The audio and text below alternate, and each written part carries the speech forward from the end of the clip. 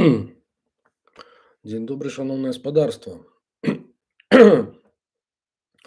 Я спадзяюся, што мяне чутно і відно, і што, так сказаць, сёння тэхнічных праблем з нашым стрымам не будзе. Адразу выбачаюся, што ён такі імправізаваны крышку, хаця рыхтаваўся доўга, але я ўсё ж планаваў зрабіць яго заўтра, але паводле абставінаў і паводле надвор'я склалася так, што лепш зрабіць яго сёння.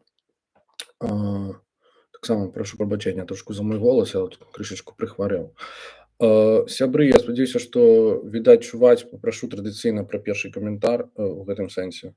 Вось, калі нехта мае такую магчымасць мне пра гэта напісаць. Яшчэ традыцыйна ўключу бэкап, на які часам забываюся. Вось. Паехалі. Такім чынам можна ўжо, ў прынцыпе, казаць па сутнасці, так? Хвіліна прайшла. Тэма сёння надзвычай цікавая, і фактычна гэта нават будзе тэма ўсяго цыклю. Акурат, што гэты цыкл не будзе такі рэгулярны, напэўна, як папярэднія цыклы, таму што ён як бы вольна звязаны. Таму што ў гэтым цыкле пойдзе гаворка пра розных людзей, фактычна не звязаных між сабою біяграфічна, але звязаных менавіта мысленча, калі можна так выказацца. Я такім чынам закрываю вось гэтую лавачку, каб не глядзець зноў жа сам на сябе 120 разоў. І пачну. Калі раптам нечага не чуваць, то, выбачайце, вы мне не пацвердзілі. Пачнём, з чаго мы пачнём? Насамрэч, мы пачнём з падзякі, і гэта будзе падзяка найперш спадару Змітру Лакашуку за тое, што ён мяне ўсё-такі запрасіў у стрым на Еўрарадыё ў праграму «Ідэя-Х», і літаральна пазаўчора была прэм'ера. Вось сам запіс адбываўся недзе на месяц раней. І я мушу сказаць, што я вельмі задаволены гутаркай гаспадаром Змітром. Ці, канешне, ніякага асаблівага наплыву падпісчыкаў каналу я пакуль не заўважыў, і, напэўна, і не заўважу. Але мушу сказаць, што мяне пацешыла эта гутарка. Яна ў чымсьці нагадвала стрым мой, які я рабіў пару месяцаў таму, які называўся «Будызм і беларуская нацыянальная ідэя». Тым, каму спадабаўся стрым на Еўрарадыё, магу парэкамендаваць вярнуцца да гэтага стрыма свайго і яго паглядзець. Там еще больш падрабязна, але тым самым, в прынцыпе, духу. Там, скажем так, больш буддызму, чым у еўрарадыёўскім стріме. З водгукаў на той стрым, апрача хейтараў, якіх мы буддысты не любім, але якім мы спачуваем, значыць, таму што мы не хрысціяне, каб іх любіць, значыць, напісала, апроч гэтых хейтараў, ёсць і станоўчыя водгукі. Вось адзін з іх літаральна сёння раніцай, ці ўчора ўвечары, я сёння раніцай чытаў, напісала сяброўка: «Нарэшце цікавы выпуск». Я як бы не настойваю на такіх максімалістычных фармулёўках, але мне вельмі прыемна, што ёсць людзі, якім гэты стрым спадабаўся, і там недзе, я заўважыў, там недзе нейкіх 40 з нечым лайкаў, нейкая 1000 праглядаў. Медыі робяць сваю працу, і я рады, што яны робяць. У маім выпадку мяне гэта тычыцца так раз на 100 гадоў, умоўна, але гэта нармальна.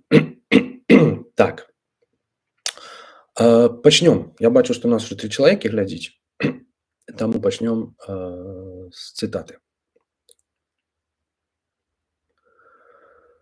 Апошнія абзацы, а можа і ўвесь гэты тэкст, філёзаф альбо прадстаўнік дакладнай навукі будзе чытаць ужо толькі сыходзячы з таго, што ўсё гэта з'яўляецца плодам сенільнасці колішняга паэта. Мяне гэта не здзіўляе, я і не пратэстую, наадварот, дазволю сабе яшчэ болей. У онталагічным «now only», у якім ільга адсачыць усе кармічныя каляінкі і зрэканструяваць у свядомасці іхныя ланцужкі і сувязі, івент, які на той момант будзе знаходзіцца ў фазе інфакластера, што застаўся пасля Эгана Бонды, можа быць чуйны, уважлівы да таго, што нехта дэтэкаваў ягоны кармічны след з яго ланцужкамі і сувязямі. Ва ўмовах now-only гэты івент здольны гэта зарэгістраваць. Тады ён адчуе жыццёвую зацікаўленасць і матывацыю не для таго, каб пашыраць свой кармічны след у невядомае, а наадварот, прыцягнуць яго да сябе. І такім чынам можа адбывацца тое, што набліжаецца нашай здагадцы пра існаванне кампенсацыі, таму што яна папросту надзвычай эфектыўная. Паводле буддыстаў, найперш махаянавых, якія гэта мелі папросту ў праграме, сам Будда гэтага асабліва не падкрэсліваў, празрэлы чалавек можа выбраць сабе лёс бадхісатвы, то бок пастанавіць утрымліваць сваю індывідуальную суб'ектыўнасць нават пасля заканчэння жыццёвага шляху, каб дапамагаць іншым істотам, якія пакутаюць. Гэтую ўяву можна рэлігійна ці парарэлігійна надзьмуваць як балёнік, чым яна пазбаўляецца верагоднасці. Але яе частковую рэалізацыю з гледзяшча онталагічнага now-only немагчыма выключыць. Хаця для нас гэтая ўява даволі дзіўная. Сама па сабе падобная праграма можа выглядаць вельмі гуманна. Але ж філёзаф добра ведае, што дао не кіруецца прынцыпамі гуманнасці. Таму можна сказаць, што калі гэта абыякавае згледзяшча дао, то гэта абыякавае і філёзафу. Некаторыя, аднак, лічаць, што гэта ўсё не ёсць людской выдумкай. У такім разе такая дзейнасць была б годным унёскам чалавека ў сусвет. Так ці іначай, чуйны рэцыпіент, які разумным спосабам скарыстаўся б умовамі now-only, мог бы адчуць на ўласнай скуры, што асяроддзе сусвету, хоць той і не мае сэнсу, не ёсць роспачнай усё адсутнасцю сэнсу. Раптоўна можна дэшыфраваць яго як кола сяброў, згодных станоўча адказаць на кліч аб дапамозе.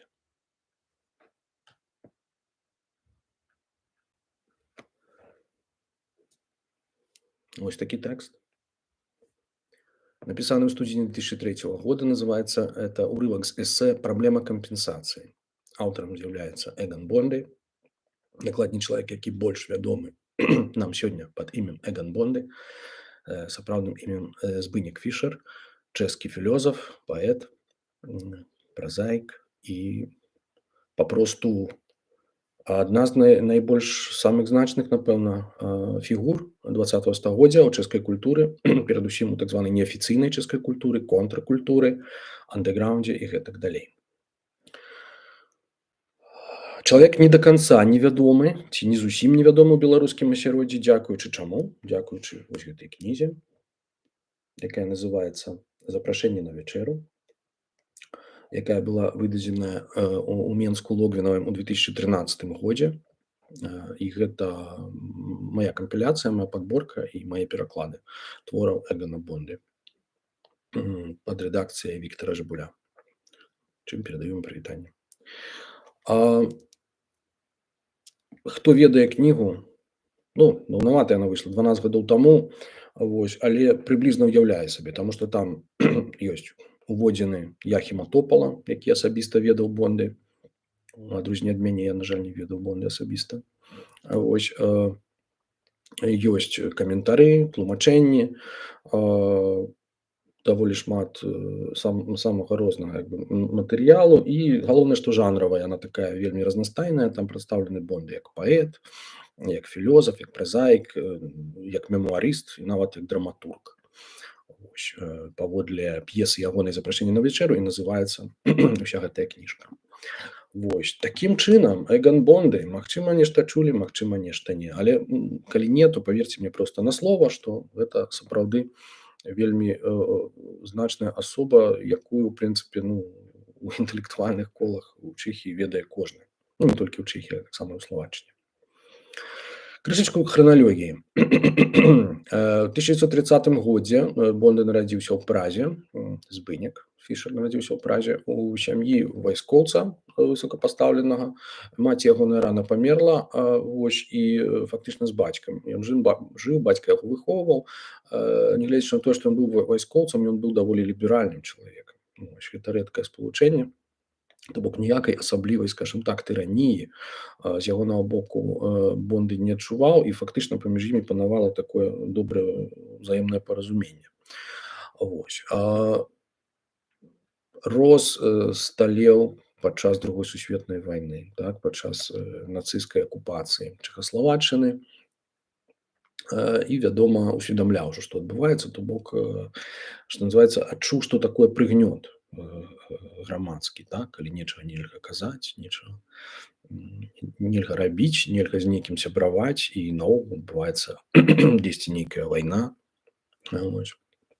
Ну, пасля ўжо, вядома, і вызваленне, і тыя бамбардзіроўкі, ўсё астатняе таксама перажыў. І вось, пасля пражскага паўстання, так, якое адбылося ў траўні, 5 траўня 45-го года, і канчатковага ўжо потым вызвалення Прагі, там баі доўжыліся недзе тыдзень, недзе, здаецца, 9-10 траўня, ўжо пасля падпісання ўсіх афіцыйных капітуляцый была Прага вызваленая. Вось, у Чэхіі там яшчэ працягваліся невялікія баі. Адбылася такая ў грамадстве пэўная эўфарыя, так. І Бонды быў гэтага сведкам. Я думаю, што гэта зрабіла свой уплыў на ягонае далейшае жыццё. Вось, менавіта вось гэтая прыналежнасць да людскога калектыву, да вось гэтай масы, так, яна мела для яго вялікае значэнне. Вось. Тым больш, што ён быў напалову сірата, так, на той момант. То бок, раптоўна стала ўсё дазволена, тое, што было забаронена падчас вайны. І, натуральна, перадусім у культурным сэнсе, так. Зноў адкрыліся вось усе гэтыя каналы культурныя, якія падчас так званай першай рэспублікі, это ў 30-х яшчэ гадах, 20-30-х, злучалі Чэхаславаччыну з астатнім светам і перадусім з астатняй Еўропай. Вось, это значыць, там, з Францыяй, Брытаніяй, вось, і ў тым ліку тады ўжо з савецкай Расіяй. Вось. Дадалася Амерыка, дадаліся амерыканскія ўплывы неверагодным чынам, так, якіх, ну, быў там джаз, фокстрот і ўсё астатняе, але пасля вайны, вось, а мы ведаем, што частку Чэхаславаччыны вызвалі акурат амерыканцы, яно набыло яшчэ большае такое значэнне, і фактычна бліжэй, так, от заходняя частка Чэхаславаччыны была вызваленая амерыканцамі. Вось, то бок вельмі шмат вось гэтых дробных культурных такіх элементаў было прыўнесена разам з імі, там, ад музыкі па вопратку, я не ведаю, жуйкі, вось гэтае вот это ўсё. Вот. І, значыць, 45-й год, Бонды 15 гадоў, так, ён паступова сталее, ён, нягледзячы на ўсё паразуменне з бацькам, ён пачынае натуральна пратэставаць, быць такім як бы больш самастойным, шукае нейкіх уласных шляхоў. Вось. Ну і трэба сказаць, што прывілеяванае вот это становішча, оно выгаднае для яго, так, ён жыве ў Празе, ён якраз у культурным цэнтры ўсяго. Такім чынам. Мушу паказаць, напэўна, фотаздымак, як ён выглядаў на той момант, а потым прачытаць адну, значыць, цікавую цытату, фактычна, якая падкрэслівае ролю выпадку у жыцці Бонды.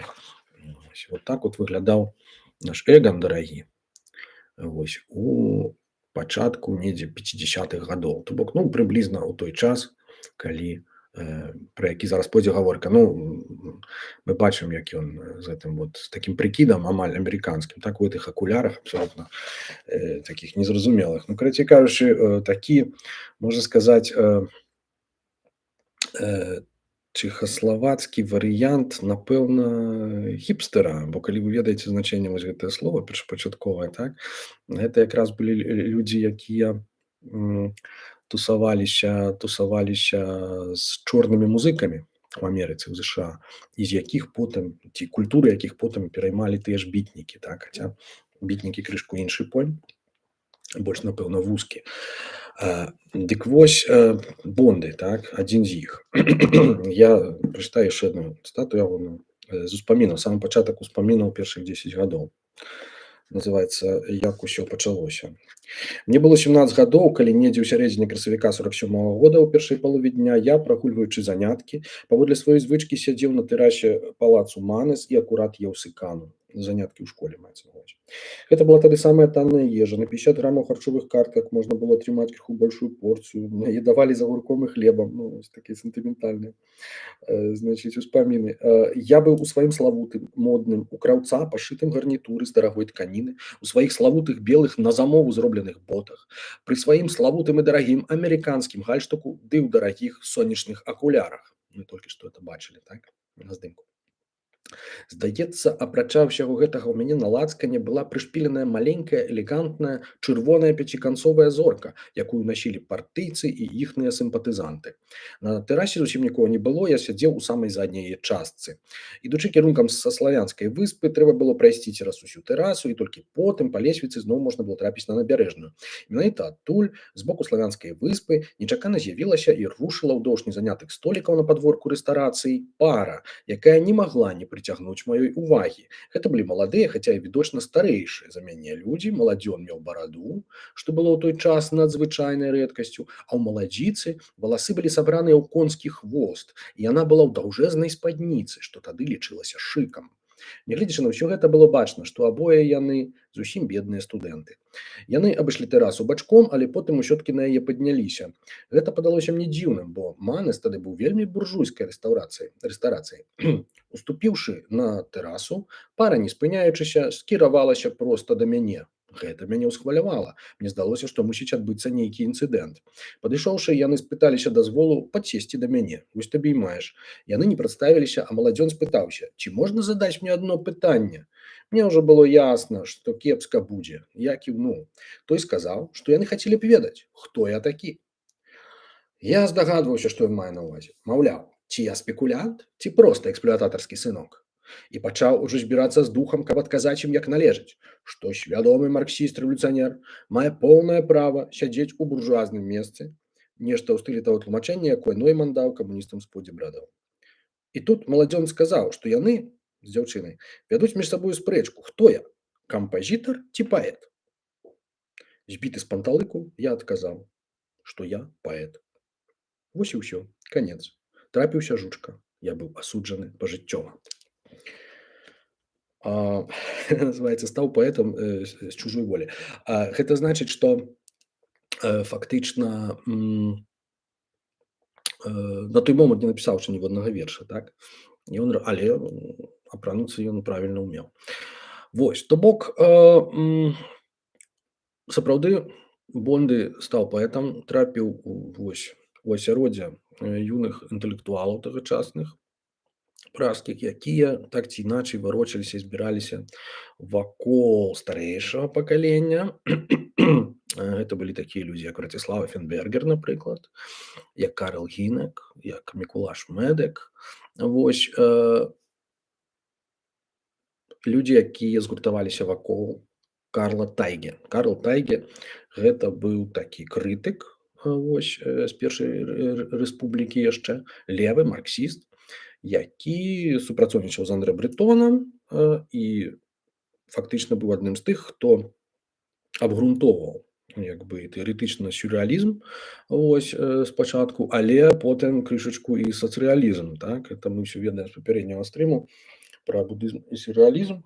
Вось, то бок, тым не менш, пасля вайны, перажыўшы нямецкую акупацыю, уратаваўшыся, хаця нягледзячы на тое, што ён быў камуністам, як бы Тайге стаў выразным такім антысаветчыкам. Вось, таму што ён бачыў, што на змену проста адной таталітарнай сістэме прыходзіць паступова другая. У Чэхіі это адбылося не адразу, як бы так званая пераможная рэвалюцыя адбылася толькі ў лютым 48-го года, вось, але як там слаўная пераможны люты і слаўная рэвалюцыя. Вось. І тым не менш ужо загадзя, ужо, так сказаць, у савецкай эміграцыі, калі ўсё рыхтаваўся гэты ўрад, то ўрад Народнага фронту тады называўся, вось, левы ўрад, і фактычна ўжо былі закладзеныя падмуркі будучай як бы таталітарнай, можна сказаць, Чэхаславаччыны. Так. Вось, то бок цэнзура ўводзілася вельмі хутка і як бы манаполія перайшла менавіта да некалькіх партый усяго, якія потым злучыліся ў адну, і такіх потым засталася толькі адна, фактычна камуністычная партыя. Такім чынам, атмасфера была такая, ну, скажем так, сталінісцкая, так, і гэта ўсё вельмі інтэлектуалы адчувалі, таму што яны бачылі, што раптоўна, ну, нельга чагосьці казаць, нельга публікаваць некаторых рэчаў, так. Вось, асабліва там такія вось сацыял-дэмакраты, альбо асабліва тыя, хто перад вайной ужо, такія як сюррэалісты, напрыклад, разышліся цалкам са сталінскім камінтэрнам і з пазіцый трацкізму вельмі часта крытыкавалі менавіта сталінскую сістэму. Нагадаю, што ў 46-м годзе той жа Бенджамен Перэ выдаў вось гэты свой памфлет антысталінскі, якім наўпрост параўноўвае сталінскую сістэму з фашызмам. Мы пра гэта казалі зноў жа у папярэдніх стрымах пра будызм і сюррэалізм. Вось. І паводле найноўшых як бы меркаванняў даследчыкаў, Бонды ў гэтым асяроддзі чытаў гэты памфлет, ён выйшаў па-французску і нейкім чынам трапіў ужо потым у Еўропу і трапіў якраз у Чэхаславаччыну. І вось все гэтыя маладыя сюррэалісты, Эвенбергер, Гінек, Гавлічык і іншыя, яны якраз вакол гэтага Тайге гуртаваліся і таксама ад яго, значыць, пераймалі вось гэтае антысавецкае стаўленне. Ну, это трэба проста пачытаць Эфенбергера, наколькі ён, напрыклад, сапраўды ненавідзеў проста савецкую сістэму, альбо пачытаць таго ж Бонды, які таксама лічыў сябе марксістам левага ўхілу, вось, ну, это значыць бліжэйшым да трацкізму, вось, і, натуральна, цярпець не мог сталінізм, вось, па-ўсякаму яго сцібаў. Вот. Бурлівы быў абсалютна час, вы пра ўсё гэта можаце прачытаць у ягоных успамінах, якія ён наўмысна пераклаў з гэтай мэтай, надзвычай цікавыя проста. Ну, там чаго там толькі няма, і пра пераход мяжы нелегальнай проста, і пра нейкі гандаль там нейкай фарцоўкай там з Аўстрыі, которые яны кантрабандай, значыць, прывозілі, і пра нейкія там супрацу з заходняй выведкай, там ледзь не з ЦРУ, і як Бонды паабяцаў там ЦРУшніку, што ён, значыць, здабудзе в лабараторыі нейкую там блыху, значыць, заражаную нейкім там тыфам ці морам, я не ведаю, там нейкую біялагічную зброю, і проста і выпусціць яе там недзе на Чырвонай плошчы ў Маскве падчас параду для того, каб проста Сталін проста, ну, здох, як бы. Незвычайны проста глыбіні, значыць, план, вот, які не выйшаў. Ну, турме ён пасядзеў менавіта праз гэта, не праз тэракт, а праз тое, што якраз займаўся вось гэтым перамытніцтвам, вось, нелегальна пераходзіў мяжу і гэтак далей, гэтак далей. То бок, вось, самай, напэўна, ну, калі не казаць пра эпізод у гэтым інтэрнаце Слованка, такім пражскім, дзе вось усе гэтыя маладыя творцы і гуртаваліся ў той час, то, напэўна, самай значнай, напэўна, знаёмай ягонага часу і каханай, так, была Гонза Крейцарава. Гонза Крейцарава — это просто таксама надзвычай цікавая постаць чэшскай культуры тагачаснай. Это дачка Мілены Есенскай. Я думаю, усе ведаюць, хто такая Мілена Есенская. Это якраз адрасатка лісту да Мілены Франца Кафкі, так, які быў яе закаханы ў свой час. Дык вось яна была маці Гонзы ці Яны Крейцаравай, вось, а бацькам быў Ярамір Крейцар, такі архітэктар. Вось. Існуюць спекуляцыі такія на падставе ейных твораў, што, магчыма, яна там з бацькам мела нейкі там інцэстуальную сувязь, як бы, ну, гэта все-таки спекуляцыі, тым не менш, некаторыя тэксты так нібыта можна інтэрпрэтаваць, таму што, ну, то бок, так ці іначай, у ёй вельмі рана пабудзілася гэтая пачуццёвасць эратычная, так, і яна, як бы, ну, паводле сведчанняў сучаснікаў, Бонды, там, Уцідзялка і дальшых іншых, яна фактычна была, як бы, ну, такой, той, што можна назваць німфаманкай. Ну, ускосна пра гэта сведчыць факт таго, што яна была 4 разы, здаецца, замужам, мела 5 дзяцей, вот, здаецца, адзін з іх, адзін сын ейны быў ад Бонды, вось, а не ад яе мужа тагачаснага. Вось такім чынам, это была фам-фаталь, у якую Бонды проста вот закахаўся і як бы яна стала ягонай музай. Разам яны доўга не пабылі, натуральна, яна адразу сышла да кагосьці яшчэ, ён это вельмі доўга перажываў. Вось хто мае магчымасць, то паглядзіце такі чэшскі фільм, называецца "Тры сезоны ў пекле". Вось чэшска-польская вытворчасць. Я не памятаю ўжо год яго стварэння, але вельмі такі па матывах аўтабіяграфіі Бонды. Вось і ну там ён дае проста ўражанне пра тое, што адбывалася у той час. Значыць, будучы вось усім вось гэтым стыляхам, такім раздзяўбаем, вось, ну натуральна, не без алкаголю там і іншых рэчываў, некаторыя калегі сабе дазвалялі. Напрыклад, Карл Гінек, здаецца, памёр ад нейкай там перадазіроўкі, ужо не ведаю чым. Вось, ну я кажу, это быў такі проста чэхаславацкі варыянт бітніцкага руху по факту. Яны адзін пра аднаго як бы не ведалі, бітнікі, пра вот чэшскіх маладасюррэалістаў. Вось, але як бы дух часу быў менавіта такі. Вось. Яны пачыналі паціху ўжо штосьці там выдаваць і нейкім чынам пратэставаць, так. Значыць, сам па сабе псеўданім Эган Бонды, ён узнік, ён спачатку там падпісваўся Фішерам, ну ён не шмат выдаваў, але адна з першых ягоных публікацый выйшла менавіта, это быў калектыўны зборнік паэтычны, які называўся "Гебрайскія імёны", жыдоўская імена. Вось, і там падпісаны Бонды, там была Крейцарава, там быў Вацыдзялак, там былі все вось гэтыя маладыя раздзяўбаі. І чаму жыдоўскія імёны менавіта? Таму што зноў жа на пачатку 50-х ужо адчуваўся такі вось перыяд антысемітызму, так. Сталін, які там спярша падтрымаў узнікненне Ізраілю, потым рэзка перадумаў. Вось, і вось тое, што мы ведаем як вось традыцыйнае стаўленне левага руху як бы да Ізраілю, так, яно мае свае проста вось гістарычныя карані. Вось. Ну не толькі ў тым, што там само па сабе ўзнікненне Ізраілю там было, суправаджалася там гвалтам, так, як бы, як мы ведаем з гісторыі. Вось. А менавіта тым, што Савецкі Саюз афіцыйна стаў менавіта на бок тады арабаў. Вось. І пачаўся такі ціхі антысемітызм, так. Ну памятаем, у Савецкім Саюзе былі вось гэтыя працэсы там лекараў і гэтак далей. То бок у той жа час, здаецца, там вось супраць касмапалітаў, так, там Зошченка, Ахматова, усе вось гэтыя працэсы былі, так, ці ну не працэсы, а хутчэй вось такія публічныя, такое лінчаванне у газетах, так. Вось, то бок, адчуўшы гэта, моладзь вырашыла чэхаславацкая запратэставаць. І вот адной з праяваў пратэсту была менавіта вось гэтая кніжка "Жыдоўскія імёны". Вось. І Бонды там, Збыняк Фішер, выбраў сабе псеўданім, то бок тыповае гебрайскае прозвішча і тыповае гебрайскае імя. Так ён стаў Эганам Бонды.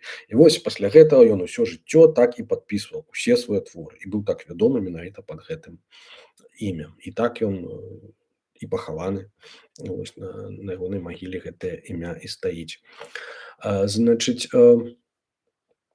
што яны тады пісалі? Ну пісалі яны фантастычную всяческую, можна сказаць, і часткова лухту, як бы, але яна была нецікавая, скажем так. Значыць, Карл Гінек, здаецца, перад смерцю, ён вельмі малады памёр, яшчэ паспеў прыдумаць такі метад пісьма, як граматычны аўтаматызм. Што такое граматычны аўтаматызм? Это калі проста кожнае наступнае слова пачынаецца, значыць, апошнімі літарамі папярэдняга слова. Вось, ён так гучыць таўталягічна, вось, заіката, але гэта як бы, ну цікавы метад, і вось такім метадам яны пісалі там проста і Бонды ў тым ліку. Вось, і вот я выкарыстаў, это практычна не перакладальна, таму што як бы па сэнсе як бы гукавы аспект словаў заводзіць вас кудысьці зусім іншае, таму, але можна паспрабаваць. Вот мая спроба ў гэтай кнізе ёсць, таксама як это для прыкладу вам прывяду. існаванне, не пазбыць быцця цяжар, жарты тырана, ананізма нізменнага гаспадарства. Вось якую альбо што толькі кінічна навязала ласкавыя выявы выродлівасці і гэтак далей. То бок вельмі так яны эксперыментальна пісалі і паводзілі сябе. Вот. Я парэкамендаваў бы ўсім нашым сучасным неодадаістам і іншым там ці там не хачу іх крыўдзіць, канешне, вот, але як бы больш цікавіцца гісторыяй авангарду, андэграунду, вось 20-х, 30-х, 50-х гадоў, тым ліку Чэхаславаччыны. Там вельмі шмат было цікавага і сапраўды такого натхняльнага. Вось, і многія сцежкі былі выпрабаваныя, вось, і пройдзеныя на працягу 20-го стагоддзя. Вот. Ну, это для того, каб не перавынаходзіць ровар часам, як бывае. І, значыць, дык вось так, вось такой эксперыментальнай паэзіяй яны там все займаліся. Вот. Пакуль нешта не змянілася. І я, в прынцыпе, зараз скажу, што. Змянілася тое, што Бондай, напрыклад, пазнаёміўся з Завішам Каландрам. Завіш Каландра быў тады яшчэ 40-знічым-гадовы малады чалавек, ну, фактычна майго ўзросту, які пачаў сваю кар'еру яшчэ быў гісторык па адукацыі, ён, але быў таксама актыўны вельмі публіцыст, марксіст. Так? Вот. Яшчэ пры першай рэспубліцы, там, 30-х гадах ён вельмі шмат пісаў, але што галоўнае, ён рэзка выступіў супраць сталінскіх працэсаў. Вось, фактычна, яго лічылі трацкістам, яго абвінавацілі ў трацкізме, ён, здаецца, выйшаў на камуністычнай партыі тады. І вось, пасля вайны прыйшлі саветы, што называецца, прыйшла камуністычная партыя да ўлады і пачала помсціць. Мы гэта ўсё цудоўна ведаем на прыкладзе лёсу Ларысы Геніюш, так? Якія знайшлі там пасля вайны і транспартавалі у ГУЛАГ. Вось. І такі выпадак быў далёка не адзінкавы, вось, наадварот. Вялікая частка эміграцыі тады якраз была вось так арыштавана. І это тычылася не толькі як бы людзей, якія хаваліся ў Чэхаславаччыне нейкім чынам, вот, але гэта тычылася і мясцовых інтэлектуалаў. Ну, Тайгі нейкім чынам этого пазбегнуў, так? Хаця ён там просто ягонай марай было, каб здарылася там Трэцяя сусветная вайна, і каб амерыканцы скінулі ядзерную бомбу на Савецкі Саюз. Вот. Ну, скажем так, не паспелі, мне здаецца, у іх не было такого пляну. Вот. Завіш Каландра якраз патрапіў, што называецца, пад раздачу. Вот. Ён працягваў крытыкаваць як бы сталінізм, усё такое, але сустракаўся з Бондай і вялікі ўплыў на яго аказаў. Ну, кажу, паміж імі было колькі там амаль 30 гадоў розніца ва ўзросце. Вось, Бондай быў зусім малады пацанчык, вось, а Завіш Каландра ўжо быў сталы чалавек. І вось калі Завіша Каландру у 50-м годзе арыштавалі, і неўзабаве пасля этого у рамках вось працэса са Сланскім. Сланскі быў таксама гебрай. Таксама як бы праява тагачасна. Чысткі пачаліся проста у Чэхіі, таксама як і перад гэтым у Савецкім Саюзе. А вот Завіша Каландру пакаралі смерцю. Вось. І гэты выпадак. А Бондай тым часам недзе там на аўстрыйскай мяжы вось там штосьці там перавозіў чарговы раз, ці пераводзіў нейкую групу людзей, якія хацелі ўцячы з Чэхаславаччыны ў Аўстрыю. І вось ён даведаўся пра гэта з газет, і гэта проста для яго быў агромністы шок. Ён зразумеў, што, ну, як там казаў Адорна, да, прыблізна ў той самы час, што пісаць вершы пасля Асвенцыму немагчыма, гэтак жа і Бондай зразумеў, што, напэўна, ён ужо ніколі не будзе там не сюррэалістам, не кім-небудзь падобным пасля гэтага. І ён проста усвядоміў, што ў яго ёсць як бы натуральны вораг. Гэты вораг – это таталітарызм менавіта, і ў прыватнасці савецкі. І такім чынам, застаючыся марксістам, што цікава, значыць, ён пачаў змагацца з тым, што ўсё жыццё называў савецкім фашызмам. І фактычна ўжо першы ягоны празаічны твор, які лічыўся страчаным, вось, і зусім нядаўна яго знайшлі, як бы апублікавалі, такі вельмі цікавы рукапіс. Ён сам пра яго піша, што ён не ведае, дзе ён, а аказваецца, яго знайшлі. Гэты рукапіс мае назву 2000, то бок, напэўна, хутчэй за ўсё маецца на ўвазе 2000 год. Вот. І напісаны ён на пачатку 50-х недзе, 50-й, 51-й, 52-й год. Вось, то бок ён піша ва ўспамінах, што недзе там падчас усіх гэтых сваіх бадзянняў ён проста нешта там шрайбаў, ці там седзячы на нейкай там вежы драўлянай там э, вот, перыядычна. І гэты твор ён настолькі гетэрагенны, настолькі вось Бондай паказвае з розных бакоў, так што там ёсць нейкія гумарыстычныя пасажы, так ёсць нейкія там драмы, апісанне гісторыі кахання, там ёсць нейкія проста вось філасафічныя кавалкі, якія ён туды вставляе. Вось гэта проста, ну, увесь Бонды у адным творы, так. І вось, значыць, першы з такіх тэкстаў антысавецкіх, якіх ён тады напісаў, вось это 12 раздзел вось гэтага вось гэтага твора. Я яго пераклаў гэты раздзел на беларускую мову цалкам, але мне цяжка вот выбраць нейкі як бы урывак. Тут як бы відаць у гэтым урыўку, у гэтым раздзеле відаць вот ягоны, па-першае, марксізм, так што ён ўсё-такі сапраўды тады актыўна чытаў Маркса і як бы верыў у гэтую філасофію і так далей. Вось, але ўжо тады там бярэ пачатак вось ягоная пазнейшая філасофія так званага этатызму, то бок, ну, канцэпт этатызму, вось, уседзяржаўніцтва, як бы, да, такога, які мы сёння бачым, як бы, ну, ўжо дасягае свайго апагею, так. Это фактычна такі варыянт, напэўна, імперыялізму, так, які Бонды сам як бы сфармуляваў. Вось, як крытыку менавіта, так, гэтай сістэмы. Дык вось, што ён піша: «Дзяржава пры фашызме страчвае функцыю буфера між эксплуататарамі і эксплуатаванымі, бо сама робіцца першым і адзіным эксплуататарам. Функцыя буфера вымушана пераносіцца на іншыя сацыяльныя інстытуты, звычайна на арганізацыі партыйнага тыпу. Цікава, што гэта амаль ніколі не прафсаюзы, хаця можна меркаваць, што іх было б найлягчэй прывесці ў адпаведнасць новым вобразам. Іхная таталітарызацыя, наадварот, звычайна адбываецца апастэрыёры. Ну, можа быць, так Чэхіі было, але ў Савецкім Саюзе гэта прафсаюзы былі такім буферам паміж партыяй і грамадскасцю. Гэтак дзяржава пры фашызме сама робіцца непрыхаваным эксплуататарам, і яе прадстаўнікі, яе першыя акцыянеры. Это маецца на ўвазе партыя. Натуральна, гэта ўжо трымаецца ў тайне. Партыйную бюракратыю ён мае на ўвазе, так? Такая дзяржава не толькі не сцішвае рэвалюцыйнае напружанне, яна яго непасрэдна стварае. Ну, то бок пратэст супраць цябе выклікае, будзем спадзявацца. З другога боку, яна мае ў распараджэнні такія сродкі для здушэння супраць дзяржаўных акцый і настрояў, якія ранейшым урадам і не сніліся. Гэта не толькі звышмадэрнізаваныя паліцэйскія структуры, тыповыя для Трэцяга райху і Савецкага Саюзу, але найперш бязмежныя паўнамоцтвы дзяржавы ў дачыненні да ўсяго жыцця грамадства.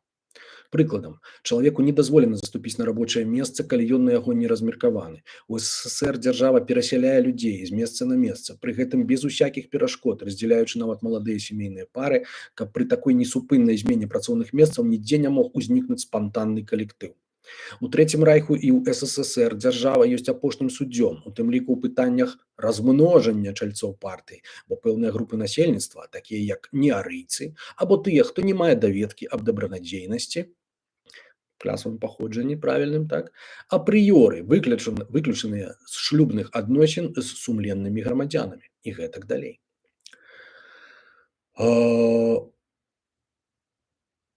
Бачыце, так? То бок, як бы параўнанне фашызму з камунізмам проста непасрэднае. Вядома, ён марксіст, ён там это тлумачыць па-свойму спрабуе, але проста вось гэтая формула, якую ён пазней, так сказаць, значыць, у нашым выбраным ёсць это.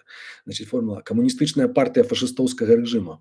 Вось гэтая формула, якая натхнёная зноў жа Бенджамінам Пэрэ, яна застаецца для яго дзейнай, вось, ну і як на працягу жыцця ён вядомы як адзін з такіх самых ярых антысаветчыкаў Чэхаславаччыны, ну, прынамсі, на паперы і ў мысленні. Вот. Як ягонае жыццё складвалася, это зусім іншае пытанне, мы паглядзім. Вот. Але як тэарэтык ён быў проста некампрамісны ў гэтым пытанні. То бок ён пасля таго піша ў ўспамінах, да, што пасля таго, як даведаўся пра смерць Завіша Каландры, ён пакляўся ў тым, што да канца жыцця будзе змагацца з савецкай сістэмай. І Да, такая вось клятва Ганнібала, да? Штосьці накшталт таго. Вось і вось значыць адным з першых што яны тады робяць са сваімі сябрамі з тым жа івавацыдзялкам яны прыдумляюць так званую някеглую паэзію альбо татальны рэалізм. Вот. Якегла это трапная паэзія. Вот па-чэшску трапная такой нібыта як іспанскі стыд. Вось тое што ў нас называецца, не ведаю чаму яно так называецца. Вось але як бы прыклады там ёсць. Яна як бы гэтая паэзія чэхаславацкая, яна вельмі нагадвае тое, што пазней у 70-80-х гадах рабіў па-расейску такі Дмітрий Александрович Пригов, ось, які таксама ад пра міліцыянера, вось гэтыя вершы пра міліцыянера. Вот. Абсалютна літаральна тое самае рабіў Бондай там на 20 гадоў раней прыблізна, там таксама менты, значыць, героі ягоных некаторых вершаў. Вось. Ну, цікава, што ён тады ў той час спрабаваў пісаць па-нямецку таксама, вось, не толькі па-чэшску. Адзін, па-мойму, у яго і зборнік на нямецкай мове. Вот. Ну, магчыма, шкада, што ён не пісаў па-нямецку далей, як бы менавіта свае філазофскія творы. Да якіх мы якраз падышлі. Значыць, як мы бачым, яму была цікава не толькі там літаратура і у тым ліку як бы палітычнае ўпарадкаванне грамадства, але філазофія, сэнс жыцця сам па сабе. Вельмі рана ён гэтым зацікавіўся. Ну, як марксіст, ён спачатку, значыць, як ён сам піша, паўсюль насіўся з антыдзюрынгам, так? З Энгельсам. І тут раптоўна недзе другой палове 50-х, вось пасля ўсіх гэтых змен у ягоным жыцці, раптоўна ён усвядоміў, што дыялектычны матэрыялізм не працуе з яго нагледзяшча. Дыялектыка працуе, а вось матэрыялізм нібыта не. Вось. І ён пачаў шукаць, значыць, адказаў недзе яшчэ. То бок разышоўся з гэтай артадаксальна марксійскай як бы пазіцыі. Вот. З якіх прычын паспрабую далей сказаць. Значыць, ён пачынае цікавіцца усходняй філазофіяй на той час. Ну, не толькі ўсходняя, як бы самая розная і заходняя таксама, сярэднявечная, напрыклад, містыка і так далей, але перадусім як бы усходняя. Вось, гэта даосізм, буддызм, індуізм, все магчымае, чытае все, што можна. Вот. Значыць, здараюцца з ім такія цікавыя містычныя нейкія як бы выпадкі, так, калі ён там прыйшоў да свайго сябра, яны селі штосьці пачалі размаўляць, былі цвярозыя, нічога не пілі, і раптам ён бачыць перад сабой зусім іншага чалавека, а потым яшчэ кагосьці. І галоўнае, што была такая як бы парная галюцынацыя, што яны абодва як бы адзін у адным бачылі іншых людзей. Вот. Цяжка патлумачыць, але ён пра гэта піша у ўспамінах. І, значыць, пачаў сустракацца з людзьмі з гэтых колаў. Адным з самых важных ягоных знаёмых на той момант быў Францішак Дарцікол. Францішак Дарцікол быў адным з піянераў буддызму ў Чэхаславаччыне. Гэта быў вядомы вельмі фатограф, мастак, ось, і духоўны гуру. Ось. Апрача гэтага ён быў яшчэ камуністам заядлым, быў членам партыі, ось, як не дзіўна. Вот. І паколькі ён быў вельмі такі вядомы, у яго там была свая віла, проста асабліва яго ніхто не чапаў, то бок як бы, ну, ён там, ну, што з яго ўзяць? Ён камуніст, значыць, все нормально. Ён быў камуністам яшчэ у маладосці, што называецца, 20-30-х гадах. Ось. Тут ён уже быў, у прынцыпе, на момант знаёмства з Бондай, ён быў уже такі стары чалавек. Ось. І як Бондай кажа, ён прыйшоў да яго ў вілу, а ў гэтай віле, дарэчы, і падчас вайны адбываліся, значыць, схаднякі такія, вось, вучняў Дарцікола, як бы людзей, які ўспрымалі яго як гуру, так, які апавядаў ім пра буддызм, пра махаяну, прычым у яго была вельмі такая своеасаблівая інтэрпрэтацыя гэтага ўсяго. Вось, то вось і Бондай прыйшоў да яго знаёміцца ўжо ў 50-х гадах. Ось, ну, ён, дарэчы, Дарцікол быў знаёмы свой час з Владзіславам Клімам, это таксама даволі важная дэталь. Кліма быў вельмі для Бондай значнай постаццю чэхаславацкай філазофіі. І, значыць, як ён сам піша, Бондай кажа, што Дарцікол ужо не надта яго як бы зразумеў, што бессэнсоўна пэўныя рэчы як бы яшчэ на такім узроўні як бы і ў такім узросце тлумачыць. Ну, вось, таму ён штосьці як бы там адгаворачкамі нейкімі аддзелаўся ад Бондай. Вот, тым не менш, як бы ягоная асоба таксама як бы паўплывала на Бонды сам факт ягонага знаёмства і гутарак. Вось так сапраўды бывае ў жыцці. І вось адным словам, у 50-х годах, недзе ў сярэдзіне 50-х гадоў Бонды пасля ўсяго, што з ім адбывалася, ён вырашыў так крышачку памудрэць, што называецца, крышачку асесці, то бок супакоіцца. На той момант яму 25 з нечым гадоў, і ён вырашае, што трэба все-таки хтосьці там, ягоная доктарка, здаецца, сяброўка пераканала, што яму варта все-таки эту школу, якую ён так прагульваў актыўна, все-таки дарабіць, атрымаць, значыць, атэстат сталасці і паспрабаваць паступіць на філазофскі факультэт, менавіта на філазофію. Вось. Ну, Бонды ўсё гэта і зрабіў. Вот. І так ён пачаў вывучаць філазофію на філазофскім факультэце. У той момант ён жыве разам з Богумілам Грабалам у Лібні, так, з Грабалам і з Уладзімірам Боўднікам, яшчэ такім мастаком. Вось, на адной кватэры яны жывуць, усе ўтраіх. І гэта, ну, надзвычайна, ну, Грабал таксама як бы сімпатызаваў у маладосці з сюррэалістамі, між іншым.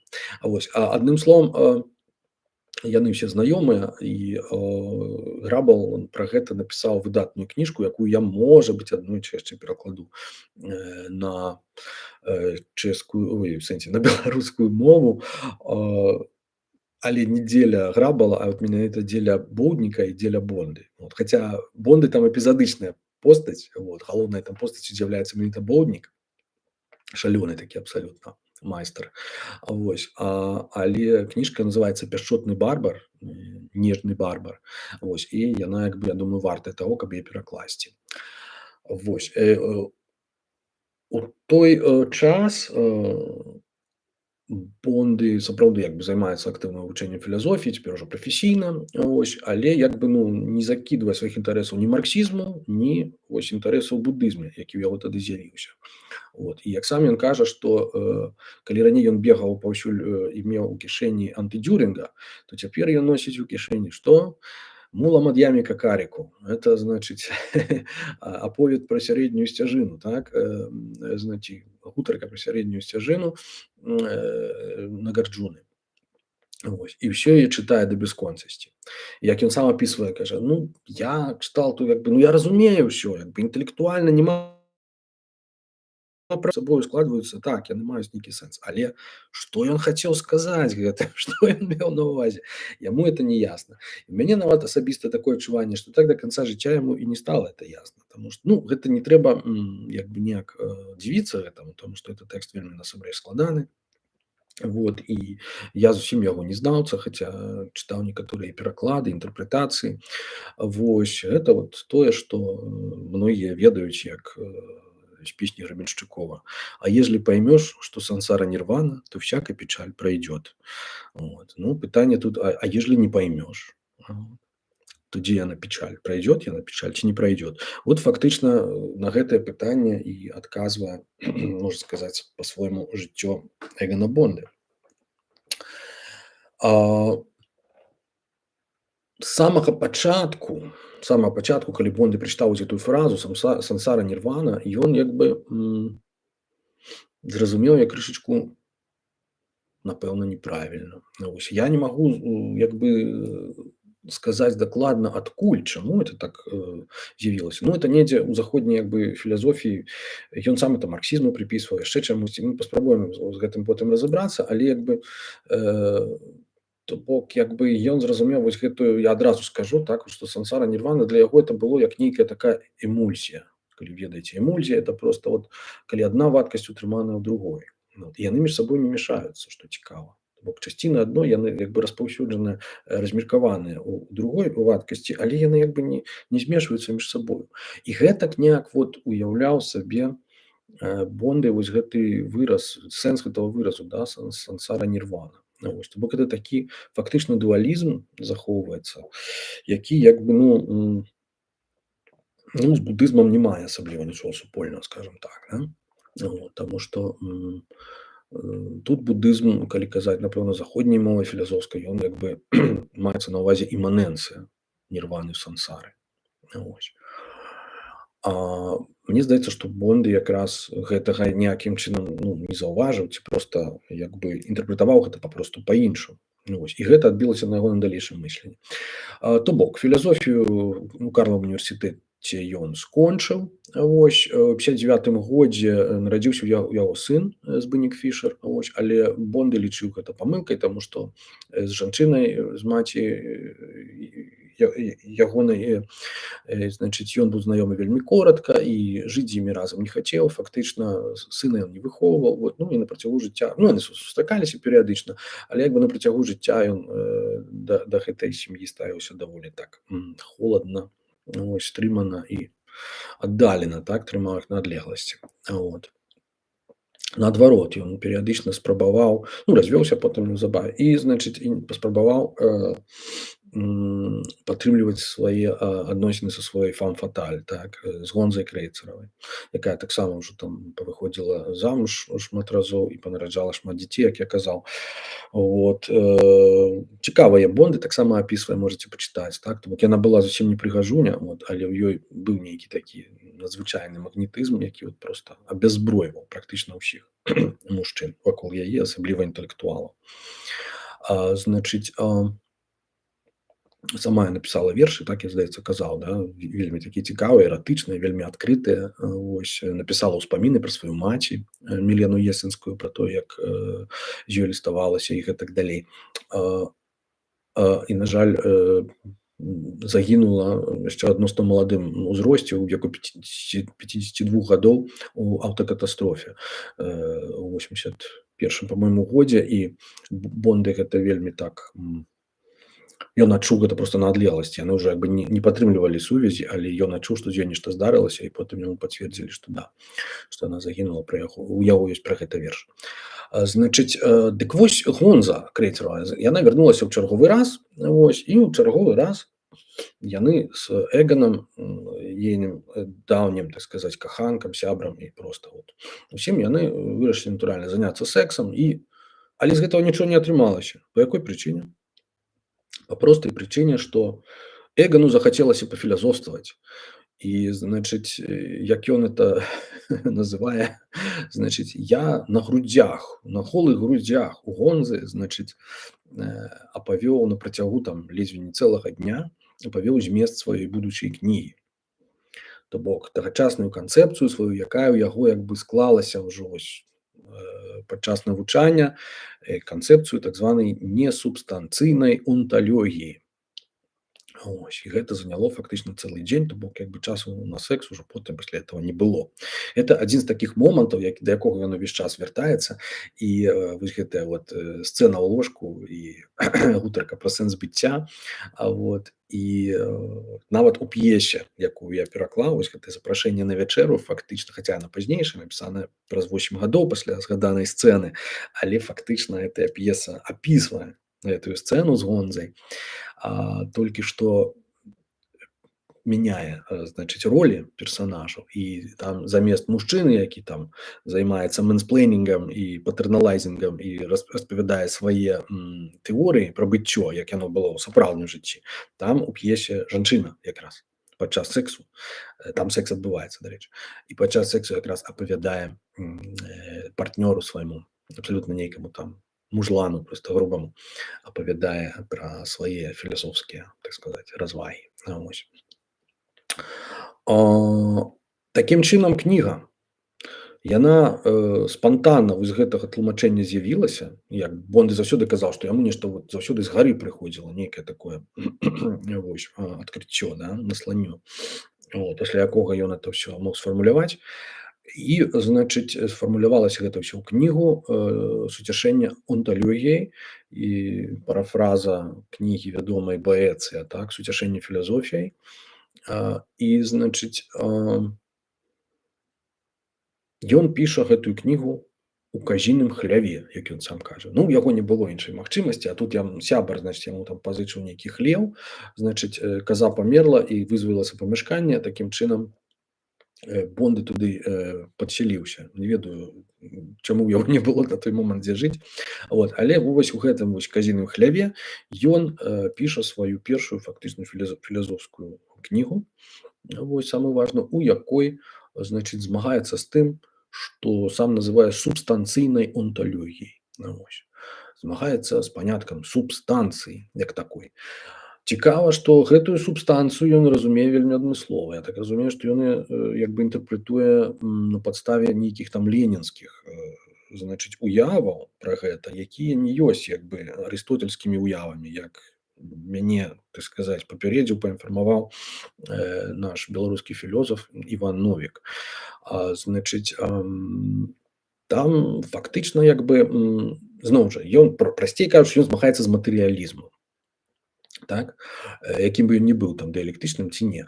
То бок як бы для яго такі свет, значыць, у якім існуе толькі матэрыя і ў якім усё як бы фармуецца на падставе менавіта матэрыі, вось залішне індэтэрмінаваны і проста не можа быць свабодным светам да канца. Так? Вось. А Бонды патрэбны свабодны свет, значыць, трэба іначай як бы глядзець на свет, вот, іначай яго інтэрпрэтаваць. Але з другога боку, як бы паміж Цылай і Харыбдай мы бачым, што свет, у якім існуе Бог, зноў жа гледзячы Бонды, то бок у якім існуе, апрача матэрыі, яшчэ нейкая духоўная, так бы мовіць, субстанцыя, вось, ён таксама не можа быць свабодным, таму што тады там Божая воля ўсё это вызначае, дэтэрмінуе. Вось, значыць, такім чынам ён хоча, каб свет быў атэістычны, потому что ён быў атэістам проста вот ўсё жыццё непахісным, але пры гэтым не быць матэрыялістычным. То бок, да? І вось з гэтага вось міксу нараджаецца ягоная ідэя несубстанцыйнай онталогіі. Вот. Ён вельмі цікава піша пра гэтую кнігу, сама кніга па сабе вельмі цікава. Я калі я прачытаў, я проста быў вось, даўнавата это было, таму я не буду па памяці цытаваць, вот, але я верш напісаў пра тое, як Бонды піша, значыць, это суцяшэнне анталогіі, эту кнігу. І фактычна, можна было бы працытаваць, але думаю, это не варта. Это выйшла у зборніку Амальгама ў 2010 годзе у Менску у Логвінова. Значыць, фактычна ён там падкрэслівае неабходнасць вось гэтай свабоды, так, для чалавека, неабходнасць быць творцам, у тым ліку ў сусвеце, на ўзроўні там вот проста вось нейкай камбінацыі атамаў. Як бы нічога дзіўнага ў гэтым няма, так, мы жывем у атамны век ужо, так, знаходзімся, і як бы памкненне да свабоды маладога чалавека тады это як бы натуральная рэч, так, з увагі да ягонага ўсяго жыццёвага досведу, ягоных ідэалаў і так далей. Вось, ён проста дае поўную свабоду як бы матэрыі самой па сабе. Ён гаворыць пра самаўзнікненне матэрыі. Вось, то бок нешта такое вельмі дзіўна, як можа з нічога нешта ўзнікнуць. Так, это супярэчыць абсалютна ўсім прынцыпам ранейшай заходняй філасофіі, а ён кажа, што гэта менш абсурдна, чым сцвярджаць, што матэрыя існуе вечна.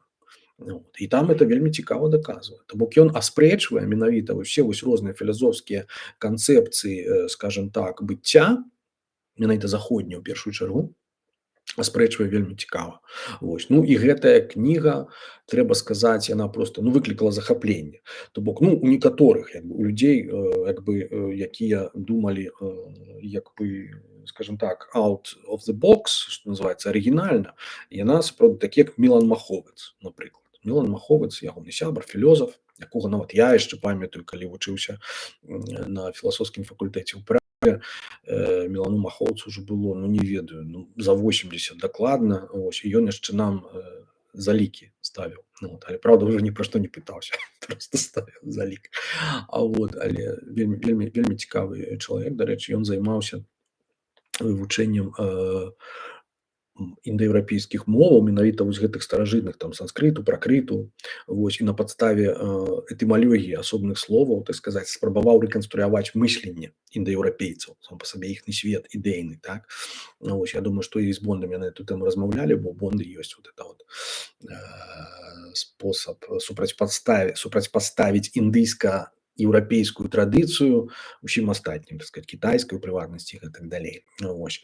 А сын Мілана Махоўца – это Марцін Маховец, это найлепшы спецыяліст па Бонды, у прынцыпе, і выдавец ягоных кніг, усіх, то бок, усе рукапісы праходзяць праз Марціна, ён мае найвялікшую, так сказаць, калекцыю гэтых рукапісаў, вось ён знаходзіць тое, што яшчэ было не выдадзена, вось, і Марцін зноў жа спрычыніўся да выдання беларускага нашага выбранага вось кантраляваў каментары і гэтак далей. То бок, ну, некаторыя рэчы проста я ў яго пытаўся, таму што немагчыма мне было на падставе, так сказаць, свайго досведу рэканструаваць там нейкія рэаліі 50-х гадоў, так. Ну, вось.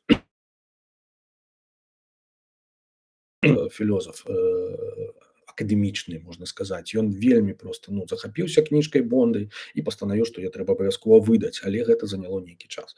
Вось, тым часам іншыя філёзафы, такія як вядомы марксіст, напрыклад, Карл Косік, ну, гегельянец, тагачасны, які быў вядомы на захадзе, вось ягоная кніжка «Дыялектыка канкрэтнага» была перакладзена на многія мовы, дык той наадварот, хаця ў прынцыпе у асабістых стасунках з Бондай ён быў нармалёвых, але вельмі эта кніжка Бонда яму проста не зайшла. Вось ён казаў, што лухта сабачая, карацей, вот, і трэба быць марксістам і гегельянцам. Вот, значыць, Бондай у той час, апрача гэтага ўсяго, ён, значыць, ну, заканчваў ціху навучанне, здаецца, ён там пайшоў у дактарантуру, і яму вельмі неяк хутка сказалі па-хуткаму скончыць яе, ён там спадзяваўся, што расцягне яе на гады, вось, а тут прыйшла нейкая пастанова з гары, што ціпа давайце, што вы там все на катедры, ну-ка пакажыце, чым вы займаецеся. І ён, значыць, на падставе вось гэтага рукапісу свайго як бы напісаў кніжачку такую пытанні быцця і экзістэнцыі. Вось, значыць, проста так вот назваў, па-простаму, пытанні быцця і экзістэнцыі. Значыць, і там, в прынцыпе, кароткі змест вот этой суцяшэння анталогіі ўжо падаў, вось, а потым ўсё чакаў, калі яму выдадуць этую кнігу, вось эту ягоную манаграфію. Вось, ну, яна была такая вельмі куслявая, таму што вы разумееце, што яна была як бы па сутнасці вельмі артадаксальная, як бы, хаця ён называўся марксістам, але як бы вось гэтая сістэма несубстанцыйная анталогія нічога з марксізмам супольнага не мела, хутчэй з буддызмам яна мела нешта супольнае. Такім чынам яе не спяшаліся выдаваць. Вось. І що яму там казалі, вот зрабі яшчэ там нешта, вось яшчэ нешта. Вот. І гэтак ён у той перыяд, 60-е гады, паабяцаў, што напіша манаграфію пра Будду, якую я ў стос сваіх кніг не ўключыў, зараз я прынясу.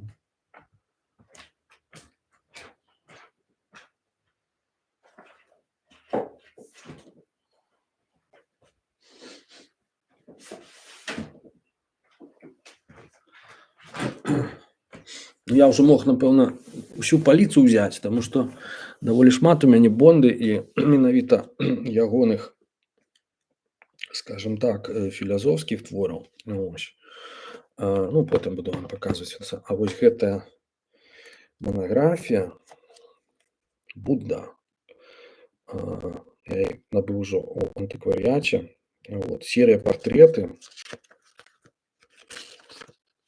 выданне Орбіс, 1968 год. Вот. То бок для гэтай серыі фактычна, ну, гэта была ягоная такая як бы падпрацоўка з другого боку Ламаносаў. Гэта была такая для Бонды фактычна падпрацоўка, так, ён як бы, ну, як чалавек, які валодаў тэмай, проста яму замовілі, і ён не адмовіўся, таму што гэта было за грошы. Але трэба сказаць, што у працэсе вывучэння ці вяртання да гэтай тэмы ён як бы вельмі глыбока ў яе зноў, так сказаць, занурыўся і напісаў, ну, вельмі вартую рэч, якая на той момант, калі была вот адсутнасць там змагання з усякай этой рэлігійнасцю і адсутнасць усякіх як бы крыніц, што тычыцца ўсходніх як бы традыцый, так, філазофскіх і іншых духоўных, яна была, ну, як бы настольнай кнігай для усякого там, для всякіх хіпі, для вось гэтага маладого пакалення. Вот. Што ён там пісаў? Зараз вам скажу.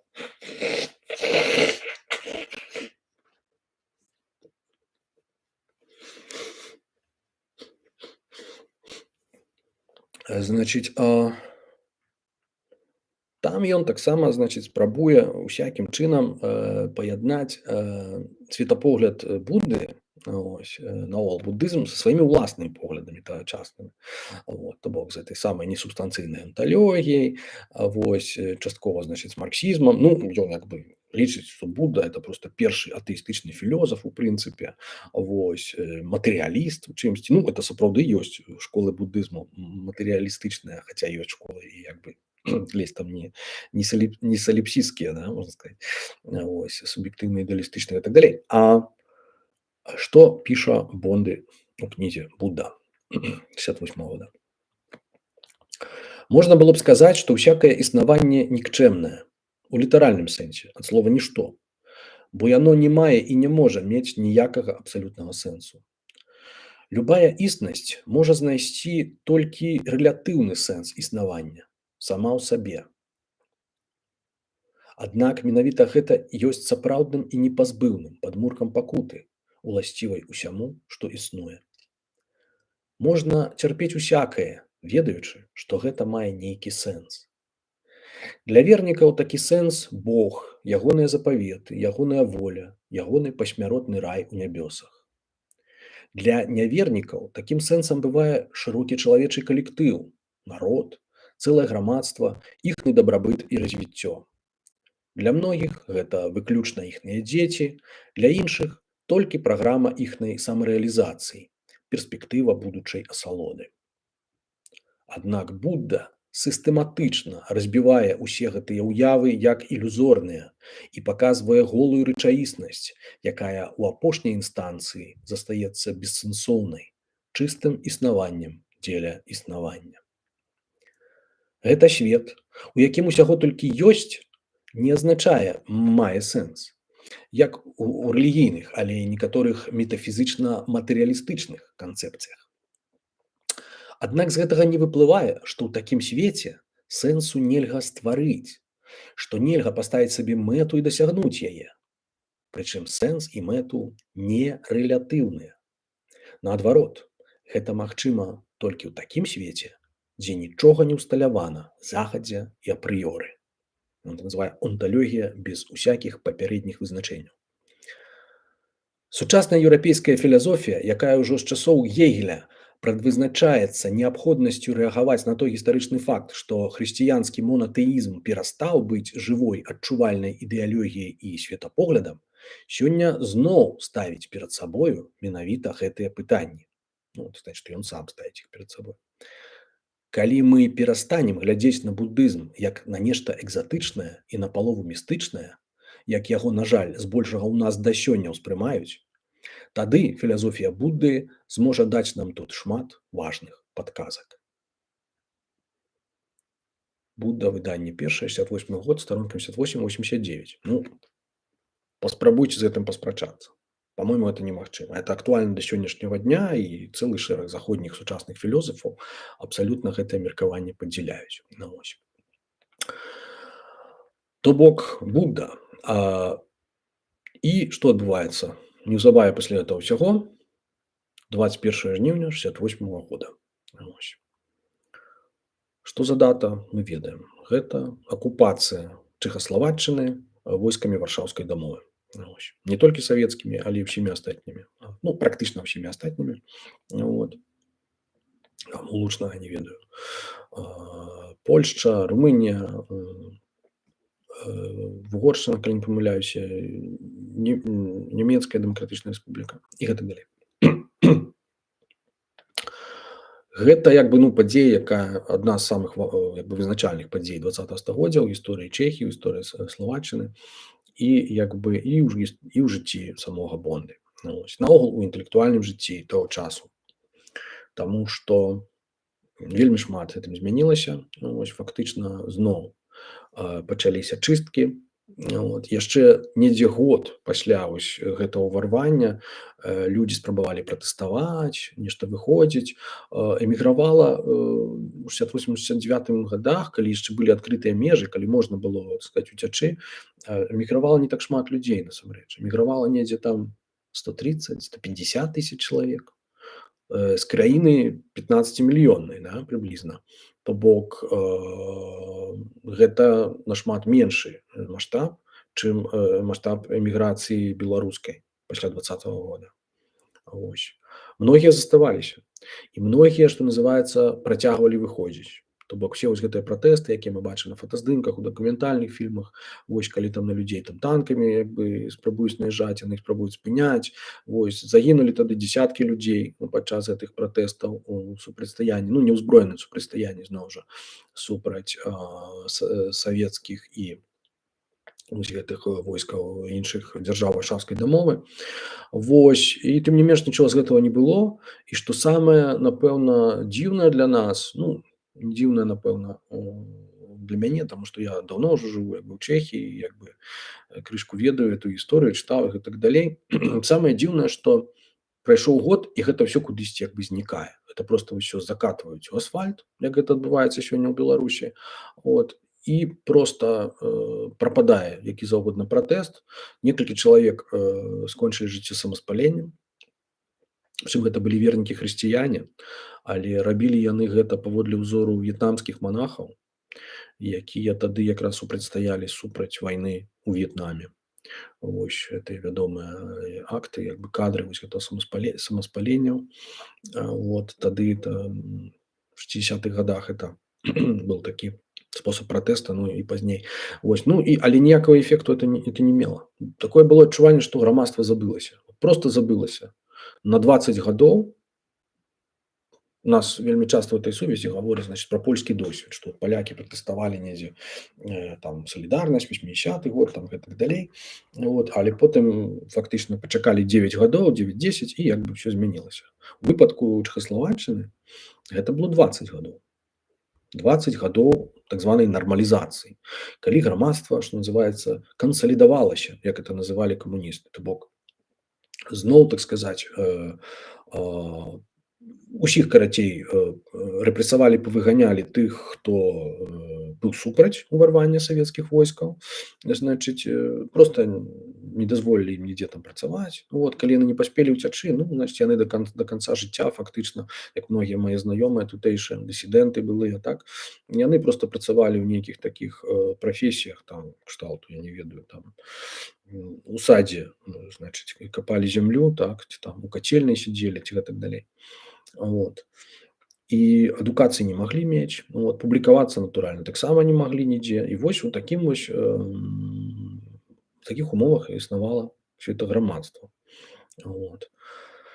І што ім заставалася? Яны стваралі свой так названы, тое, што ў эсэ вядомым, якое перакладаў, па-моему, Сергей Смотриченко на беларускую мову, тое, што называецца паралельным полісам. Паралельны поліс – это тэкст, які выйшаў у архе, тэкст Вацлава Бэнды, філёзафа такога. Вось. Ну, у нас, я думаю, на шчасце шмат перакладалася у гэтым сэнсе такіх вот вядомых праграмных чэшскіх тэкстаў таго часу. Вот. Ну, але не ўсё, таму што як бы там былі людзі, напрыклад, на кшталт Бонды, якія былі як бы дысідэнтамі, але крышку іншага кшталту. Яны заставаліся марксістамі, але пры гэтым былі вельмі крытычныя да сістэмы. Былі ў андэграўндзе і так далей. Ось, стваралі вось гэтую контркультуру. Ну, тут, магчыма, мая недапрацоўка. Не ўдалося ўсё, што хацелася ўключыць у гэтае выбранае беларускае. Я думаю, што з часам Бонды заслугоўвае проста выдаць нейкі, прынамсі, томік ягоных выбраных проста філасофскіх і грамадска-палітычных тэкстаў. Вось, ну, мы пабачым, як это ўсё будзе развівацца. Такім чынам, у той жа самы час, як не парадаксальна, урэшце выходзіць яшчэ, паспявае выйсці суцяшэнне анталогіяй. Вот. Зноў жа, як і Будда, так і суцяшэнне анталогіяй выходзіць пад ягоным сапраўдным імем, Збынек Фішер, так. Ось, афіцыйна. Вот. І ўсё. Это в 69-м годзе, і потым ўсё. Потым Бонды перастае проста што заўгодна публікаваць на доўгія гады. Вось на гэтыя 20 гадоў фактычна самыя такія плённыя гады ягонага жыцця. Вот. У той жа недзе час ён знаёміцца са сваёй новай як бы жонкай, фактычна і музай усяго жыцця, з Юліяй Новакавай. Ось, яна была бібліятэкарка, на пару гадоў старэйшая за яго. Вось, ну, не памятаю дакладна наколькі. Вось. Але як бы, ну, яна стала вось ягонай проста, ну, фактычна грамадскай жонкай, то бок, дзякуючы ёй ён змог хоць неяк як бы перабівацца і як бы меў умовы для сваёй далейшай працы інтэлектуальнай. Тады яму ўдалося, ну, натуральна, ён не мог працягваць ніякай працы ўжо на факультэце, ні ў акадэміі навук, нідзе, яму ўдалося зрабіць сабе даведку на галаву, ну, вось, што ў яго маніякальны дэпрэсіўны псіхоз. Ну, вось. І яму сацыялістычная тады дзяржава сапраўды дала пенсію па інваліднасці. Невялічкую, але хоць нейкую. То бок ён меў паперу, што вот ён нідзе не працуе, вось, але ён адначасова, так сказаць, ні иждзівенец, не паразіт. Вось. Але сапраўды ў яго, ну, праблемы псіхічныя былі ўсё жыццё, як бы яму было даволі проста атрымаць гэтую даведку. Ну, яшчэ ў маладосці ён там піша ў успамінах, як ён там лячыўся па вар'ятнях. Вось, рэгулярна прымаў там нейкія супакаяльныя таблеткі і ўсе вось гэтыя рэчы ў 60-х годах. Ну, адным словам, хлопцы і дзяўчаты не адставалі ад амерыканскай контркультуры практычна ні на крок. Вось, але потым прыйшлі саветы і ўсё гэта скончылася. Вось. І вось што адбываецца. Расказваю далей.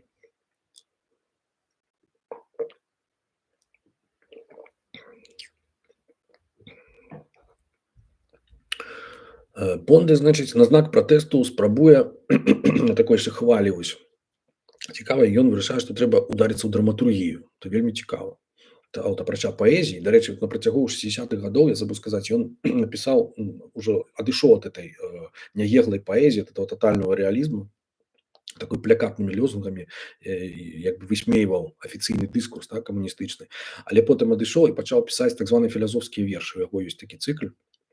Ну, ён вельмі плённы паэт, насамрэч, там трохтомнік, агромністы проста выйшаў. Вось гэта тое, што я паказваў вам, это адзін з 3 тамоў, так? Вось гэты. Там, дзе фотка ягоная. Это адзін з 3 тамоў. І, здаецца, яшчэ не ўсё, можа быць. Вот. І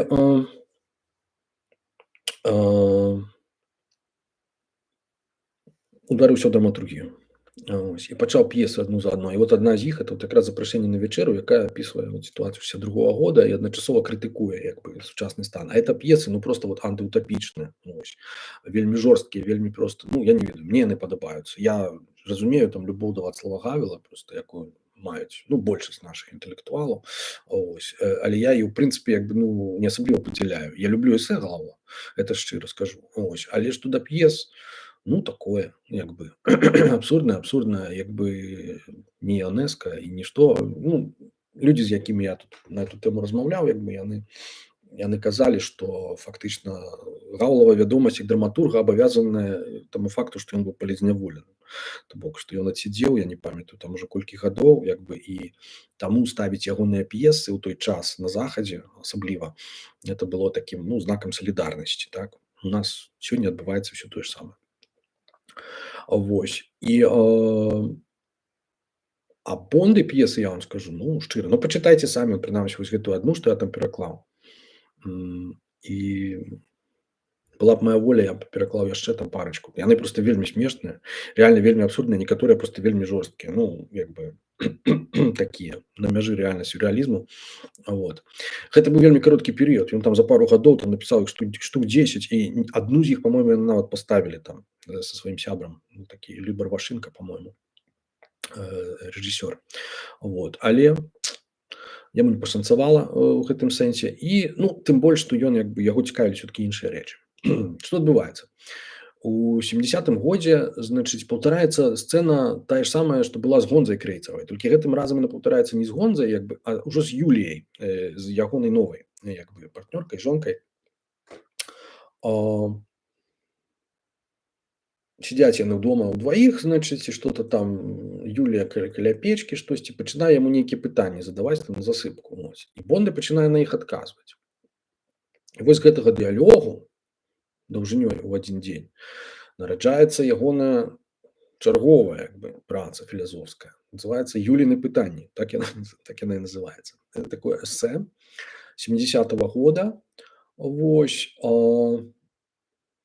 Якое крышачку ўжо далей пасоўвае фактычна тую самую ягоную тэорыю, што ён напісаў у «Суцяшэнні анталогіі», пасоўвае крышку далей. Як бы. Ну, вось гэтая бессэнсоўнасць быцця, якую ён увесь час акцэнтуе, калі быццё дэтэрмінаванае, значыць, у ім няма свабоды, а значыць, без свабоды няма сэнсу. Ну, вось гэты сюррэалістычны такі пасыл фактычна.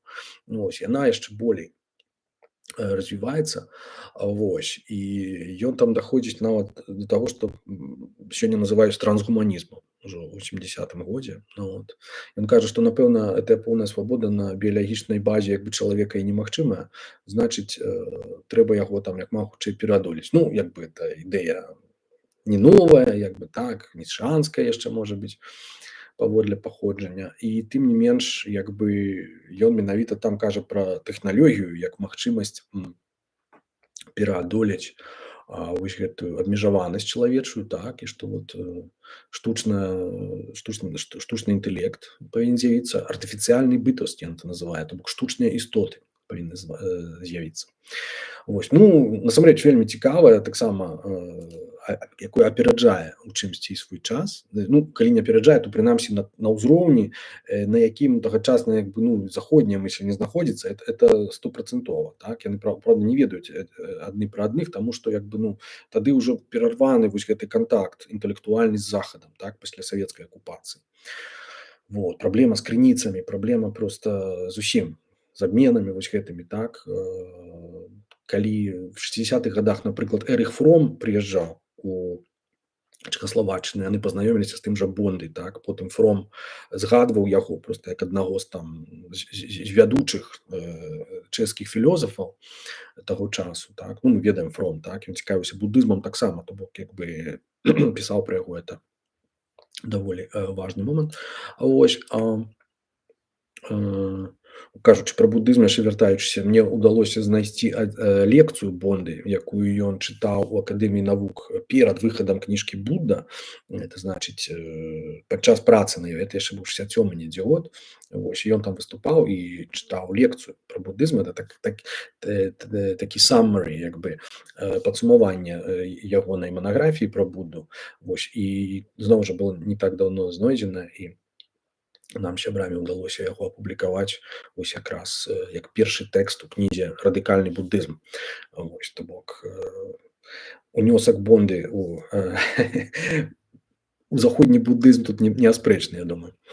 Вось. Такім чынам у 70-е гады, вяртаючыся, ён фактычна, я кажу, без працы, як бы без асаблівага занятку з этой інваліднай пенсіяй, вось напісаў гэтую невялічкую кніжку, нідзе не выдадзеную, якая натуральна толькі ў рукапісе існуе, як і ўсё астатняе, што будзе пісаць. Вось супрацоўнічае ў той час з Бертай Крэпсавай такой на чэшскім перакладзе Дао Дэ Цзин.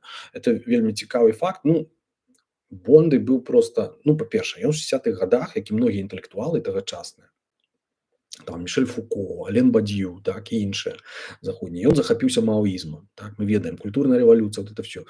Ён быў проста «Ах, мой Кітай, які ты блізкі мне», так, там гучыць адзін ягоны верш. Я не буду цытаваць сёння, напэўна, вершаў і іншага, таму што мы проста не паспеем пагаварыць пра асноўнае. Вось, але рэальна пачытайце, пашукаць. Я думаю, што кніжка ўжо як бы тыраж разышоўся насамрэч. Вот. Але можа быць, калі добра папрасіць спадара Логвіна, можа быць, ён зробіць другое выданне. Вось, і дадрукуе. Трэба пра гэта, напэўна, паклапаціцца нейкім чынам. Некаторыя, дарэчы, пераклады Бонды існуюць на сайце Літраж. Вось, я потым, напэўна, паспрабую вам скінуць. Ну я заўсёды абяцаю, што скіну нейкую спасылку у гэты стрым, але часам бывае так, што забываюся пра гэта. Вот. Ну і як мне туды патрапіць? Трэба зрабіць Ctrl-клік. Так.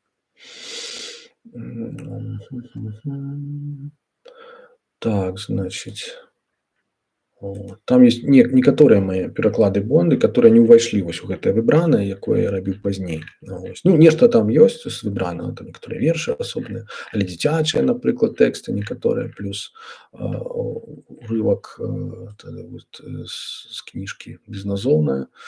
Я таксама вам рэкамендую на это паглядзець. Ну, адным словам, знойдзеце. Вот. Але і выбранае варта было б перавыдаць.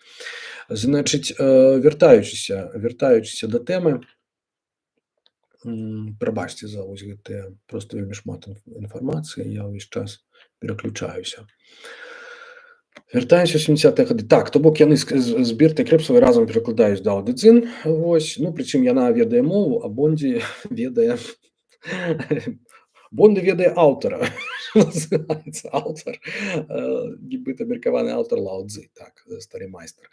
Вось, ну, Бонды ўсё жыццё проста інтэрпрэтаваў да бясконцасці Дао Дэ Цзин і быў вельмі вельмі як бы блізкі ў сваім мысленні да даосізму. Так, трэба знаць, што от недзе тады это ўжо ўсё і пачалося. То бок як бы ён быў як спецыялістам, не проста аматарам, так, да ўсяго. Вось, і дык вось, значыць, што яму рабіць на пенсіі? Ну што, ён там паціху бухае, жыве ён у Юліі, жыве ў такой вось, я калісьці як выйшла этая кніжка, это выбраная, так рабіў буктрэйлер. Мне сказалі, трэба зрабіць буктрэйлер. Вось, а ў мяне тады яшчэ была камера, і я зняў такі караценькі чорна-белы фільм, так сказаць, у тых мясцінах, дзе Бонды жыў якраз у той час, там, дзе ён пісаў вось гэтую працу ў скляпенні.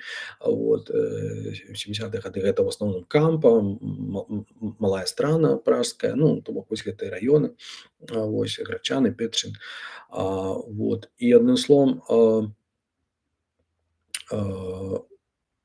у гэтым буктрэйлеры цытуецца і паказваецца фактычна тое месца, дзе ён жыў. То бок ён рэальна жыў у скляпенні. Праца ў скляпенні, яна проста так называецца, таму што скляпенне было ў нейкім доме, там трэба было туды спускацца, там это нейкая халодная вада, там было нейкая групка там стаяла. Ну, ён это ўсё апісвае. То бок умовы зноў жа былі. Ну, это было лепш за казіны хлеў, я думаю. Вось, але зноў жа не ідэальныя умовы. І вось там Бонды прыходзіць у галаву ідэя, што трэба пачаць пісаць прозу мастацкую.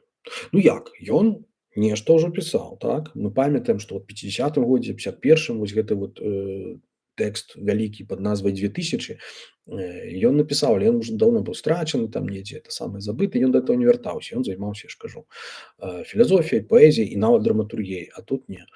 І ён падумаў, так, трэба, значыць, вот. І ён напісаў вось гэтую працу ў скляпенні, 72-73 год. Гэта проста, ну, зноў жа, з майго асабістага гледжання, это шэдэўр.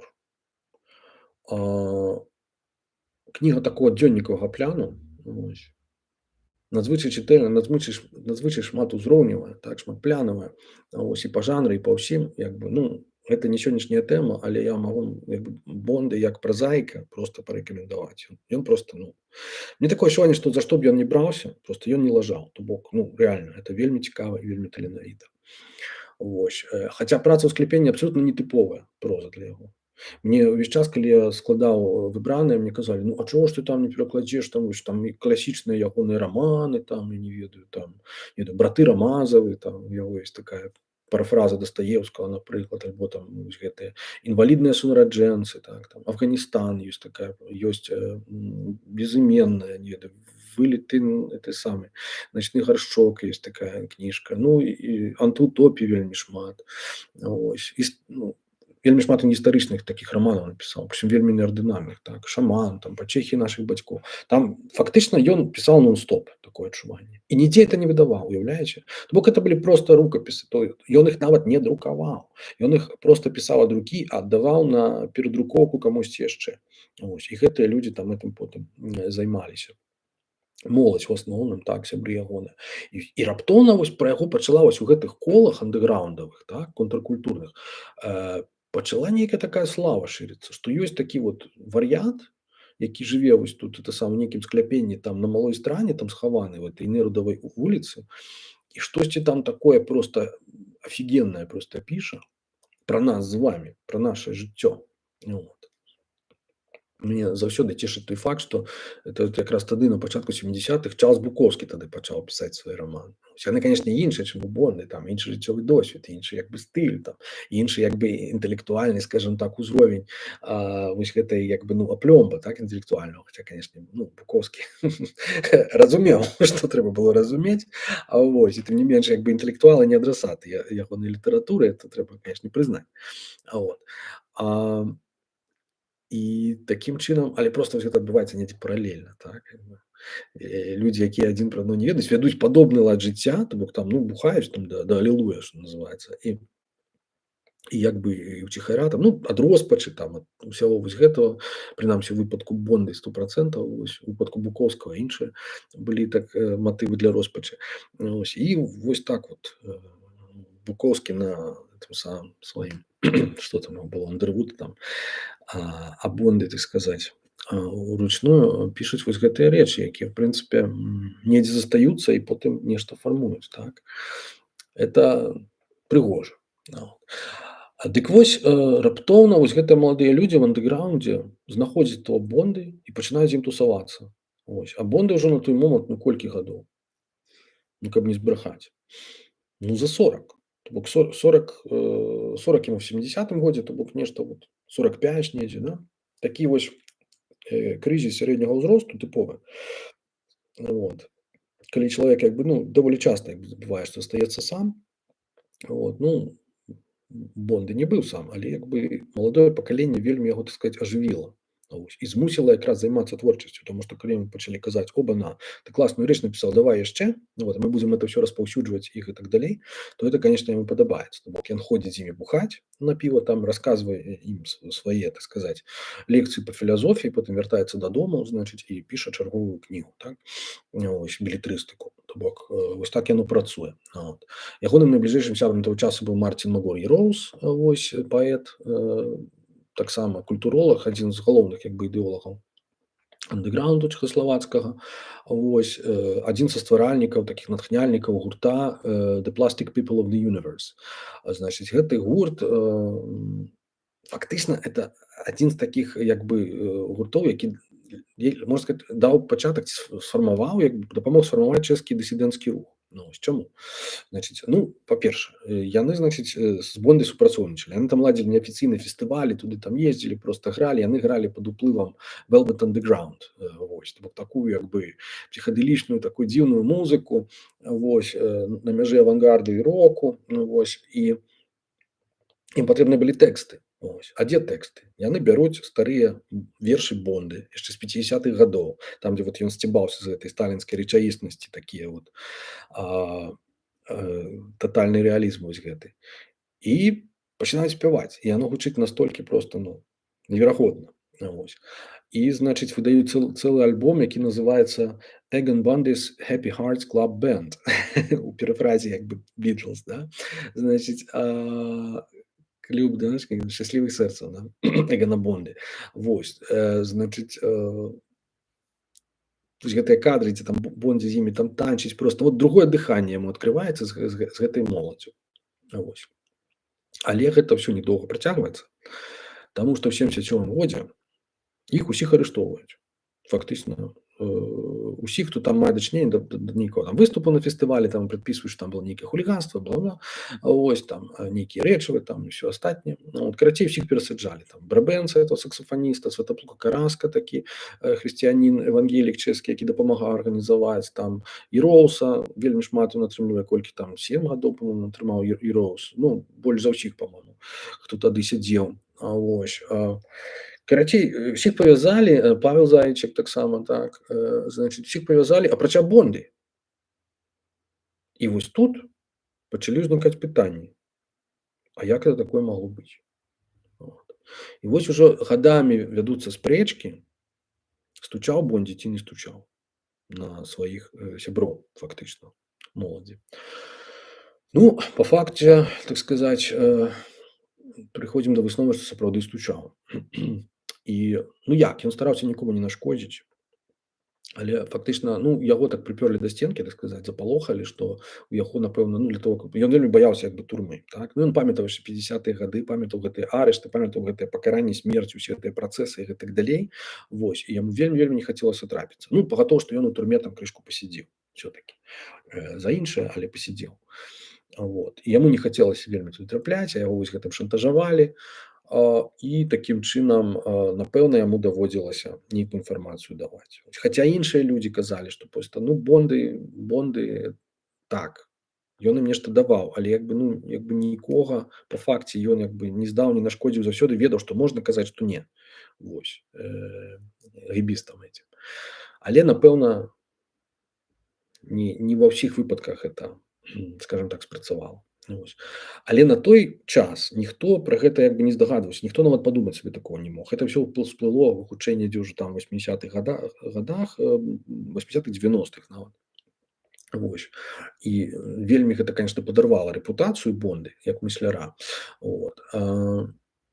Я памятаю, што калі я вот выдаваў па-чэшску свой зборнік вершаў і папрасіў свайго сябра Петра Крала пачытаць, і там, значыць, быў вось гэты верш пра Бонда, які піша суцяшэнне анталогіяй, які быў яму прысвечаны, таму што як бы ну з песні слова не выкінеш, Бонда вялікую значнасць мае для мяне. Ну, вось. І значыць, і Петр, калі на это паглядзеў, ну, светлай памяці Петр Крал, такі чэшскі выдатны паэт, ён 69-го года фактычна жыў в эміграцыі ў Парыжы, так? То бок, ну ясна, ён жыў свабодным больш жыццём, але ўсё-такі як бы эміграцыя это не мёд, не было вось этой сувязі з Чэхаславаччынай. Таму ён вельмі, так сказаць, да вось гэтых калабарантаў рэжымна, да, ён ставіўся вельмі так. Вось. І ён калі ўбачыў гэты верш, там прысвечаны Бонду, што? Гэтаму вот этому стукачу ты хочаш проста верш пакінуць, это самае там возьми і выкіні. Ну, мне давялося доўга бараніць сваё рашэнне, вот, што, ў прынцыпе, немагчыма адмовіцца ад гэтага. Вот. Ну, нейкім чынам Петр ужо прыплюшчыў на гэта вочы, вот, калі рэдагаваў ты мою кніжку. Вот, але да, яго проста рэпутацыя вельмі пацярпела потым, і ён потым з'ехаў нават з краіны, это я яшчэ раскажу. Адным словам, на той момант невядома, ну але як бы як кожны чалавек сумленны, як бы і як філёзаф, ён не мог як бы не перажываць это ўсё, так. Ён ведаў, што ўсяго ягоных сяброў пазачынялі, скончылася ўся вось гэтая радасць. Тады якраз узнікла хартыя 77 у гэтай сувязі, таму што пасля падпісання хельсінскіх дамоў, вось там былі гарантаваныя правы чалавека. Вось, а тут дысідэнты ухапіліся за гэты кейс. А вось менавіта The Plastic People, вось гэтых музыкаў арыштаваных, яны пачалі, так сказаць, патрабаваць іхнага вызвалення, усе пачалі падпісваць гэтую хартыю, склалі гэты тэкст. Ну, то бок, вось пачаўся дзвіж, іх пачалі саміх сажаць, то бок, як бы, всё класічна, як мы ведаем. Вось, але, ну, хто ведае, як бы яно было, калі б Бонда не супрацоўнічаў там з гэбістамі. Прычым ён супрацоўнічаў, але ягоная крытыка сістэмы савецкай, яна ад гэтага меншай не стала. Ён для таго, каб яе магчы далей фармуляваць, магчыма, на гэтыя кампрамісы пэўна ішоў, таму што ён проста, ну, у той час самыя такія антысавецкія рэчы піша, як у прозе, вось гэтая праца ў скляпенні, так і эсеістычна, вось гэтая працоўны аналіз, працоўня аналіза. Вот ёсць такая кніга, это вот просто апісанне дэгенерацыі як бы савецкай сістэмы, як яна аддалілася вот ад гэтых марксавых абяцанняў, во што яна ператварылася, так, вось, у гэты перыяд, так. То бок, ну, як сказаць, нават філёзаф не можа заўсёды, напэўна, спалучаць слова з дзеяй, так. Это праблемка, але трэба да этого імкнуцца. Ну, вось, напэўна, яно не заўжды ўдаецца з розных перспектыў, але, ну, як бы, што ў яго не было ніякай злой волі і як бы жадання палкава там з кімсьці супрацоўнічаць, камусьці нашкодзіць, это як бы відавочна для мяне. Вось, і карацей, ён вельмі церпіць і як бы, ну, занураецца в эту працу. Вось ёсць такое студзень на вёсцы 81-го года, і ён там просто, ну, жахлівы крызіс, як бы ягоны асабісты в этой сувязі, вось, даволі адкрыта ён там піша многія рэчы.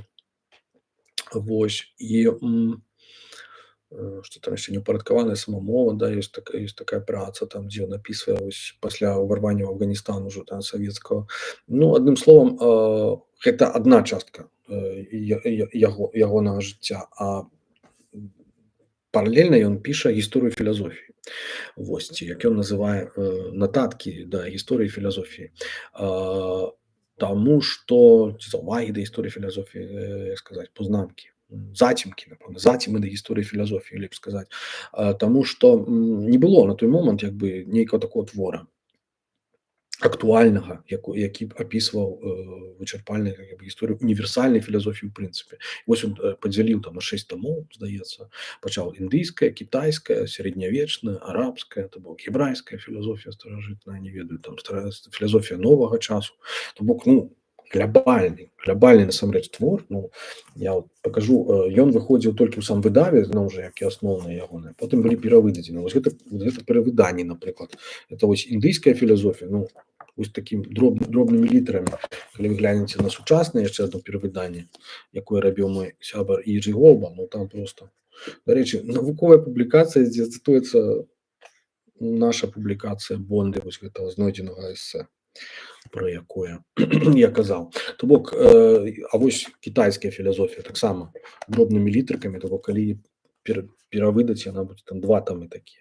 Вось, то бок, як бы, ну, прафесійна стараецца як бы займацца сваёй працай, прычым ён так это педагагічна даволі там тлумачыць менавіта маладым людзям, так, стараецца як бы спросціць. Ну, наогул такі, як бы, мова ў яго вельмі вольная, так, і як бы потым будуць ставаць некаторыя рэчы, і адным словам,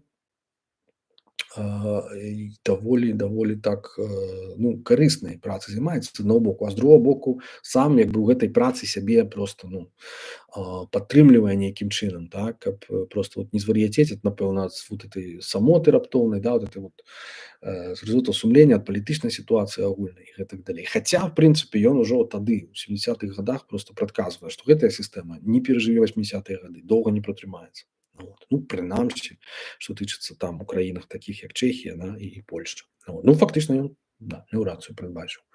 Ось, праўда, што потым прайшло 30 гадоў, і мы сёння назіраем, што гэтая сістэма вяртаецца. Ну, Беларусі яна засталася, можна сказаць, гэтак жа, як яна засталася ў Кітаі. Вось, пасля культурнай рэвалюцыі, якую Бонды так у свой час любіў, ну, таму што як бы не да канца і разумеў, напэўна. Ну, ён проста не бачыў іншай надзеі, насамрэч, для развіцця як бы марксізму, апрача вось нейкай вот кітайскага варыянту, таму што як бы з Савецкім Саюзам ён ужо як бы ніяк як бы не разлічваў на Савецкую імперыю, што называецца. Ось, а вось кітайцы яшчэ нейкія надзеі ў яго пакідалі. Значыць, і вось это ўсё адбываецца цудоўна, але потым прыходзіць 89-й год. Значыць, так, вот это аксамітная рэвалюцыя, перамены ў Еўропе. Ну, што вы думаеце, Бонды там дзе бегае там са сцягам і там просто ура, мы дачакаліся? Не, зусім наадварот. Ён бачыць, што это вяртанне капіталізму. Ось. Няхай капіталізм прыйшоў там, што там, на 20 год, там, дык што, заплюшчыць вочы і закрыць рот? Неяк так ён там пісаў. Вось. То бок,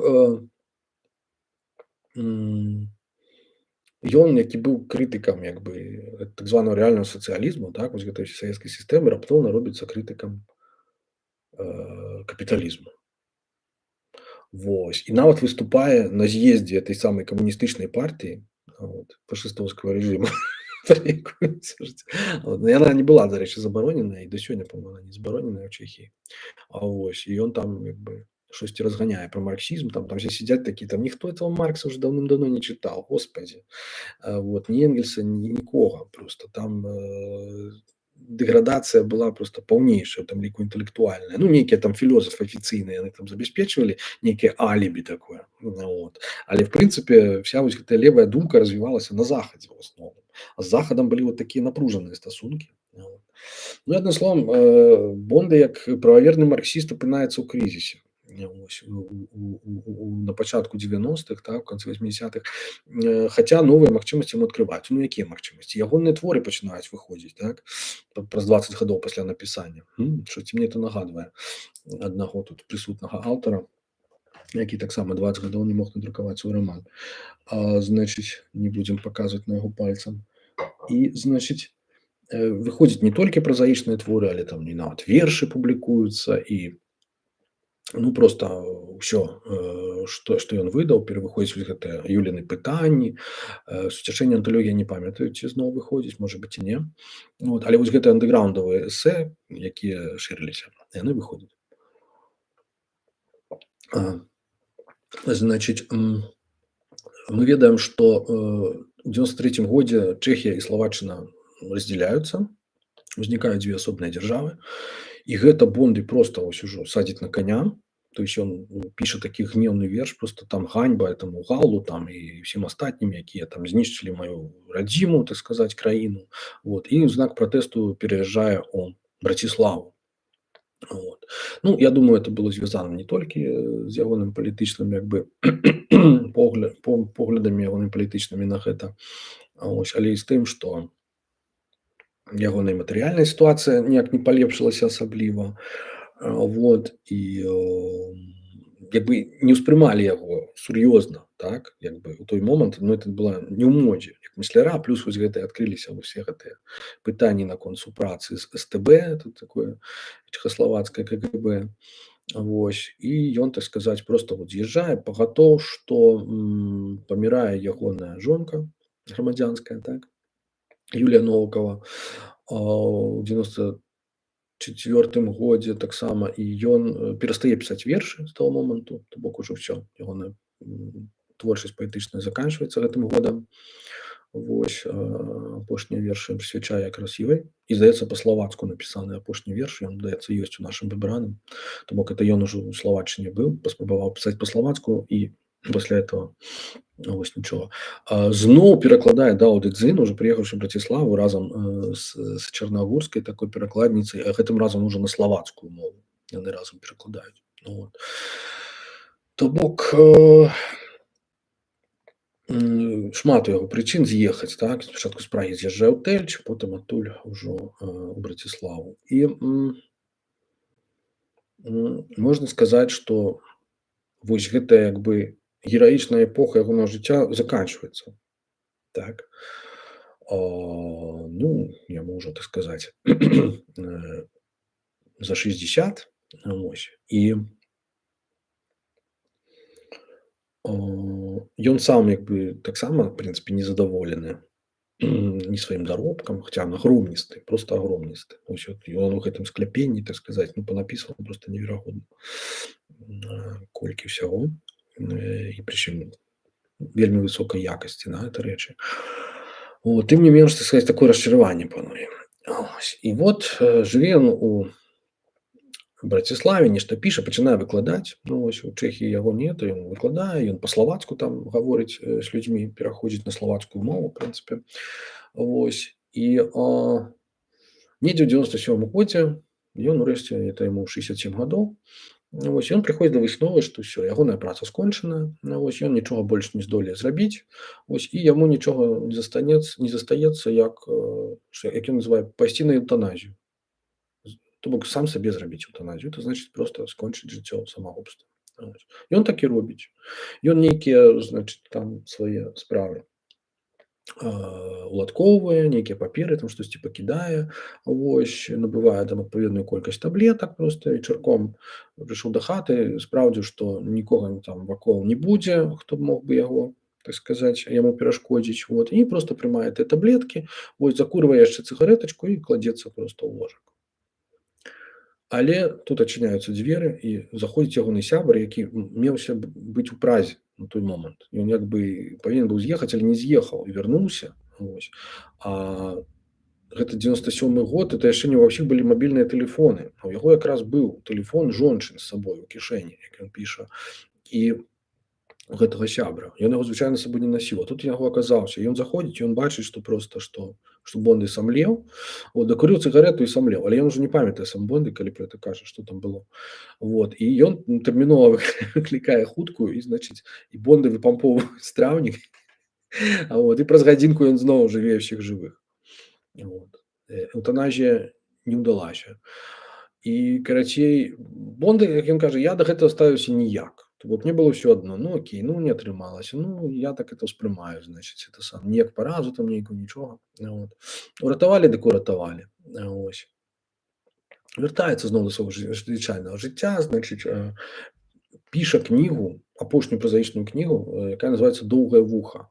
Это кніга прысвечана, значыць, Лао Цзы і ягонаму аўтару, меркаванаму аўтару Даўды-Дзын, які, значыць, сыходзіць як бы з Кітаю там на ўсход. І нават паводле некаторых кітайскіх тэорыяў менавіта Лао Цзы, не абы хто, прынёс у Індыю буддызм.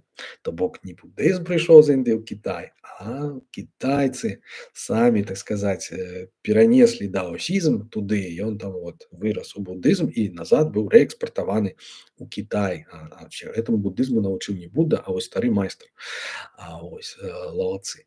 Цікавая гісторыя. Бонды піша толькі пра тое, пра ягонае падарожжа, як ён едзе просто вот на край кітайскай імперыі і збіраецца яе пакінуць. І вось на гэтым краі, ну, это метафора зямнога існавання, так, зямной пілігрымкі, так кажучы. Вось, і там, значыць, ужо памежнік, як бы кіраўнік вось гэтага крэпасці, там памежнай ці поста вось гэтага кітайскага апошняга недзе у сярэдняй Азіі прымушае як бы Лао Цзы напісаць усё тое, што ён за жыццё ўведаў. Гэта як бы стары. А разам з Лао Цзы едзе жанчына цяжарная. Вось. Ён ёй дапамагае такая надзея на будучыню. І Лао Цзы сапраўды, значыць, заканчваецца кніга тым, што Лао Цзы яму абяцае, што ён напіша Дао Дэ Цзинь. Ось. І, значыць, і потым пакідае яму рукапіс і з'язджае. Ось. То бок вельмі так это сімвалічна. Бонды апавядае так это пра сябе, можна сказаць, зноў жа. Але гісторыя на этом не заканчваецца.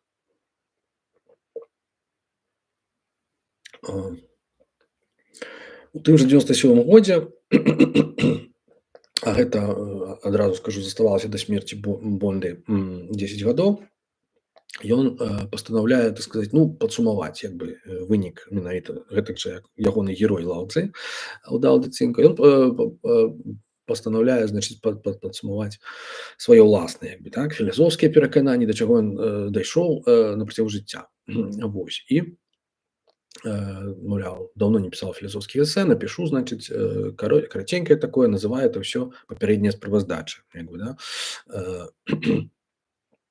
І ён у гэтым як бы, ну, сумарызуе, так сказаць, свае погляды на анталогію, на уладкаванне сусвету, так, вось гэтую сваю несубстанцыйную, так сказаць, уяву пра якім павінен быць сусвет, каб ён быў максімальна вольным і найлепшым з усіх светаў, так, як казаў Вальтэр, так, парадуючы, па-мойму, Лейбніца. Вось. І дапісвае ён гэтае эсэ невялічкае, так, але нейкі ён ім не задаволены. Штосьці яго гняце, пераследуе. Вот.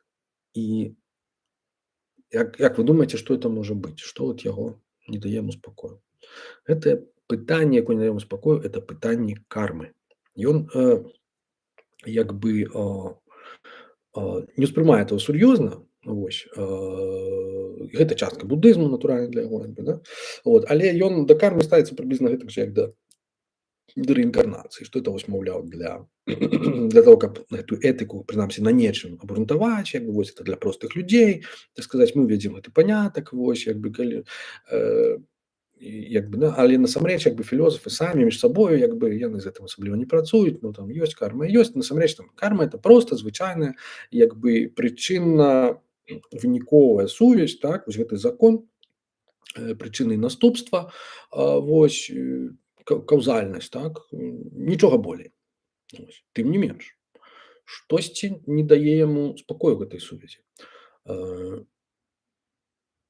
Ён разважае нейкі дзень, значыць, пра тое, што быць забыты, напрыклад, для яго это мала. Вот ён бы хацеў быць забыты, таму што ён так сваё жыццё ўспрымае як бы не самае ўдалае. Вот. Але цудоўна было б зрабіць так, быццам яго ніколі не існавала. Вот. А як гэта так зрабіць? Таму што гэта немагчыма. Это азначала б менавіта вось гэтую павярнуць, вось гэтую прычынна-выніковую як бы сувязь і вярнуцца ў мінуўшчыну, а гэта як бы немагчыма, ён это цудоўна ведае як філосаф. То бок это пачынае яго палохаць, то бок ён сам як бы не ўладар уласнай мінуўшчыны, ён не можа яе змяніць. І ён не можа зрабіць нічога так, як быццам яго ніколі не было. Ось. То бок нешта застаецца. Ён пачынае это ўсведамляць, што проста так ад кармы пазбавіцца немагчыма, ад уявы. І пачынае ў гэтай сувязі адчуваць, значыць, вось гэтае згрызотае сумлення. Ну, кажучы, у гэтай сувязі ён вяртаецца да этой тэмы перыядычна, і я падумаў, ну што такое, уласна кажучы, сумленне. Ён нават у адным, вот мы чыталі на пачатку цытату, і ён там кажа, апошнія абзацы могуць падацца навукоўцу проста нейкім шалёным трызненнем нейкага там старога паэта сенільнага і гэтак далей. Папярэднія абзацы якраз тычацца тэмы сумлення. Гэта ён прыпісвае сумленне, ужо, так сказаць, ну, прыматам, само сабой, але нават вось гэтым драпежнікам, ваўкам, так, і вось гэтым, якія жывуць у зграях, так. Ён кажа, што нібыта паводле, так сказаць, навуковых там тагачасных як бы спраўджанняў, вот, што яны сапраўды маюць нейкія зародкі адчування сумлення, вось гэтага шкадавання і гэтак далей, сораму і ганьбы, да, як ён кажа. Адкуль это бярэцца? Ну, это азначае, што проста яны пачынаюць разумець тое, што зразумеў ён, менавіта прычынна-выніковую сувязь, так, што ёсць прычына, ёсць наступства, і адваротна зрабіць немагчыма, як бы перайначыць, вярнуцца ў мінуўшчыну, так. Вось, то бок, уяўляеце, што разуменне вось гэтай прычынна-выніковай сувязі, нейкай паступовасці чагосьці падзей і звязанасці там аднаго з другім, яно прыходзіць адначасова са свядомасцю, з усведамленнем і адначасова яшчэ і з сумленнем. То бок, калі нешта здарылася благое, неспрыяльнае, той, хто гэта разумее сувязь паміж прычынай гэтага здарэння і наступствам, ён можа разумець, што это ён можа быць прычынай гэтага наступства. І тады ў яго ўзнікае шкадаванне. Ну, можа быць, нават калі не ён прычына, але неважна, у яго ўзнікае шкадаванне з нагоды таго, што гэта не можа ўжо здарыцца іначай, так. Ну, такія рэчы там як смерць, там яшчэ штосьці, так. Кажуць, што не толькі там, нават, ну, там бегемоты, напрыклад, усведамляюць, калі памірае хтосьці з іхнага статку. Вось, і гэтак далей. То бок, ну, это тое, што мы буддысты называем буддава сутнасць, так. Як бы, это зародак маральнага пачатку. Вось. То бок ён узнікае адначасова. Вось. А сорам і ганьба ўжо ўзнікаюць, калі разумееш, што это твае дзеянні, нейкія дзеянні, якія вот ты толькі што зрабіў сам, тваё цела, вот, ты быў сведкам таго, як ты сам зрабіў нейкую памылку, яны з'яўляюцца потым крыніцай сораму і ганьбы, як скадавання скіраванага на сябе, так. Вось. Ну, гэта, але трэба ўсведамляць, што вось гэтыя ўсе як бы рэчы, тры, так, разумення, яны як бы узнікаюць адначасова. То бок, Бонды пра гэта, в прынцыпе, як бы, ну, ён так это не распісвае падрабязна, але это как бы, ну, відавочна для яго, так. Таму ён нават не ставіць пад сумнеў, што гэта праўда. Вось. Але як бы, ну, ён лічыць, што, напэўна, навука як бы, ну, як бы на гэта будзе глядзець як бы, ну, так, падазрона, да, што это ўсё такое, што это ўсё так проста. Вот, то бок ён і сам апынаецца ў гэтай сітуацыі, да, вот этой незваротнасці прычыннай сувязі. Ён як бы разумее, што ягоная карма, калі нейкая існуе, яна як бы не знішчальная. А гэта яму не падабаецца. Ён хацеў бы быць вот на проста вольны, настолькі вольны, вот як Бог, які можа сам сябе адмяніць, а ён бачыць, што не можа сам сябе адмяніць. І вось, значыць, наступнае, што не дае яму спакою і так дратуе, гэта кніга маёй улюбёнай, таксама і ягонай улюбёнай Александры Давідны Эль. Так, это французская, можна сказаць, анархістка у маладосці, якая займалася ўсходам, яна была вучаніцай Элізе Рэклюса, такога вельмі вядомага географа і анархіста французскага, вось, якая была адной з першых жыхарак як бы Еўропы, ну, жыхароў, то бок першым чалавекам, які трапіў у Тыбет у новы час. Ну, вось, калі забыць пра езуітаў, пра якіх мы казалі ў папярэдніх стрымах. Вось, так вот, яна, а як яна туды трапіла? Ну, яна прыкінулася мужчынам, пераапранулася, вось, і жыла там у кляштары, значыць, вучылася доўгія гады. Вот. У 27 годзе, нагадаю, мы пра гэта таксама казалі у стрыме пра сюррэалізм, у 27 годзе выйшла ейная кніга «Падарожжа ў Лхасу». І вось гэтая кніга была адной з любёных кніг Бонды. Ён кажа, што якраз тыя часы, вось, это колькі там, праз 70 гадоў пасля напісання гэтай кнігі, вось, ён вярнуўся да яе, да гэтай кнігі, пачаў, як ён казаў, вырашыў, што перад смерці, так сказаць, яшчэ раз яе перачытаю, таму што вельмі эту кніжку любіў. Вось, гэтае «Падарожжа ў Лхасу». А «Падарожжа ў Лхасу» там якраз пра тое, як яе не пускалі туды, таму што, ну, святы там закрыты горад для гэтых еўрапейцаў, як яна там туды рознымі ўсімі гэтымі спосабамі дзіўнымі трапляла. Вось, і Бонды, калі чытае, ён проста не разумее, а чаму яна, вот, нягледзячы на тое, што яна так была як бы, ну, падкаваная ў будызме і ўсё такое, як яна магла хацець туды трапіць, чаму яна так прывязалася да гэтай думкі. Вот. Гэта ж, ну, нельга прывязвацца як бы. Вот. А тут яна просто прыдавала гэтаму такое значэнне, што проста як бы, ну, на гэтым настойвала. Як бы, ну, а ён лічыў, што карма это штосьці такое фенаменальнае, да, просто вот, нейкі эпіфеномен просто нейкага матэрыяльнага свету. То бок ніякага значэння яна не мае, там просто яна памірае там разам з гэтым самым там суб'ектам, з індывідуальнай свядомасцю і так далей. Вот. А тут я не разумею, чаму, так сказаць, гэтая чувіха так это ну, на гэтым настойвала, так, Александр Дейтнель. Вот. То бок, значыць, не проста так усё, так? Значыць, гэта мае нейкае этычнае вымярэнне. Вось. А ён-то быў як перакананы такі, ну вот, не ведаю, даосіст, ён казаў: "Ай, там сусвету нейкая наша этыка просто да аднаго месца". Ну вот. То бок ён пачынае пераглядаць у гэтай сувязі, пачынае пераглядаць вот это вынікі свайго папярэдняга філазофскага жыцця. Вось. І вот, значыць, неяк едучы цягніком з Браціславы ў Прагу недзе ў 98 годзе улетку, у ліпені, там ён кажа, нейкая гарачыня была страшэнная.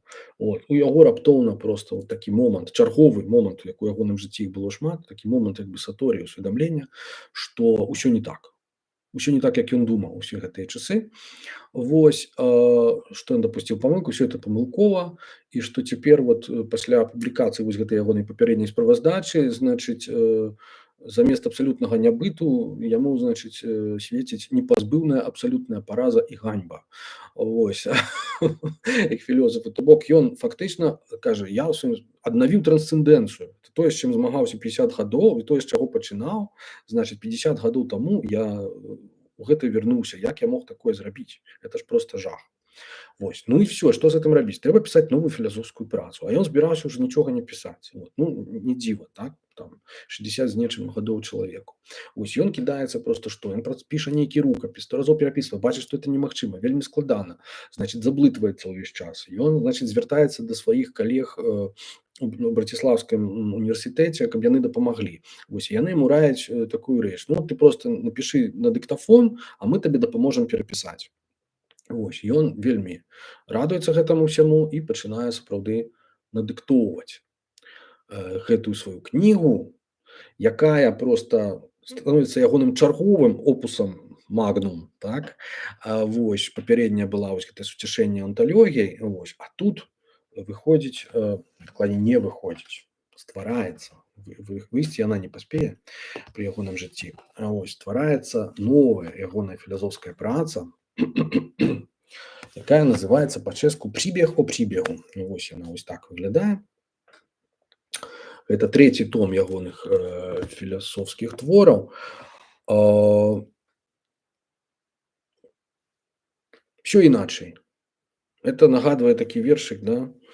Был этот свет глубокой тьмой окутан, да будет свет, и вот явился Ньютон.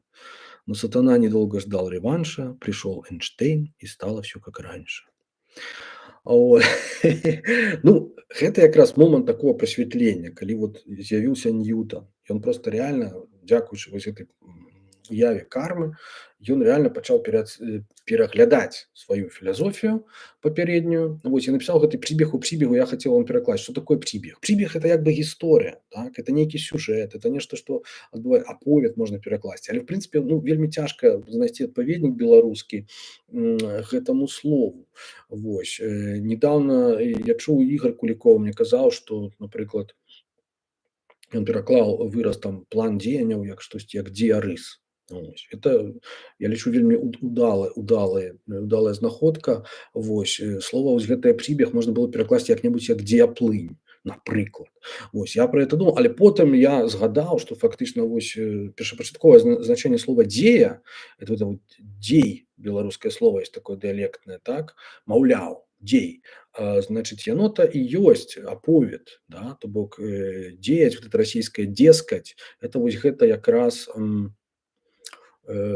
нешта апавядае, то, што апавядаеш. То бок аповед это нешта, што вартае апавядання. То бок аповед заўсёды апавядае пра нейкую дзею, якая была, не то як сёння. Вот. А вот менавіта пра тое, што сапраўды адбылося. І як бы перакласці гэтую назву можна было пры жаданні як дзея пра дзею. Вось. не пра дзеянне, а менавіта пра дзею, так. І значыць, ну, як варыянт, так, але ў прынцыпе можна і іншы пастарацца падабраць адпаведнік. Вось, таму што, ну, гісторыя пра гісторыю не гучыць, так, вот, і не ведаю, я поэт пра апоэта таксама не тое, што это не апоэт пра апоэт. Вот, адным словам прапаную як дзея пра дзею, ну, вот, але гэта не галоўнае. Дык вось, у гэтай кнізе Бонды даходзіць да такой, ну, відавочнай ужо ў ягонай сітуацыі высновы, што карма гэта інфармацыя, проста сама па сабе інфармацыя. Вось, то бок уводзіць такое інфармацыйнае вымярэнне. І вось у тым урыўку, што мы чыталі на пачатку, ён гаворыць пра інфакластер. Інфакластер это як бы, ну, спадчына умоўна этого чалавека. Там ёсць вельмі цікавы ўрывак, які я, значыць, не пераклаў, на жаль, ну, вельмі хутка ўсё перачытваў. Значыць, он там описывает, значит, человека, які адказна ставіцца. Ёсць івенты, івент это вот просто вот это як чалавек, як бы суб'ект, да, які там нарадзіўся, вось, значыць, жыў і памёр. Вот. Але это як бы не канец вот, ягонага жыцця. Вот. І таму што ён кажа, што ёсць вот такія інфакластары, якія сумленна як бы ставяцца да ўспрынятай інфармацыі і здольныя яе творчым спосабам перапрацоўваць і пасля сабе нешта пакідаць. То вось гэта іхна як бы творчы падыход, а не то, як кажа ён, бальшыня людзей, што в одно вуха ўляцела, другое вылецела, а менавіта як бы людзі, якія інтэлектуалы, да, умоўна кажучы, ну, вось, іхная карма інфармацыйная, вось гэтая стапа ці інфармацыйны след, вось, яна так хутка як бы не знікае. Ну, вот. Ну і гэтым ён таксама як бы мае на ўвазе сябе, так. Значыць, гэтак жа як паступова распадаецца фактычна фізічнае цела, вот, і не да канца ніколі не распадаецца, можна сказаць, да, то гэтак жа паступова і гэты івент чалавечы, так, вось гэтае асобна ўзятае жыццё, это і ёсць івент, ён называе, так, індывідуальнае жыццё, яно паступова таксама распадаецца, але гэта займае як бы, ну, у розных выпадках розны час, але просто, ну, вот, у выпадку мысляра там ведаю як Бонды, ці там ведаю як Гегель, там, ось, ці Маркс, ось, яно займае там просто стагоддзі, ну, то бок і яны ніколі не апынаюцца, можна сказаць, у нейкім там поўным забыцці, да? Як бы яму там Бонды самому хацелася, але як бы не бывае такога. Вось. І вось у гэтай цытаце, як мы казалі, так, ён, значыць, працуе з гэтым буддыйскім паняткам бадхісатвы, то бок ён кажа, што то бок як бы, ну, а што калі сапраўды гэтая індывідуальнасць, нейкая суб'ектнасць, яна яшчэ недзе існуе, так сказаць. Ну, ён там цікава гуляецца з этой ідэяй, што па ідэі, як бы, калі яна існуе, то яна яшчэ можа нейкім чынам на гэты працэс распаду ўплываць. І ўплываць яна можа не толькі так, што яна хоча, наадварот, пашыраць свае думкі, там, ідэі, там, яшчэ камусьці іх уцюхваць, вот, а наадварот, яна можа давяршыць сваё знікненне і як бы знішчыць свае інфармацыйныя як бы вось гэтыя сляды, вот, нейкім там уласным яшчэ, так сказаць, спрычыненнем, так, з уласнай волі нейкай. То бок вось тады ён знаходзіць тую лазейку, як яму цалкам знішчыць сваё існаванне, як быццам яго ніколі не было. Значыць, пасля смерці ён яшчэ павінен вярнуцца, і это самае, і каб ніхто не займаўся тым, чым мы займаемся вот зараз з вамі, то бок ніхто яго там не згадваў і не надзьмуваў ягоную, так сказаць, асобу, ягонае існаванне, ягоную творчасць. Ну, мы бачым, як это цікава, эксперымент адбыўся, так, як это ў яго цікава атрымалася. Может быть, все-таки ён вырашыў эган не знішчаць сваіх інфармацыйных слядоў такім чынам. Вось. Што яшчэ ён уводзіць, якія там паняткі ў гэтай новай версіі сваёй несубстанцыйнай онталогіі, значыць, нагавораны на дыктафон на этой версіі. Значыць, выводзіць гэты панятак now only, пра які ён таксама кажа ва ўрыўку. Вот. Гэты панятак у чымсьці нагадвае вось гэтыя буддыйскія кшаны. Вось. Ну і ў прынцыпе як бы адпавядае традыцыям буддызму, асабліва дзэнавага, то бок мае на ўвазе, што існуе толькі тут і цяпер і больш нічога. Вось. А Бонда это просто пашырае на ўвесь сусвет тое, што ён называе онталагічным полем, што яно заўсёды існуе толькі ў адзін канкрэтны момант. Вот. На дадзены момант яно як бы незалежна там ад адлегласці, там колькасці там светлавых гадоў, то бок адваротны ад Эйнштэйна, да, ён кажа фактычна, можна сказаць. ці ад Айнштайна, як правільна. Вось, то бок, неважна, яно заўсёды сінхронна існуе ў адзін і той жа момант. Вот. Сінхранія. Ну, калі не памыляюся, гэта якраз чымсьці нагадвае вот это вот ідэі Косіка якраз 60-х гадоў, пра Карла Косіка, пра канкрэтную татальнасць, татальнасць канкрэтнага. Ну, як бы это вялікая спрэчка, я таксама ж даўно чытаў, не памятаю, але прыйшла мне ў галаву гэтая думка, што можна было параўнаць вось гэта іхнай інтэрпрэтацыі. Значыць, вось гэта ў нас now only. Тут і цяпер, больш нічога. Вось, такая імгненная кшана, неверміральная. Потым што? Ён інтэрпрэтуе, в прынцыпе, быццё, як бы свет, таксама даволі так это па-буддыску, што гэта не проста вось гэтая дзея, як апавяданне, гісторыя, штосьці, да? Нейкая плынь, нейкі флоу, нейкі флюксус, як ён называе, так? Тада якраз у тыя часы існавала такое, можа, сёння яшчэ існуе мастацкае згуртаванне, да? Міжнародная флюксус. Ён параўноўвае нават з мелодыяй, чымсьці бясконцая мелодыя. Вот. Ну, вядома, это все там бярэ выток ягоны чытанні даосізма, так, вот, уплыве дао дэ цзына на яго, вот, але ён там такі цікавы прыклад прыводзіць, што вот, ну, это партытура, як бы, якая не прадвызначана, то бок там заўсёды ёсць свабода, вот, і свабода як бы інтэрпрэтацыі, да? Той же самы Моцарт, ну, хто яшчэ Моцарт, як бы, калі параўноўваць свет з партытурай, то это павінна быць партытура нейкага генія пажадана, а не проста там якая-нибудь там дун-дун-дун-дун, так? Вось, то ён кажа, што нават гэты Моцарт, ён як бы можа свабодна інтэрпрэтавацца.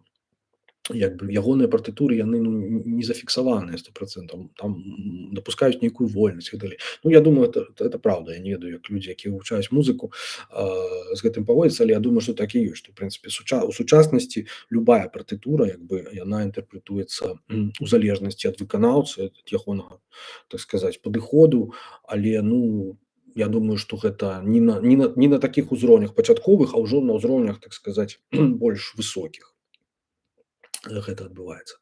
Вось, больш такіх майстэрскіх, скажем так, калі наогул карыстаецца партытурай. Значыць, то бок вось такі вобраз, так, мелодыя, якая, в прынцыпе, не мае канца і якая, як бы, свабодна развіваецца непрадказальна, немагчыма, да? Вось, што ён там уводзіць, што усякая падзея ў сусвеце аўтаматычна мае, як бы, два бакі. Вот. Ён іх называе суб'ектальны і аб'ектальны. Вось. Аб'ектальны это факт, а суб'ектальны это акт. То бок можна як бы інтэрпрэтаваць як бы з двух бакоў. Ну, не то, што інтэрпрэтаваць, яна як бы сама як бы мае, да? Вось у сабе як быццам нейкі намер. Вось.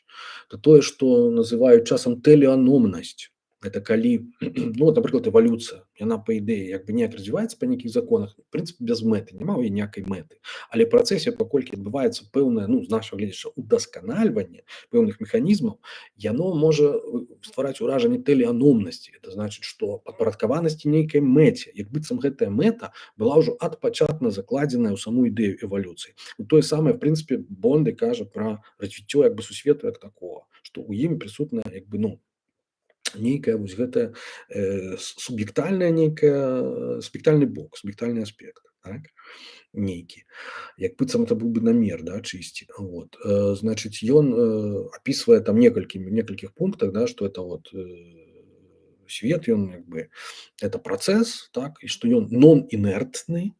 Вось ёсць такі зноў жа заводзіць панятак. Это значыць, што ён як бы зноў жа непрадказальны. Калі б ён быў інертны, так, то ён бы развіваўся па нейкай толькі адной схеме, вот этой вот, якая была б як бы, ну, немагчыма было б яе змяніць, як бы неяк на яе паўплываць, а так ён як бы развіваецца імправізавана, так, не паводле партытуры. Вот. Ну і што гэта як бы адпачатна, што гэта цалак, то бок это у яго голас, да, як ён кажа, это як бы яго халістычны такі погляд на свет, то бок ніякіх там дуалізмаў, ніякіх там субстанцый, там вот эти все трансцэндэнцыя, там яшчэ штосьці, як бы свет просто адзін і все, і гатова, вот як дао, просто яно адно, хаця ў ім там ёсць нейкія там элементы там інь-янг, там яшчэ штосьці, але это як бы вот, насамрэч это адзінства. Вот.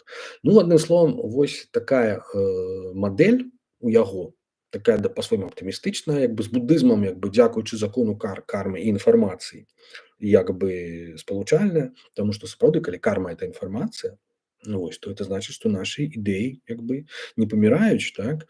Ідэі нельга расстраляць, атрымліваецца, і што яны, калі завалодваюць масамі, як казаў Маркс, яны робяцца матэрыяльным фактарам гісторыі. Ну, вот. То бок, ну, прыкладаў безліч, той жа буддызм, напрыклад, да? Пры жыцці Будды на момант ягонай смерці, як бы паранірваны, буддызм не быў фактарам гісторыі, это быў проста вось нейкае адно з сотняў вучэнняў, так, тагачаснай Індыі філасофска-духоўных. А сёння гэта адно з трох як бы таго, што называюць сусветнымі рэлігіямі, так. Значыць, і гэтак далей. То бок это па адной схеме можа развівацца, да, па іншай схеме можа развівацца, што вот будзе там нехта Ігон Бонды, і потым яго там, не ведаю, забудуць там ягоную спадчыну, як ён сам хацеў і гэтак далей.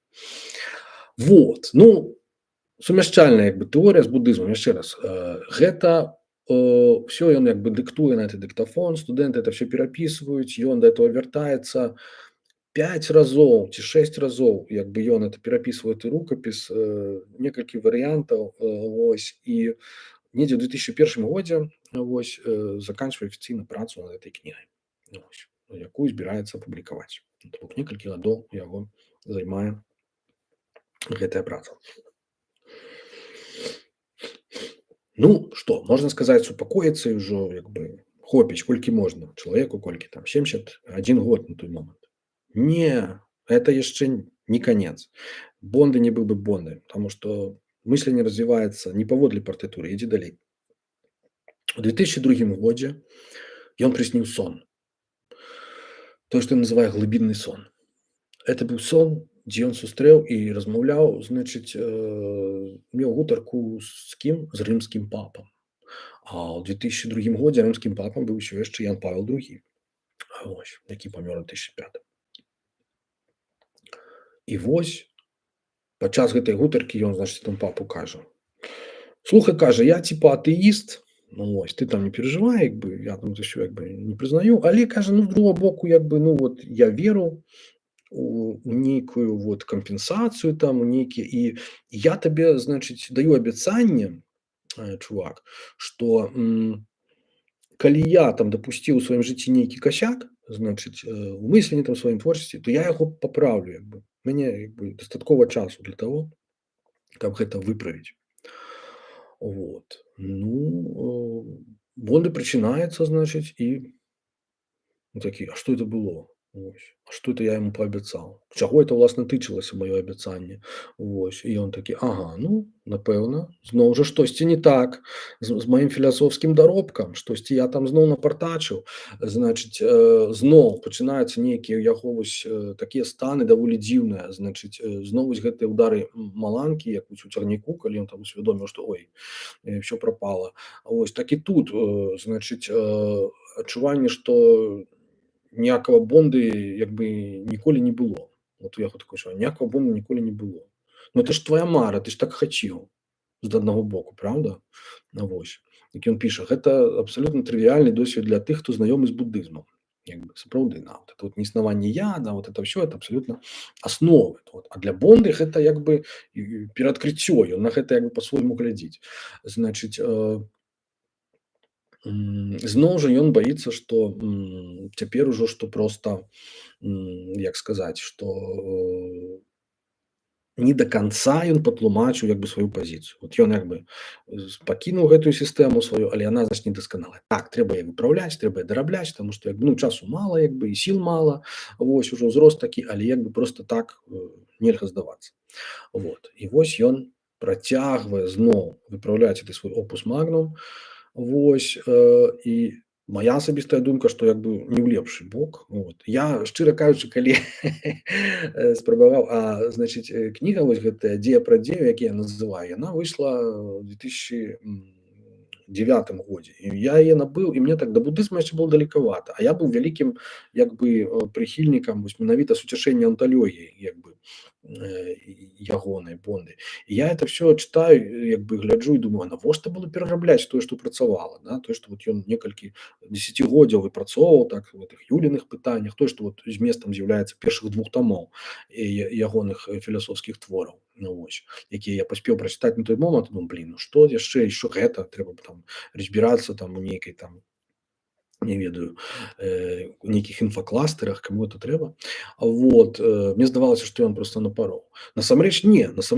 Вось гэта якраз прыбег у прыбегу, вот это дзе я пра дзею, так сказаць, яна просто, ну рэальна шэдэўральная рэч, сапраўды прадуманая. Вот, нездарма там мільён адсылаў да буддызму. Вось, там трэба будзе перакласці некаторыя раздзелы і некаторыя проста дадаткі.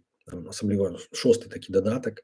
Вось, ён такі з гледзяча будызма, напэўна, самы такі цікавы. Ну, ён проста паказвае, у чарговы раз паказвае актуальнасць будыйскай філасофіі, так сказаць, і ўяваў пра пра быццё, пра анталогію, так. Вось. Ну, прынамсі, з гледзяча Бонды і з майго таксама гледзяча. Вось. І тут ён раптам пачынае это ўсё зноў перапісваць штосьці, адмаўляцца ад гэтага. Я ўжо такі проста зноў вот прыйшоў Эйнштэйн і стала ўсё как раньше. Ну, што это такое? Ну, вось. І сапраўды, на жаль, яно ў пэўным сэнсе так і адбылося. Так? Значыць, зноў працэса яму, аказваецца, мала, нейкі ён надта празвызначаны, і гэтая плынет і флюкс таксама мала. Значыць, павінен быць першапачатны хаос, нейкі вір. Ось, прымордыяльны хаос он это называе. Значыць, это тое, што вот зноў ніколі не спыняецца, зноў там штосьці вот такое нагадвае, значыць, ну не ведаю, ліючаяся форма, нават не, это ўжо слаба. Вот, это ліючаяся бесформавасць нейкая, ліючаяся менавіта вот это хаос, так? Вот. Ну, я колькі не чытаў і не спрабаваў зразумець, што ён мае на ўвазе, але прыйшоў да высновы, што это просто вот партрэт стану ягонай мыслі на той момант менавіта. То бок, што гэты такі бесперапынны які хаос, так, вось з гэтымі ўсімі, як ён там кажа, там выпадковыя вот это нейкія івенты, падзеі, нейкія проблескі. Это вот якраз просто апісанне стану чалавечай мыслі, нічога болей, так? Там, дзе з'яўляюцца вось гэтыя нейкія думкі, вобразы, потым праходзяць. То бок это ён гэтага не бачыць нейкім чынам, я не ведаю якім. Вот, значыць, ад ідэі кармы ён зноў адмаўляецца. Значыць, вот чаму? А таму што карма это прымус. Все-таки это ж просто вот, все-таки ж вызначае, а сусвет, ён же павінен быць найлепшы з усіх светаў. Значыць, без усякіх абмежаванняў, абумоўленасцяў, значыць, такі сусвет дае поўную вольнасць усяму, заўжды і паўсюль. Это все прекрасна гучыць, але, ну, што значыць дае? Хто дае? Это нейкі суб'ект, то бок это, ну, адчуванне, агаворачка такая, дае вольнасць, але, ну, я ў гэтым чую нейкую цень нейкага творцы, нейкага дэміурга, так, які проста вот кіруе гэтым усім. Ну, добра, окей, я прыдзіраюся, але як бы, ну, значыць, карма ўжо не пасуе, таму што яна надта прадвызначае, это зноў жа это партытура, мне яна не патрэбная, значыць, ужо раптоўна. Вось, сусвет. Які сусвет? Сусвет як бы эгалітарны, як ён кажа, то бок там усе падзеі між сабой роўныя, так? Вот. Няма ніякіх іерархій, то бок, ну, з анталагічнага гледзяча, щоб не адбывалася, ўсё аднолькава падтрымліваецца, да? І гэта значыць, толькі той, хто хоча, я вот тут не зразумеў, да, як ён это з грамадскім жыццём параўноўвае, толькі той, хто хоча нешта атрымаць як бы больш за іншых, так? Ён лічыць вот такі свет, дзе ўсё эгалітарна, ён лічыць канцэнтрацыйным лягерам. А той, хто вот творча как-то падыходзіць, яму як бы і норм. Вось. Ну, это як бы, ну, таксама дзіўная такая як бы абсалютная нейкая роўнасць. То есть, як бы, ну, з будыйскага гледзяча, это як бы дыялектычнага павінна быць нейкая роўнасць у няроўнасці, няроўнасць у роўнасці, так? То бок як бы павінны пераадольвацца вось гэтыя апазіцыі. Вот. Якіх ніколі до конца як бы ў чыстым выглядзе не існуе, не можа існаваць. Вот. Але Бонда этого патрабуе. Значыць, зноў жа ён вяртаецца вось да гэтай думкі, што павінна быць нейкая магчымасць это ўсё як бы знішчыць, да? Як бы ці прынамсі выйсці з гэтага, зрабіць крок, таму што як бы, ну, а што раптам, калі вось гэтая мадэль сусвету не спрацуе, і ён зноў акажацца тым, што ён называе канцэнтрацыйным лагерам, так? То бок нейкім такім перадэтэрмінаваным як бы, да, уладкаваннем як бы. Ён кажа, што незнішчальнасць існага, якое экс-дэфініцыёна, як бы па вызначэнні не можа мець ніякага сэнсу, не прывядзе нас у нірвану, але ў безвыходную роспач. То бок павінна быць магчымасць гэта ўсё і знішчыць на всякий выпадак, да? Ну як ён хацеў знішчыць сам сябе, то цяпер он кажа, можа быць варта знішчыць увесь гэты грёбаны сусвет. Вот, то бок каб была свабода, да? Свабода выбару быць ці не быць. Вот в чым вопрос. Вот. Ну як бы як ён там кажа безвыходную роспач, ну не факт, як бы кагосьці наадварот можа быць прыводзіць у роспач это якраз канструкцыя света, так, дзе няма ніякіх маральных законаў, дзе вот няма кармы, як Бонды раптоўна вырашыў для сябе. Вот. Это значит что? Ну, это что значит, что няма фактычна гэтых законаў, пра якія ён казаў, это прычына наступства. Вот. І няма нейкага успадкавання інфармацыі вось гэтага, да? Тыпова чалавечага пераносу, пра які ён сам піша раней, что это просто вот такая тыповая ўласцівасць чалавека, я сейчас скажу. А тут ён как бы не, это все-таки залішне вузка, залішне нас дэтэрмінуе, як бы не прыводзіць у роспач. Чаму? Яно не павінна прыводзіць у роспач, мне здаецца, так? Вось. Вот это понятно, что там типа свет не мае ніякага сэнсу. Ну это просто, ну, это рэлятыўная катэгорія сэнс, так, яна як бы штучна ілюзорная, можна сказаць, так, як бы яна наогул узятая з практычнага жыцця. Сэнс это канструкцыя. І дзеня вельмі шмат з гэтым працуюць. Ну, вот, калі нібыта бессэнсоўныя рэчы там задаюць нейкія пытанні. Ну яны як бы па факце бессэнсоўныя, але яны павінны паказаць, што просто што сэнс это штосьці ўзнікае тут і цяпер. І што калі ты як бы правільна скарыстаешся чымсьці, адказам, там, рэччу, яшчэ чымсьці, гэты сэнс узнікне ў гэты момант, а потым зноў жа знікне. Ну, вот, это тыповая просто такая катэгорія просто вот кшанавая, да, момант, якую чалавечы розум стварае, просто яна знікае. То бок як бы шукаць як бы ну нейкага вечнага сэнсу, там это просто контрадыкцыя in adjecto называецца, да, просто не бывае вечнага сэнсу. Вот. Яно не пасуе адно да аднаго. Вот. То бок Бонды вот не згодны, яму патрэбны нейкі сэнс, каб быў пажадана вечны атрымліваецца. Хаця он так это нідзе не фармулюе, это уже моя інтэрпрэтацыя. Вот, значыць, што яшчэ мяняецца вось у гэтым новым творы, які ён называе постдзея, постпрібег па-чэшску. Это такія як бы дадаткі, да? То бок фактычна до конца жыцця, амаль до конца жыцця ён будзе як бы дапісваць і перапісваць як бы чымсьці нагадвае, здаецца, Шопенгауэра, так, што ён увесь час дапрацоўваў вот, свой твор. Так і тут, значыць, у папярэдніх творах фактычна ён спрабаваў любым коштам, любой цаной дахадзіць навуцы сучаснай фізіцы найперш, так. То бок ён дбаў на тое, каб ягоная онталогія філазофская, каб яна адпавядала нейкім як бы найноўшым спраўджанням фізікі, так, нават тэорыі струн там і ўсяго там. Напэўна, ён гэтым і разбіраўся пэўным чынам. Я не думаю, што ён быў вялікім знаўцам. Ён сам там кажа, там, што ў яго на пачатковым узроўні, вось, але ну, напэўна, на большым узроўні, чым мой. Я магу максімальна прачытаць Вікіпедыю проста і штосьці там нібыта з этого ўзяць, але як бы ну абсалютна незнаёмы як бы з гэтай галіной веды, скажем так. А Бонды ўвесь час імкнуўся як бы, каб это ўсё адпавядала адно аднаму. Тым не менш, да, ён раптоўна прыходзіць да высновы, што не, все-таки навука просто нам з ёй не па дарозе. Чаму, значыць? Цытую: з уявай пра фізічныя параметры як універсальныя і ўсеагульна онталагічна абавязковыя мы так ці іначай у дупе. Жах з хаосу перарастае ў вобласці так званых дакладных навук заходняга тыпу у поўную пандэмію. Вядзецца пра хорар анталогікус, калі здаецца, што ўсяму капцы. Ражна. Вядзецца пра прынцыповае пашырэнне акаёму. Ён пра сваю тэорыю кажа, пры якім папросту перастаюць працаваць нашы ранейшыя дзейныя арыенціры. Сучасная дакладная навука надзявае нам такую ж утаймавальную кашулю, як калісьці тэалогія, калі тая ў свой час апынулася ў нявыкрутцы. Таму што, напрыклад, калі паводле сучаснай дакладнай навукі інфармацыя з неабходнасцю прывязаная да фізічных параметраў, нам варта перастаць нават марыць пра ўсякую магчымасць усесветна паяднанай ноасферы, чыёй убогай карыкатурай застаецца наш мурашнік на планеце Земля, дзе ён зрэшты, як здаецца, ужо доўга не пратрымаецца. Тут Антолях толькі круціць галавой, бо яму не застаецца нічога апроч татальнага нігілізму. Называецца тэкст 6 заўваг да постдзеі, заўвага 4. Каментар да каментара, як бы, уласнага, так? Мы бачым ягоны як бы настрой, і ён такі проста баявы, вось это ягоны, ну, слоўнік ягоны вось гэты вульгарны, это просто бліскучае штосьці. Ён яго ўжывае не толькі там у прозе, у вершах просто, але ў філазофскіх працах. Это просто фантастычна. Вось, значыць, і у чым тут сутнасць як бы?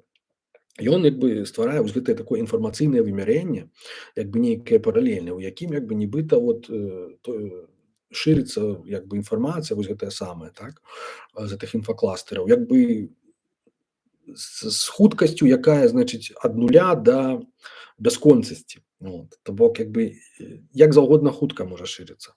І вось гэта такая як бы, ну, сфера адмысловая, вот ён штосьці там пра ноасферу сусветную кажа. Ну, ноасфера это такі як бы сфера ведання, это тэорыя, здаецца, то Вернадскага ці кагосьці, вот, карацей, адтуль слова, значыць, яму замінае, што просто не павінна быць інфармацыя прывязаная да нейкіх фізічных параметраў ці там да нейкіх фізічных носьбітаў.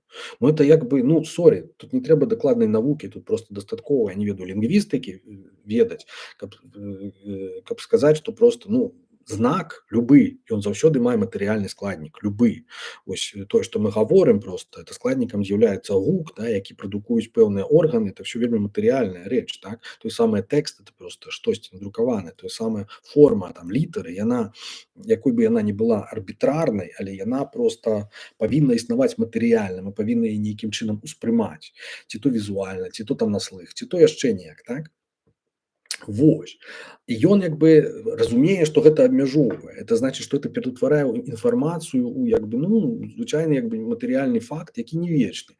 І такім чынам, ну, але гэтага яму мала, так, як бы гэта ўжо не стварае ніякай як бы альтэрнатывы вось гэтаму існаму матэрыяльнаму свету, матэрыялізму, да, вось, з якім ён змагаўся ўсё жыццё, так. Вот. Таму вось ён і з навукай разыходзіцца ўжо на гэтай глебе. То бок, значыць, што ён там толькі не выдумляе, да, значыць, это нейкае поле там шансаў, да, поле opportunities, я не ведаю, як сказаць, слова прилежитости по-чэску.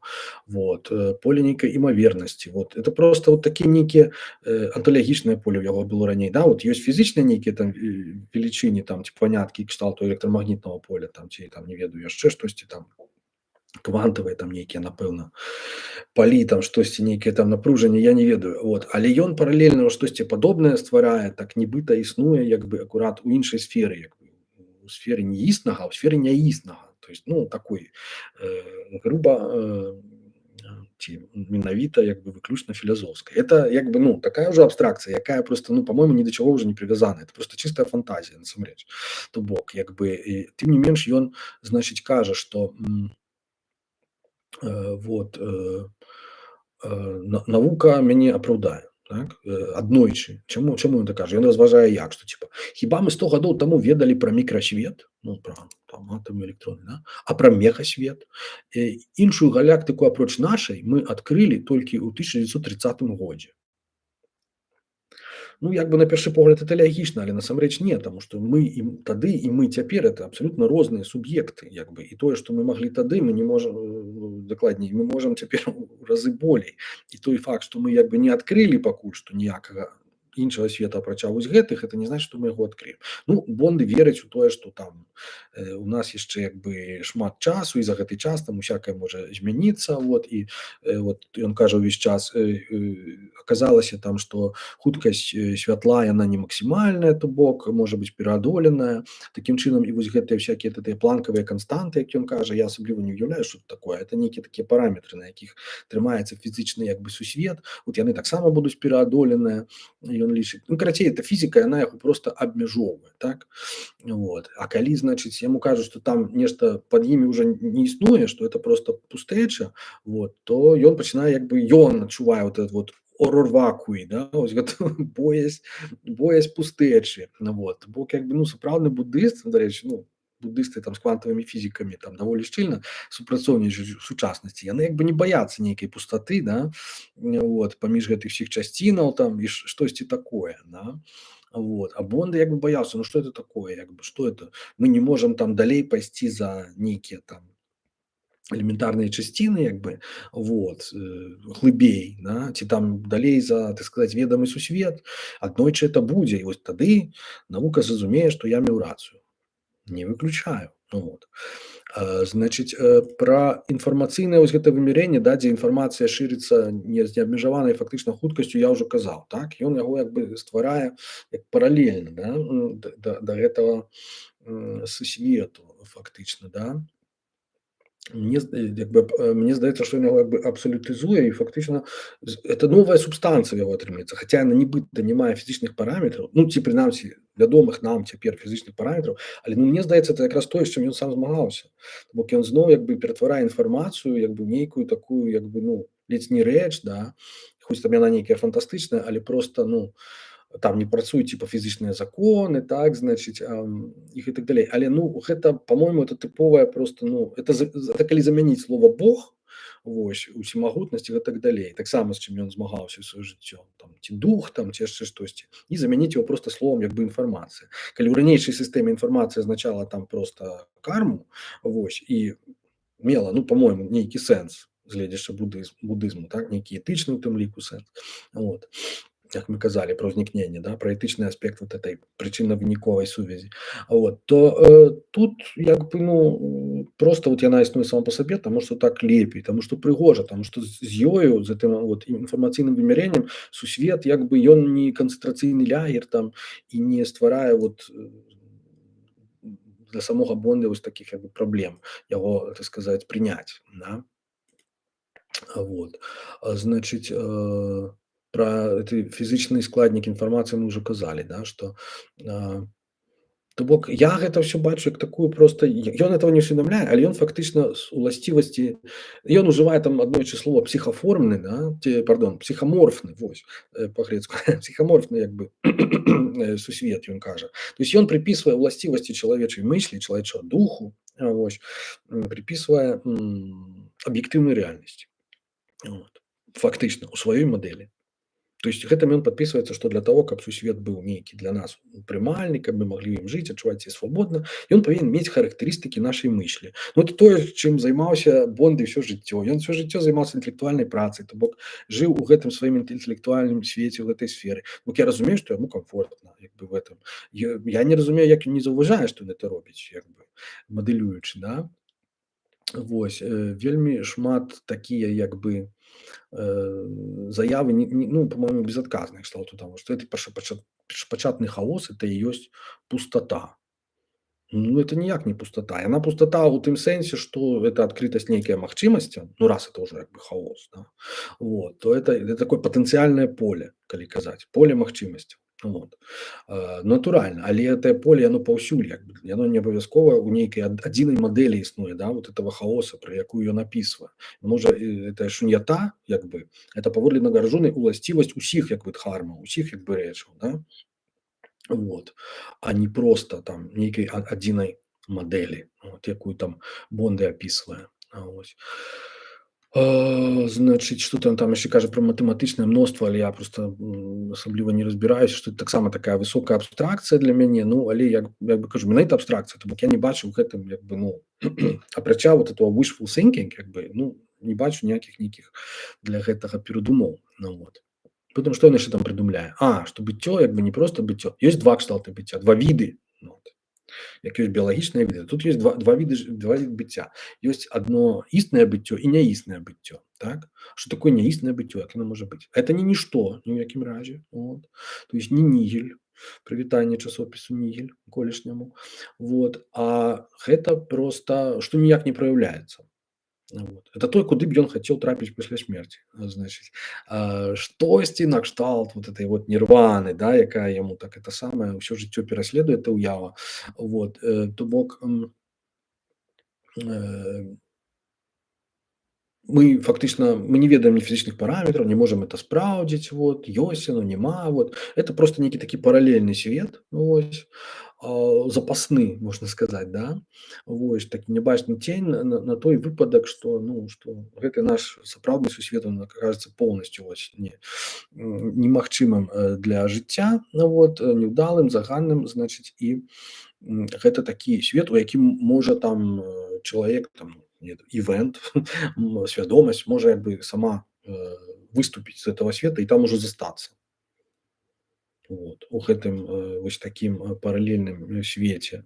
Ці ён супадае з гэтым светам вот это інфармацыйнага вымярэння, цяжка сказаць, можа быць это ён так сабе уяўляе, што вот яны то бок як бы это як матэрыя і антыматэрыя атрымліваецца так, то есть ён про это нешта чуў, ён подумаў, ага, для того каб сусвет быў прымальны, значыць ён не свабодны, ён павінен вот утрымліваць такую сваю супрацьлегласць. Ну я думаю, што Борхес бы з гэтай думкай пагадзіўся. Вот. Але гэта зноў жа у Борхеса это ўласцівасць твора, артэфакта, то бок чагосьці прыдуманага, вот, мыслі чалавечай. Ну добра. Сусвет і яго двайнік, да? Дзе это было? Я уже не памятаю назву вядомага твора. Памятаю, Антонен Арто. Тэатр і яго двайнік, да. Вось так і Бонды можна было б вось гэтую дадатак, да, дзе і пра дзе можна было б назваць сусвет і яго двайнік. Вось.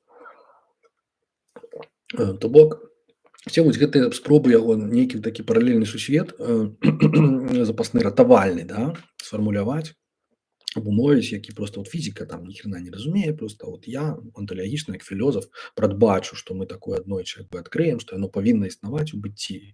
Яно іначай быць не можа. Калі быццё абсалютнае, то такая магчымасць там павінна быць. Разважае Бонды. Ну то бок як бы свая логіка в этом ёсць, да? Вот. Значыць, ось яна такая раўнавага павінна ў гэтым існаваць, да, паміж гэтымі двума. Але зноў жа, я яшчэ раз паўтаруся, што вось гэтая раўнавага, гэта зноў жа чыста псіхічная ўласцівасць, да. Калі там Нагарджуна альбо Будда гавораць пра раўнавагу нейкую там, значыць, што там, як Бонды кажа пра паміж суб'ектальнымі і аб'ектальнымі, да, як бы нейкая раўнавага павінна быць у сусвеце. Ну это фактычна як бы ён параўноўвае сусвет да стану мыслі чалавека, які медытуе. І вот калі Будда апісвае, што там на нейкай узроўні этой джаны, як бы чалавек апынаецца ў стане неўспрымання, не неўспрымання, дык Бонды кажа, вось гэта і ёсць стан сусвету. Як быццам сусвет сам знаходзіцца несупынна ў такім найвышэйшым стане медытацыі, заглыблення, так? Вось. І гэта адначасова як бы ёсць вот гэтая вот вся пустэча, ён кажа, пустэча. Але гэта не так, таму што пустэча шун'ята, это не пустэча мыслі. Параўноўваць, значыць, стан медытацыі з тым, што это пустэча як бы, ну, ў галаве, ну, это можна толькі як бы, ну, умоўна, метафарычна, як бы. Это не так насамрэч. Вот. І тут уже хутчэй вот гэты вір ягоны падыходзіць. Вот. Пустэча ў Нагарджуна это просто это адсутнасць сутнасці рэчаў, так, адсутнасць этой свабгавы. То бок зноў жа там у нашага Бонды вот якраз гэты першапачатковы хаос, пра які ён кажа, ён так вот віруе ў гэтай кнізе вельмі цікавым чынам, так. Але ён як бы для сябе ён фармулюе гэтую візію, вот такую сваю ўласную візію гэтай нірваны, нейкага паралельнага вымярэння, куды можна сысці, вот, і адкуль жа можна не выходзіць па ідэі. Ну можна тэарэтычна там это самае як паўплываць, так каб мае думкі і ідэі не шырыліся, вот, але як бы значыць, можна быць бодхісаттвам, а можна і не быць, можна быць антыбодхісаттвам, то бок наадварот, як бы яшчэ дадаткова, так сказаць, у поўную нірвану сысці і выкрэсліць усе свае вот это інфармацыйныя сляды, так. Значыць, зноў жа, калі мы вяртаемся, вот это, калі я падкрэсліваю вось гэтую неадпаведнасць вось гэтай ягонай чарговай версіі ягонай анталогіі неадпаведнасць буддызму, я зноў жа заўсёды падкрэсліваю, што на пачатку это ўсяго стаіць ягонае неразуменне Нагарджуны, які так складаны, але просто, ну, ён неяк інтэрпрэтуецца, ёсць пэўная традыцыя. То бок неразуменне, што такое сансара і нірвана. Бонды несупынна фактычна ўспрымае вось гэтае суіснаванне гэтых двух як бы рэчаў, сансара і нірвана, цих двух аспектаў быцця, як штосьці паралельнае, як нейкая вот менавіта побач, як быццам яны існуюць. Хай яны ў выглядзе там этой эмульсіі, пра якую я казаў, да, яны там пераплечаныя, там нейкія кавалачкі там адны ў адным ніколі не мешаюцца, вот, але як бы гэта асобныя два вымярэнні. І ён вось так это інтэрпрэтуе ўсё жыццё. А это памылковая інтэрпрэтацыя, таму што, як я казаў, нірвана гэта іманенцыя. Гэта утрыманне просто, это ідэнтычнасць. Ён там гаворыць пра тое, што там the sameness, типа яны аднолькавыя, але same but not identical. Типа аднолькавыя, але не ідэнтычныя. Ну, як бы калі яны не ідэнтычныя паводле інтэрпрэтацыі, можа быць, а так-то яны аднолькавыя. Ну, сапраўды это адно і тое ж, это і ёсць sameness. То бок як бы неправільнае, зноў жа кажу, разуменне. Чым яна потым палягае, скажу. Значыць, але як бы чаму ён на гэтым так трывае? Таму што недзе ён вычытаў у гэтага свайго улюбёнага Мао Цзэдуна, я не ведаю, хто там чытаў Мао Цзэдуна, но, па-мойму, там ніхто яго сур'ёзна не ўспрымаў, толькі Бонды спрабаваў успрымаць. Вот, Мао Цзэдун, яго такая мудрасць кітайская, там даоская, там стагоддзяў, так? Вот, насамрэч, ну не ведаю. Я прошу прабачэння, але калі чытаў Мао Цзэдуна, ну это такая тупізна, ну як бы, ну, сорі. Вот, хаця, конечно, там при жаданні, будучи Бондай, можна знайсці ўсё ва ўсім. Вот. І вот ён, будучи маоістам, ён, значит, там это бегаў з этой чырвонай кніжачкай і, значыць, што Мао недзе сказаў, што два ніколі не злучаюцца ў адно, а адно заўжды распадаецца на два.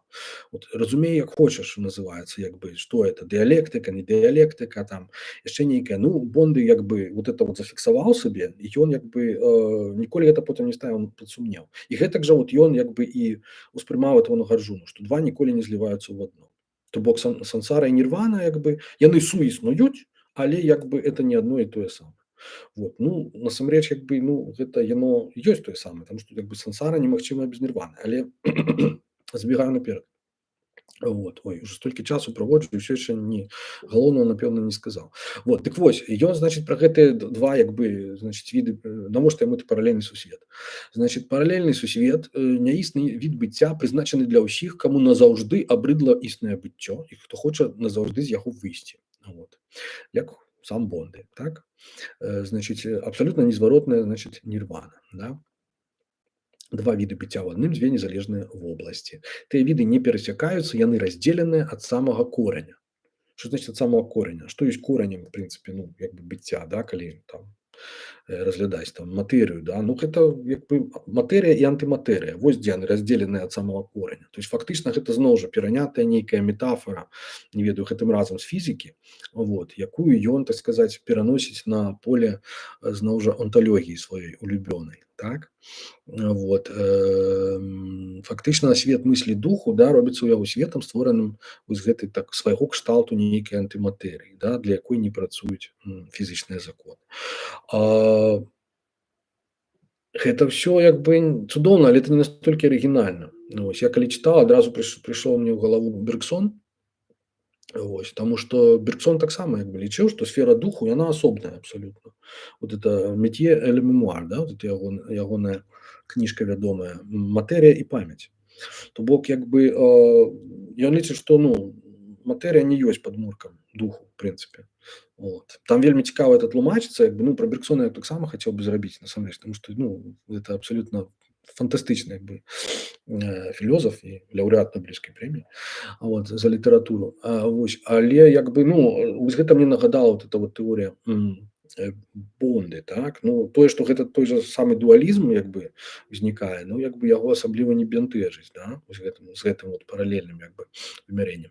Адным словам, завяршаючы вот эту маю такую крытыку, крышачку ягонай вось гэтай апошняй версіі мадэль, а ён её пісаў як бы увесь час дапісваў, значыць, в 2003, 2004, 2005, як бы весь час до этого вертаўся. Завершаючы эту крытыку, я магу сказаць, што як бы, ну, вот з этого Бонды ператварыўся з творцы онталогіі, так, фактычна у творцу уласнага сусвету. Вот. То есть ён, значыць, які вот па матывах сапраўднага свету стварыў з рознымі элементамі, там, да, ось там фізікі, там, даосізма недзе, там, вот, крышачку там будызма, там вот это вот увесь час дадае недзе, спрабуе прынамсі там сансара нірвана, вот это пустэча, да, там спрабуе гэта ўсё спрацоўваць. Вот. Але насамрэч як бы, ну, яно это ягонае, яно не мае асабліва нічога агульнага, вот, з тым жа будызмам. Вот, гэта просто адзіная мэта гэтай ўсёй канструкцыі, это просто апраўдаць ягоныя уявы, надзеі, як бы вырвацца з таго, што называем мясарубкай, з этого канцэнтрацыйнага лагера, з этой дэтэрмінаванасці этого свету. Вот. Такім чынам ён сам як бы, да, як бы робіцца творцам быцця, фактычна такім богам, да, то есть як бы ён адмяняе там бога як традыцыйнага, значыць, ператвараецца сам. Вось, як Гегель там себе абвяшчае там увасабленнем абсалютнага духу, так ён, значыць, Бонды таксама вось такім творцам этой мадэлі сусвету. Вось, ну, як бы я думаю, што это добры вынік філазофскай кар'еры для кожнага чалавека, асабліва для паэта, да, які, ў прынцыпе, поэзіс это што такое? Да? Это некая просто творчасць, вытворчасць той, хто нешта стварае, да? Вот. Борхеса ёсць кніжка Асэдор, як бы выробнік там ці той, хто робіць, да, нешта. Вось, дык гэта якраз синонім слова паэт, в прынцыпе. Вот. Ну, адным словом, так, в этом сэнсе Бонд і паэт, да? Стварае ўласны сусвет. Вот. І там адзін з дадаткаў заканчивая консуматум эст, то есть готово. Значит, справа скончена, твор готовы. Вот. Ну, не адмовіш яму, так сказаць, у фантазіі, галоўнае у імпэце, з якім ён вяртаецца ўвесь час да гэтай тэмы. Не адмовіш яму, так сказаць, тым, што ён такі творчы філёзаф, як ён казаў, што ў сусвеце заўсёды творчых філёзафаў усяго некалькі соцень. Ён несумненна ён з'яўляецца адным з такіх філёзафаў, так. Значыць, ну, хтосьці можа падумаць, што это ўжо, так сказаць, на мяжы, так сказаць, здаровага розуму, это калі ўжо гэтая гіперрацыянальнасць нейкая перарастае. Ён сам это лічыць здаровым сэнсам, дарэчы. Ну, на падставе чаго?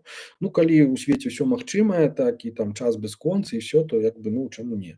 Калі свет абсалютны, то ёсць шанс на тое, што гэта можа аказацца, напэўна, праўдзівым. Не ведаю, напэўна, так ён неяк сабе это ўяўляў. Ну, вот. Але, ну, з майго гледзяча буддыйскага, я просто разумею Будду, так, які рэкамендаваў сваім вучням просто не займацца такімі рэчамі. Тым больш проста на паперы, без усякіх як бы нейкіх эмпірычных дадзеных фактычна, да? Вот, таму што, ну, это нікуды не прывядзе і як бы ніякай як бы задавальнення і ўратавання. Ну, это як бы пэўны кайф у самім працэсе, напэўна, але як бы, ну, это сапраўды можна бясконца на гэта глядзець. Ну, мне здаецца, што нават што Бонды ён такі, які змагаўся з дагматызмам, вот ён ператвараецца ў такого дагматыка нейкага, да, ў гэтым.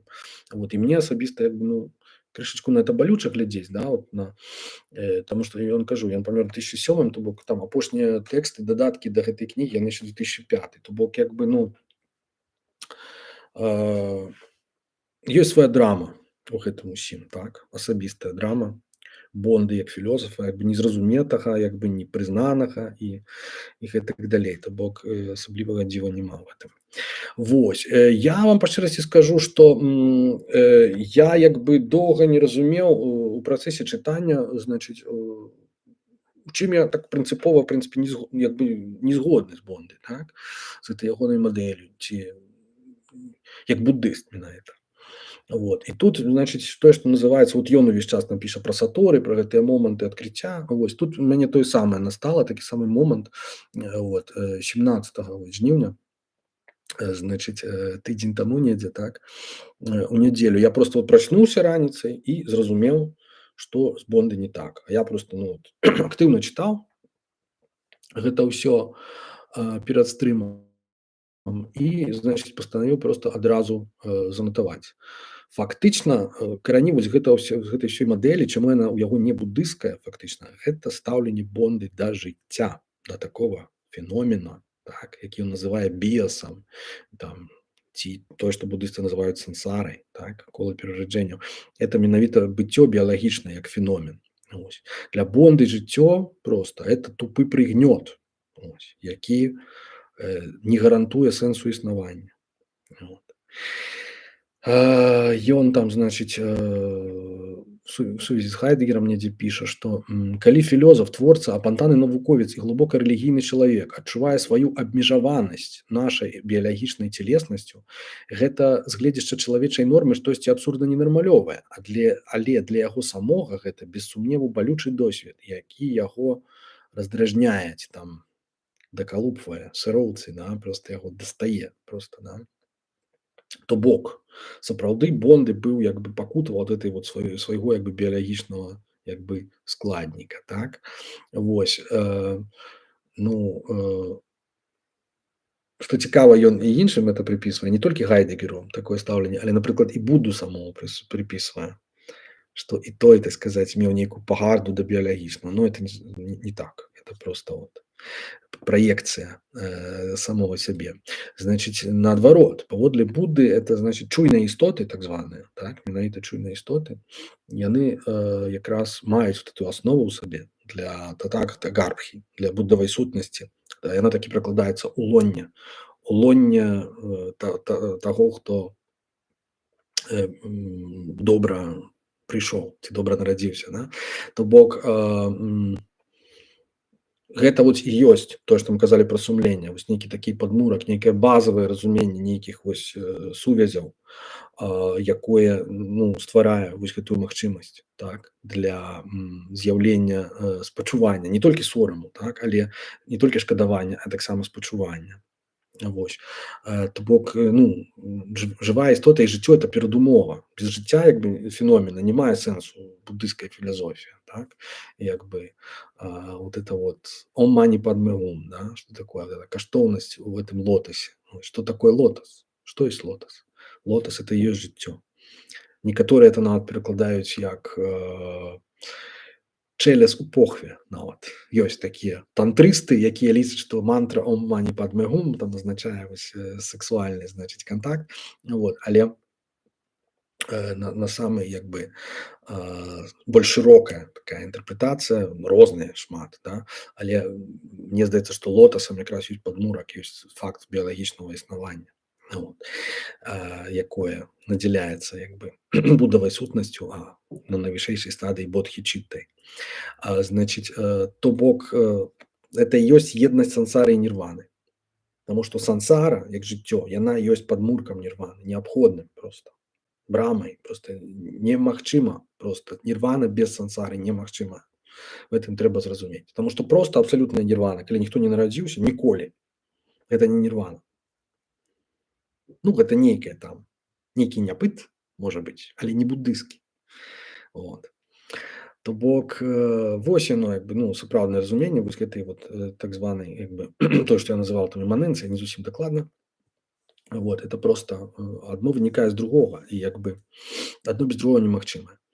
Вот. Значыць, Бонды в этом сэнсе іншы, да, ён просто зноў жа ставячыся да жыцця вот настолькі пагардліва, ён просто не знаходзіць як бы падмурку для спачування, так? Ён лічыць, што спачуванне гэта вот такі капрыз. Это просто вот добраахвотны выбар. Калі ёсць бодхісаттва, які, значыць, камусьці спачувае, то это просто бо яму так захацелася. У прынцыпе, нішто яго да этого не змушае. Ён можа так і не рабіць, так? Вот. Ён кажа: "Хай насы саплівым дзецям выцірае маці Тэрэза". Вот. Маючы на ўвазе хрысціянскую, значыць, падвіжніцу. Вот. Зараз я выцеру сабе нос, як саплівым дзіцяці.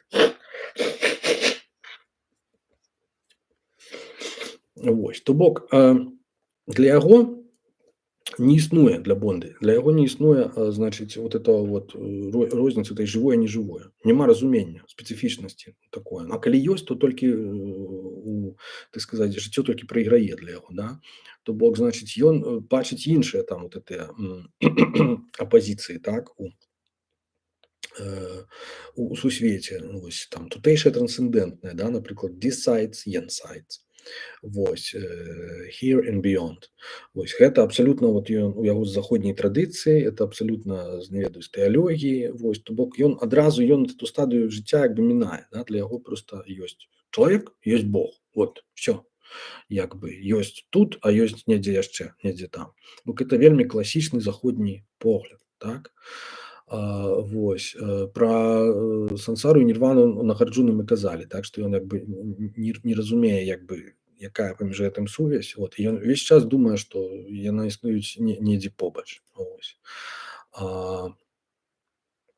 Як мы казалі, як бы, ну, без сансары не можа быць нірваны, у прынцыпе. Вось. Як і без гэтай пакуты, да? У сансары з нараджэння нірвана як бы немагчыма. Без дукхі няма сукхі, вось, умоўна кажучы. Вот. То бок нейкія вот это ненароджаныя істоты, як бы вот пра якіх ён як бы так кажа, што ёсць якія выбралі не нараджацца, так званыя, так, як бы тое, што Борхес хацеў, да, як я перакладаў, таксама быць назаўжды, але не жыць ніколі. Ну, вот.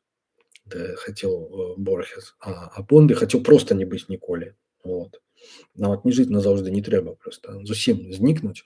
Вот. Ну, это Гіпатэтычна, ну, напэўна, для яго это ідэальны варыянт, але это не буддыйскае разуменне ніякай нірваны, так. Вот. Калі тое, што Бонды апісвае, называе нірванай, ну, то это зусім не буддыйская нірвана, это нейкая ягоная ўласная нірвана. Вось. Так, што ён кажа, што сам нібыта крытыкуе, да, ну, вот в этом яшчэ пра дзею, вот это вот там, дзе момант прасвятлення ягоны, ён як бы слушна крытыкуе вось гэтую дваістае раздзяленне, да, вось гэтае штучнае раздзяленне ў заходнім мысленні. Вось гэтая пазіцыя, і типа, што павінна быць онталогія цэласнай, павінна быць і так далей, вот як медыцына цэласная, да, можна сказаць.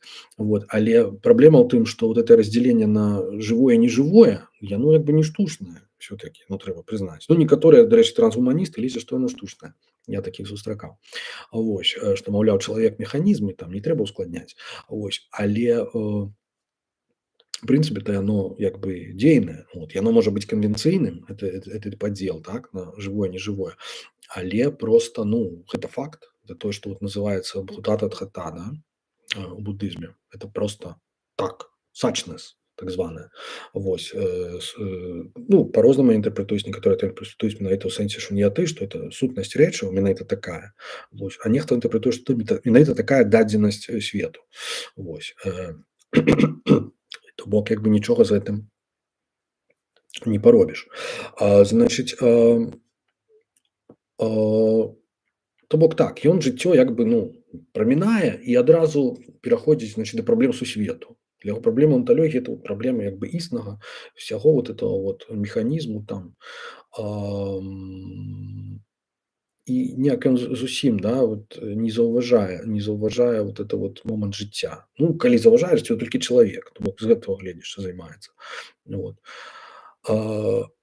Ну, відавочна для мяне, што гэта проста спадчына марксізму у яго, так? Таму што марксізм вельмі антрапацэнтрычны па сутнасці. Вось. І вот гэтыя выразы Бонды там, не ведаю, там все люди браты, людский род, все это вот это интернационал, да, учить в этом. Это мова 19 стагоддзя. То бок это вот такая тая самая марксістская парадыгма, у якой ён дастаецца, працягвае, на жаль, мысліць, так. Значыць, сёння якраз парадыгма іншая. Ось, і сёння вось гэты спейшызм так званы, да, то бок як бы калі чалавека ставіць у цэнтр усяго, там, і ён уже як бы не ў модзе, і цяпер там экалагічныя там гэтыя рухі, так, яны вот больш дбаюць пра жыццё як такое, пра планету саму па сабе. Ось. Якой Бонды таксама, дарэчы, планета не заўважае. Вот я цытаваў, да, што это за мурашнік на этой планеце, ён там хутка ўсё адно там знікне, это самае, нам трэба думаць у катэгорыях сусвету, да. Вот. Это таксама зноў жа, як бы, ну, па-мойму, это спадчына. Вот мне вельмі цікава, значыць, назіраць, як вот марксісты сёння спрабуюць сябе ўбудаваць у экалагічны рух і там сказаць, што яны там ад самого пачатку былі там экалагічныя, вот, і выступалі там за правы, не ведаю, жывёлы там нават, да, там, называецца нацягнуць саму на глобус, як бы нацягнуць Маркса на экалагічны рух, то бок, як бы, ну, это не факт абсолютно. В марксізме это просто разглядаецца прырода як ресурс, як штосьці ж трэба пераадолець, што трэба стварыць там, чого трэба пазбавіцца, стварыць другую прыроду.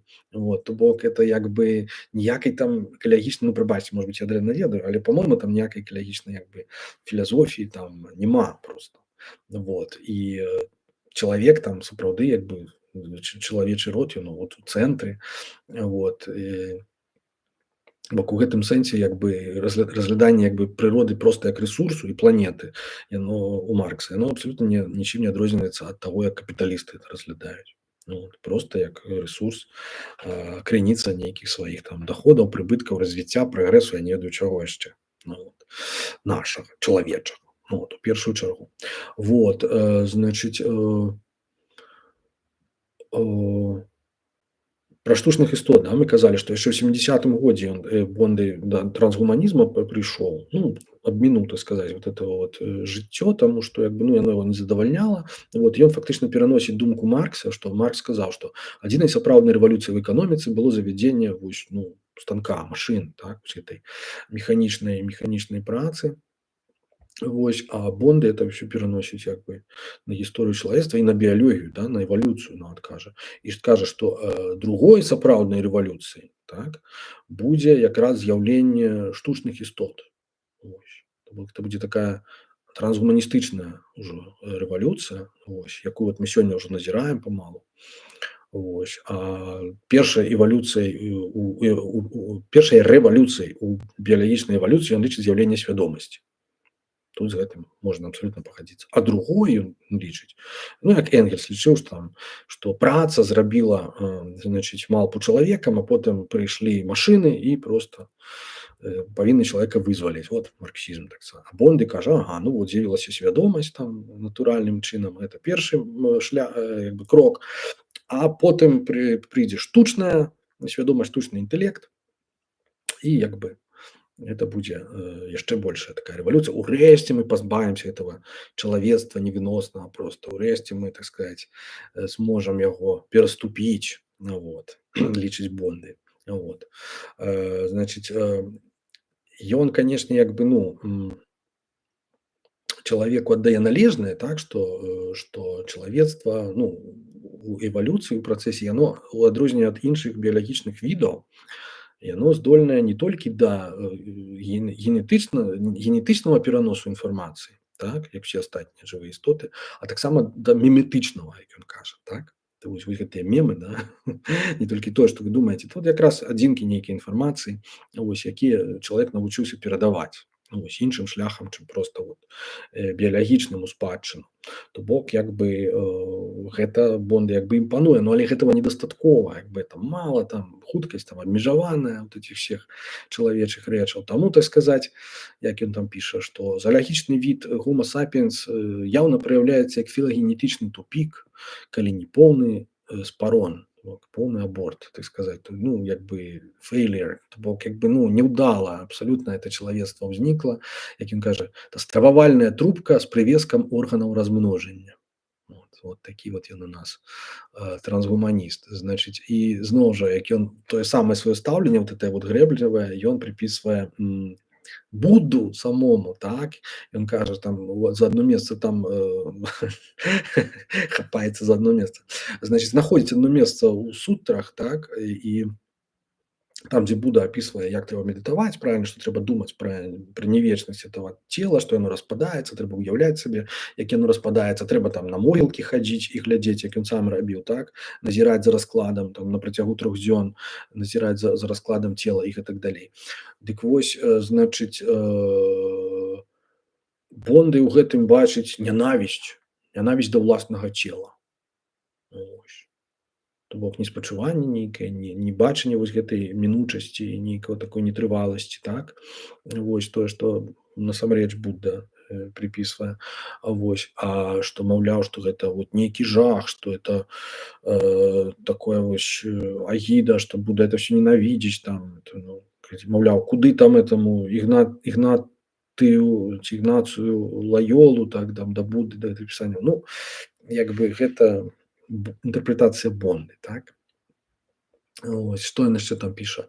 На гэтым рысунку, на рысунку чалавечага цела можна пабудаваць усё, толькі не грамадства, у якім надзеленыя мысллю істоты маглі б жыць ва ўзаемнай згодзе. Гэта для мяне, як для старога марксіста, вельмі сумная канстатацыя, але яна для мяне не сюрпрыз. Вось гэта адна з апошніх, насамрэч, сторонак ягонай вот філазофскага даробка, так, вот ён проста чалавечае цела сапраўды як бы, ну, ненавідзіць. Да? Калі буддысты кажуць, што нарадзіцца чалавекам это вялікае шчасце, вось, то Бонды проста так не думае. Да? І гэтак жа ён ставіцца да планеты Земля, вот, яна яму нецікавая, адразу сусвет, вот, але як бы там ён мае пэўную надзею не толькі там у штучных істотаў, там, але і іншыя планеты таксама, што могуць быць. Да? Бо там вот гэты плян ці схема жыцця ці вот жывых істот магла б быць іншая. Вот. Ну, даль Бог, каб яна была іншая. А вось, значыць, то бок, вось гэтае вот стаўленне да жыцця, як я зразумеў, так вот спантанна у стылі Бонды, яно ёсць крыніцай вельмі многіх ягоных інтэрпрэтацый, так, быцця, сусвету, так сказать, сэнсу, без сэнсу, вось, то бок ягонай онталогіі, вот гэтай ягонай філазофіі. Значыць, трэба сказаць, што нашмат бліжэйшы да яго менавіта вот даосізм, так. наогул кітайскае вот это мысленне, да, як я казаў, ён двойчы перакладаў даў дзин, дапамагаў перакладаць вось спачатку на чэшскую мову, а праз 20 гадоў на славацкую. Вось. Некаторыя высновы вось гэтыя на грунце даосізма зробленыя Бонды, яны як бы сумяшчальныя з будызмам. Вось, у прыватнасці з дзэнам, хаця ён кажа, што ён як бы дзэнам ніколі не цікавіўся, як бы. Але тут няма нічога дзіўнага, таму што дзен был пад уплывам даосізма, это фактычна такі як бы тыпова кітайскі ўнёсак у будызм, і таму тут яму как бы бліжэй, так. Вось гэтая нейкая раўнавага, так, вось гэтых рэчаў, нейкая вось узаемазалежнасць як бы ўсіх рэчаў, так. Тое, што вот у Тхіціне Адханя мы ведаем, так, субыццё так званае. Вот, это ўсё нагадвае, да, што вот само па сабе як кажа Бонда, вот это онталагічнае поле праяўляецца ва ўсім, так. Вось, ну, а яно для яго такое як бы, ну, амаль жывое онталагічнае поле. То бок, ну, это нагадвае як Догіна, да, які ў чымсьці, які казаў, што ўсім рэчам уласцівая прырода Будды. Не проста ўсім істотам, а ўсім рэчам, то бок усяму свету. Вот. Як ён это разумеў, гэта розныя інтэрпрэтацыі ёсць. Можа быць, ён быў проста, як Владзіслаў Кліман, быў такім саліпсістам, а можа быць, наадварот, лічыў, што проста, ну, сапраўды як бы сусвет ён як бы псіхічна актыўным. Вот. Але як бы вот это разуменне еднасці як бы, да, у Бонды ёсць пэўна. Мы пра яго ўжо казалі, так. Я думаю, што это дзякуючы даосізму ў пэўным сэнсе. Вот. То бок гэты сусвет у яго, як я казаў, у апошніх стадыях ён ужо такі псіхаморфны. То бок ён сапраўды нагадвае вельмі чалавечую мысль як бы і такую як бы квазі-жывую істоту, да? Вот. Але ён таксама і біаморфны. То бок ён нагадвае проста жыццё, так? Калі ён расказвае, што, значыць, пэўныя рысы вось гэтага сусвету паводле Бонды, яны проста нагадваюць рысы не толькі чалавечай мыслі, там, а вот рысы жыцця самого па сабе. Вот, напрыклад, там, свабода выбару, так, неабумоўленасць рэакцыі, вось, захаванне інфармацыі, так, як у генетычным як бы працэсе, да, вось гэта ўсё як бы таксама уласцівасці як эвалюцыі жывога, да, так і Бонды вот этой несубстанцыйнай мадэлі. Вот. Ён сам піша, што гэта эвалюцыя сусвету яму нагадвае вось гэтую ялінку біялагічнай эвалюцыі, так, паводле Дарвіна атрымліваецца. Вот. То бок гэты універсум, як ён кажа, не канцэнтрацыйны лагер і не голем такі бездумны, так, а ён біаморфны, псіхаморфны. Вось. Это цудоўна. Вось это вот кампенсацыя, пра якую ён піша, памкненне да раўнавагі, таксама як бы, ну, это ўласцівасці жывога арганізму насамрэч, так. Памкненне да менавіта да раўнавагі паміж знешняй і унутранай як бы асяроддзямі, так. І як мы ведаем, так, значыць, таксама вось сама то, што ён пісаў яшчэ ў сцяшэнні анталогіі, это само ўзнікненне матэрыі, само ўзнікненне быцця, так. Ну, это таксама як бы нагадвае крышачку пра тэорыі пра ўзнікненне жыцця, як яно там выпадкова, можна сказаць, узнікла з нейкіх там хімічных працэсаў, так. Вот. Само слова, это то самае слово від, так, жыцця ці быцця, ён як бы запазычвае як фактычна з біялогіі. Ёсць розныя віды біялагічных істот, а тут яго розныя віды сусвета. Ну і гэтак далей, да. Вось. Але як бы, ну, нагадваю, што пры гэтым усім вот, ён як бы на жыццё глядзіць вельмі скептычна, вот, чалавек яго цікавіць болей, але ў прынцыпе чалавек таксама яго расчароўвае, таму што это ненадзейны, таму што менавіта на біялагічнай базе існуе, вот, таму, значыць, пляваць на это ўсё. Як там у цытаце самы першы, што мы агучвалі, так, што Дау не кіруецца прынцыпамі гуманізму, вось, а тое, што абыякавае Дау, тое абыякавае і філёзафу. Ну, для яго это так, не абавязкова з гэтым пагаджацца. Па-першае, Дау не кіруецца прынцыпамі гуманізму. Это мне такое адчуванне, што фактычна палеміка з Канфуцыем схаваная, таму што Канфуцый ўсё ўвесь час як бы трываў на тым, што галоўнае это гуманізм, вот это жень, паняцце жень, стаўленне да чалавека як да чалавека, вось, для дасягнення гармоніі са светам. Вот. А даосісты казалі, што ніфіга, што это там сусвету нейкі чалавек абсалютна фіялетавы. Вось. Вось гэтак жа абсалютна фіялетавы Бонды, як бы спецыфічны чалавек. Да? І таму як бы ён рана ці позна заканамерна прыходзіць да вось гэтых сваіх штучных істотаў артыфіцыяльных, як ён кажа, да? Вось, то бок ужо 70-х гадоў, я кажу, такі піянер по-свойму, як з філосафаў у гэтым. Дарэчы, і потым ён і ў прозе сваёй, там такі кіберкомікс у яго ёсць твор, яшчэ цэлы шэраг, то бок фактычна ўсё жыццё ён трымаўся, ну, вось гэтай ідэі, так? Значыць, ну, кажу, хто мне не верыць, можа пачытаць вось у выбраным вось, зноў жа саму па сабе п'есу вот запрашэнне на вячэру, як там вось гэтае падчас парадаксальна вот это вот Бонды, класная іронія, падчас сэксу, як жанчына расказвае, значыць, этаму свайму партнёру пра тое, што жыццё абсалютна не мае сэнсу, і тое, што чым яны займаюцца, это проста такая уже просто бредота насамрэч, то есть яны без этого не могуць жыць, але просто, ну, это насамрэч, это просто рабство, вот это рабство этого биологичного, это трэба этого пазбаўляцца, там яна там стогне паралельна, там, просто фантастычна. Вось, значыць, то бок стаўленне Бонды любіў і тое, трэба сказаць, да? Вот, але стаўленне тэарэтычнае ягонае да жыцця было менавіта такім, то бок з такім вось грэблевым, так, это вот як ён ставіўся да сына свайго, так і вот да сям'і, то тое самае, то бок як бы зноў жа мне асабіста гэта нагадвае стаўленне таго ж Борхеса. Вот.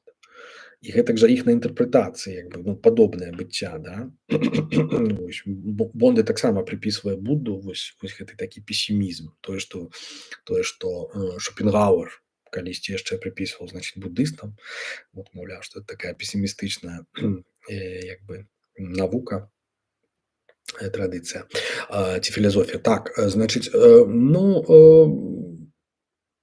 пра штучных істот, як бы, ну, тут такая крышачку пастка для яго, так, таму што, ну, штучныя істоты, па ідэі, не павінны пераймацца вот усімі вось гэтымі праблемамі, якімі пераймаецца Бонды. Ну, таму Будда і казаў, што добра нарадзіцца чалавекам, таму што чалавек бачыць абодва бакі манеты. Ён бачыць як бы і боскае, і як бы і небоскае, умоўна кажучы, у быцці. Вот. А Бонда як бы робіць эту памылку, што ён, так сказаць, шукае чагосьці большага і лепшага, так, можна сказаць. Вот. Праблема для Будды праблема, што жыццё оно пакутлівае, да, як бы, да, пачынаецца это ўсё. Для Бонды не, яно як бы не толькі пакутлівае, это мала, яно яшчэ ненадзейнае, так, эвалюцыя просто ненадзейная, да, таму што, ну, мы бачым, да, паміраюць цэлыя віды, вось, мінаюць чалавечае жыцці бесследна. Вот. Ну, добра, калі это нехта хоча, каб так было, а калі не. Вось, то бок не застаецца ніякай этой інфармацыі, да. Вось, то бок Бонды спадзяецца, што штучныя істоты, там роботы, не ведаю хто там, яны будуць хутчэй як бы самазамяшчацца, вось, дасягаць, ну, як, ну, класічны трансгуманізм, то бок я не зразумела, для чаго яны это ўсё будуць рабіць, не ясна абсалютна, але магчыма яны просто не будуць задавацца тымі пытаннямі, вось, просто это будуць неяк так вот пралічваць штосьці матэматычна, вот, у такім разе там Бонды сам так лічыць, што для іх вот эта вся філасофія і анталогія, яна захавае сваё значэнне, вось, як ён кажа, гайдэгераўская анталогія дызайн, вось, для іх будзе захоўваць сваё значэнне, а можа нават будзе мець і большае значэнне. Ну, не ведаю, этот вот позні Гайдэгер, это ягоны вот улюбёны, значыць, аўтар. Ну, вот. Нездарма, маўляў, ён вывучаў дзен і даосізм, так, і сапраўды вывучаў. Ну, вось, то ёсць там паралелі паміж імі. Вось, але азначае гэта, што машыны нейкія там постчалавечыя будуць займацца пытаннямі онталогіі? Не ведаю. Мне здаецца, што это не абавязкова. Вось. Ну, адзінае, што хачу сказаць, што з чым пагаджаюся і ў чым прызнаю рацыю Бонды, это ў тым, што сапраўды як бы тэхналогіі, вот эти ўсе штучныя рэчы, яны сапраўды дапамагаюць захоўваць вось гэтыя інфармацыйныя сляды, ці гэта інфармацыйны след, так. Вось, то бок это вот тое, чым мы зноў жа з вамі цяпер займаемся, дзякуючы чаму, так сказаць, існуе, дзякуючы матэрыяльнай нейкай рэчы, нейкім серверу, так, куды мы вось нейкія развагі там заліваем, вось, і існуе вось гэтая памяць, да, пра таго ж Бонды, то бок ён існуе, як бы далей працягвае. Вось, вось гэтая самбога-кая, то, што называецца, так, чысты вобраз. Ну, вось. І гэты чысты вобраз, это не толькі вот вобраз там які я от, мой вобраз, ці які я ствараю пра Бонды, які вот цяпер існуе. Гэты вобраз это ён узнікае і падчас чытання таксама, так. То бок чытаючы тэкст, вы проста яму з дапамогай эмпатыі нейкай, вы проста яму любой кнігі, так, просто, нейкую праектуеце нейкую сваю, суб'ектыўнасць, так, ці суб'ектнасць, так і прыпісваеце яму нейкія свае ўласцівасці. То бок гэты Бонды ён як бы ажывае, так, дзякуючы таму, што вы інвестуеце нейкія свае ўласныя, у ягонае мысленне, так, нейкія свае, м, нейкую сваю псіхічную энергію, да, як ён бы сам бы сказаў. Вот. І, для мяне вот пытанне, ці здольныя гэта рабіць, машыны, так. Ну, таму што вот, ну, уявіце, што вот я вам зараз скажу, што ніякага Бонда не існавала, і вось вот весь гэты вобраз, ягонае жыццё, пра якое я расказваў, так, гэты штучны інтэлект, што это ўсё як бы, ну, прыдумка, што это ўсё напісаў, напрыклад, там AI напісала, да, ChatGPT просто. Усе гэтыя тэксты Бонды напісаў, замест таго, каб, гэта рабіў рэальны чалавек. То есть, ну, наколькі змянілася ўспрыманне. Ну, можа быць, змянілася б, але ўжо гэты вобраз ужо створаны. Мы ўжо не можам яго нічым як бы замяніць, да. Это тое, што вот, казаў Борхес пра тое, што Шэрлак Холмс быў больш рэальны за свайго аўтара. Вось. Хто б не быў гэты аўтар, як бы это не настолькі важна. Важна вот это вот кармічнае ці інфармацыйнае, вот это вот ягоная спадчына, так, вось гэты след, які ён пакідае. І гэта як бы таксама як бы, ну, дасягненне Бонды, што ён як бы пра это як бы думаў і, з гэтым як бы працаваў, так. Вот. Патлумачыў, знайшоў спосаб, як патлумачыць вот заходняму чалавеку, што такое як бы карма. Вот. А, То бок фактычна ягоная вось гэтая спроба знікнуць да рэшты, яна як бы была ўжо асуджаная на паразу. Вот. Менавіта таму, што карма не знікае, і што проста калі пісаць і публікаваць нейкія тэксты, то рана ці позна знойдуцца людзі накшталт мяне, якія это проста дастануць і нейкім чынам пачнуць інтэрпрэтаваць і далей як бы шырыць, так. Ну, не ведаю, наколькі шырыць, вось у нашым выпадку беларускім. Вот, што яшчэ? То бок вось такі вот Бонды як бы, да, ён такі піянер вот этого ўсяго, але ж хацеў сказаць, што ён яшчэ, выступае супраць кланавання, вот это вельмі цікава, таму што ён баіцца, што калі мы будзем займацца кланаваннем людзі, то мы проста як бы, эвалюцыю нейкім чынам можам проста вот эту натуральную як бы яе, плынь нейкім чынам проста, ну, паламаць, што называецца, і больш ужо не зможам яе адрамантаваць. То бок, у гэтым штосьці ёсць, так. То бок трэба быць асцярожным з гэтымі біялагічнымі тэхналогіямі. Вось проста там забамбіць, як ён кажа, штучную істоту, гэта абсалютна нармальна, нават гледзячы самой эвалюцыі. То бок раз ужо чалавек перастаў развівацца біялагічна, раз ужо там на ягоным новыя, віды біялагічныя з яго не ўзнікаюць, значыць, ён павінен штучна дапамагчы. І это як бы ў логіцы развіцця, так сказаць, сусвету цалкам і эвалюцыі самой па сабе. Вот. А вось займацца кланаваннем нейкім і туды там як бы лазіць, это ўжо больш такое небяспечнае, трэба быць асцярожным. Вот. Окей, можна з гэтым пагадзіцца. Ну, праблема ў тым, што як бы калі гэтае вот інтэлігентнае жыццё, як бы разумнае жыццё на планеце знікне, то другога шанса не будзе. Таксама, трэба даць яму рацыю, так, што, прызнаць ягоную рацыю, таму што, тут як бы цывілізацыя сапраўды можа, як бы загубіць як бы, сама сябе, і тады як бы, як ён кажа, на біялагічнай аснове ўжо наўрад ці узнікне новае разумнае жыццё. Ну, наўрад ці не азначае, што гэта немагчыма. Вот. Шанс нейкі там застаецца нават на цуд, так. Вот. Але, як бы, ёсць свая рацыя ў гэтай, так сказаць, засцярозе ягонай.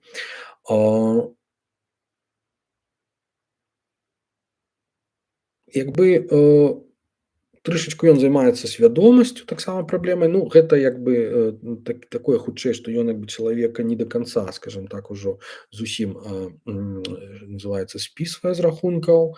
Вось, ён сам от як бы верыць, да, ён хаця бы, можа быць, і не буддыст, да, але як бы ён верыць у нейкія такія рэчы вот там кшталту там інтуіцыі, напрыклад, да, ну таксама бергсонаўская, дарэчы, тэма. Ён кажа, што ён больш спадзяецца на несвядомае, чым на я сваё, да? То бок несвядомасць больш надзейная, ён кажа. То бок ён кажа, што мысленне як бы яно адбываецца, это неусвядомлены як бы сам па сабе працэс, і што як бы ну ён не ведае, мы не ведаем, як яно адбываецца, што вынікі яны заўсёды прыходзяць аднекуль нечакана, як быццам з гары яны прыходзяць, вот. Але насамрэч яны як бы ўсплываюць з глыбіні, дзе вот яны як бы адбываюцца, так.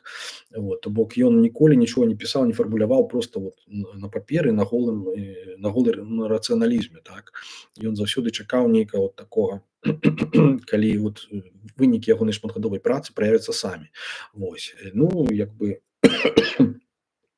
сапраўды ён такі вось гэты амаль містычны досвед некалькі разоў у жыцці меў, так, на працягу ўсяго жыцця. Ён там апісвае вот іх у біяграфіі, як там адкрыў сам агонь Тумо, які там падымаўся у яго па спіне проста і ну калі ён ехаў у трамваі там яшчэ ў маладосці калісьці 50-х, ну просто вот фантастычныя рэчы, да, з ім адбываліся.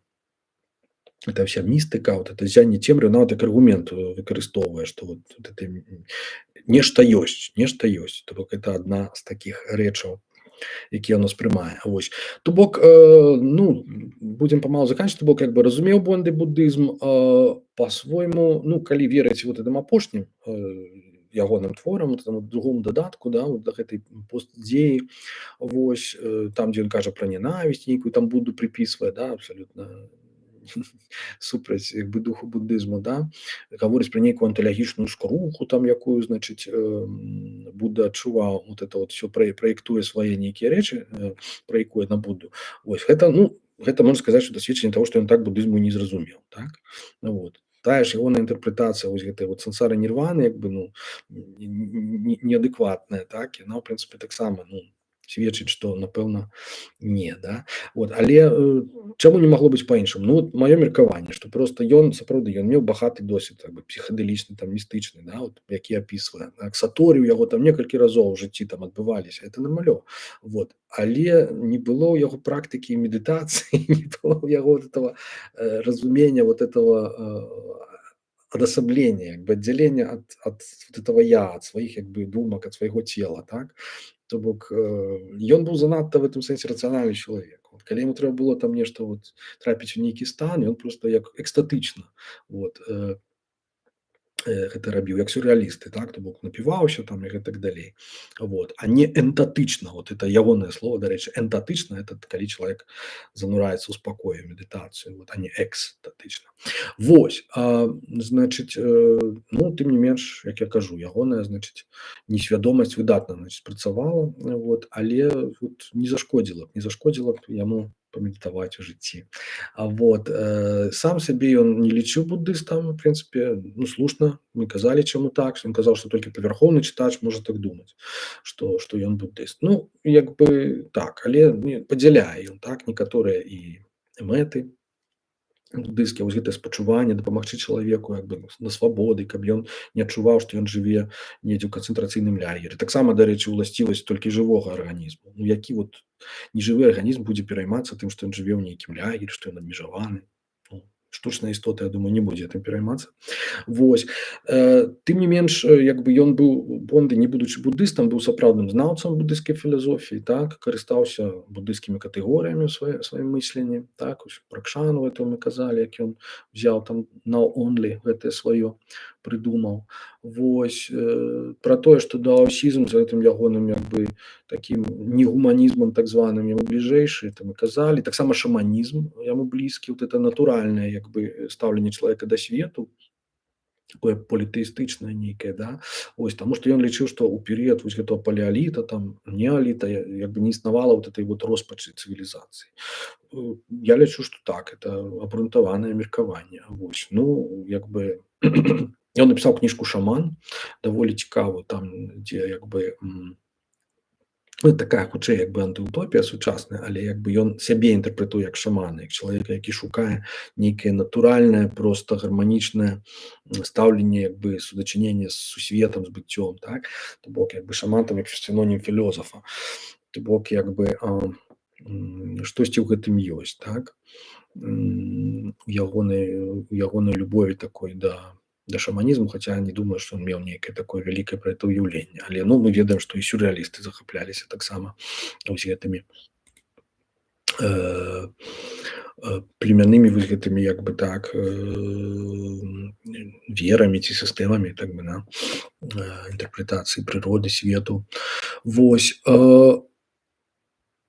сам ён прызнаецца, в прынцыпе, ўжо ў канцы жыцця, што як бы да, ён так і застаўся пад моцным уплывам марксізму, хаця ён, в прынцыпе, марксізм аспрэчваў вельмі шмат разоў паказаў, чаму это не працуе, чаму вот эта вот тэорыя пра вызваленне там з класавай барацьбы, яна не можа ў сучаснасці працаваць. Это просто, ну, это была пасобная тэма, яна ўжо як бы не тычылася будызму, ягоная палітычная менавіта філасофія, я думаю, што яна вельмі як бы граматная, вот эта вот інтэрпрэтацыя як бы дзяржавы, як фашыстоўскай, так, вось гэта савецкага фашызму, это просто ну, вельмі вартая увагі таксама рэч у яго. Вот.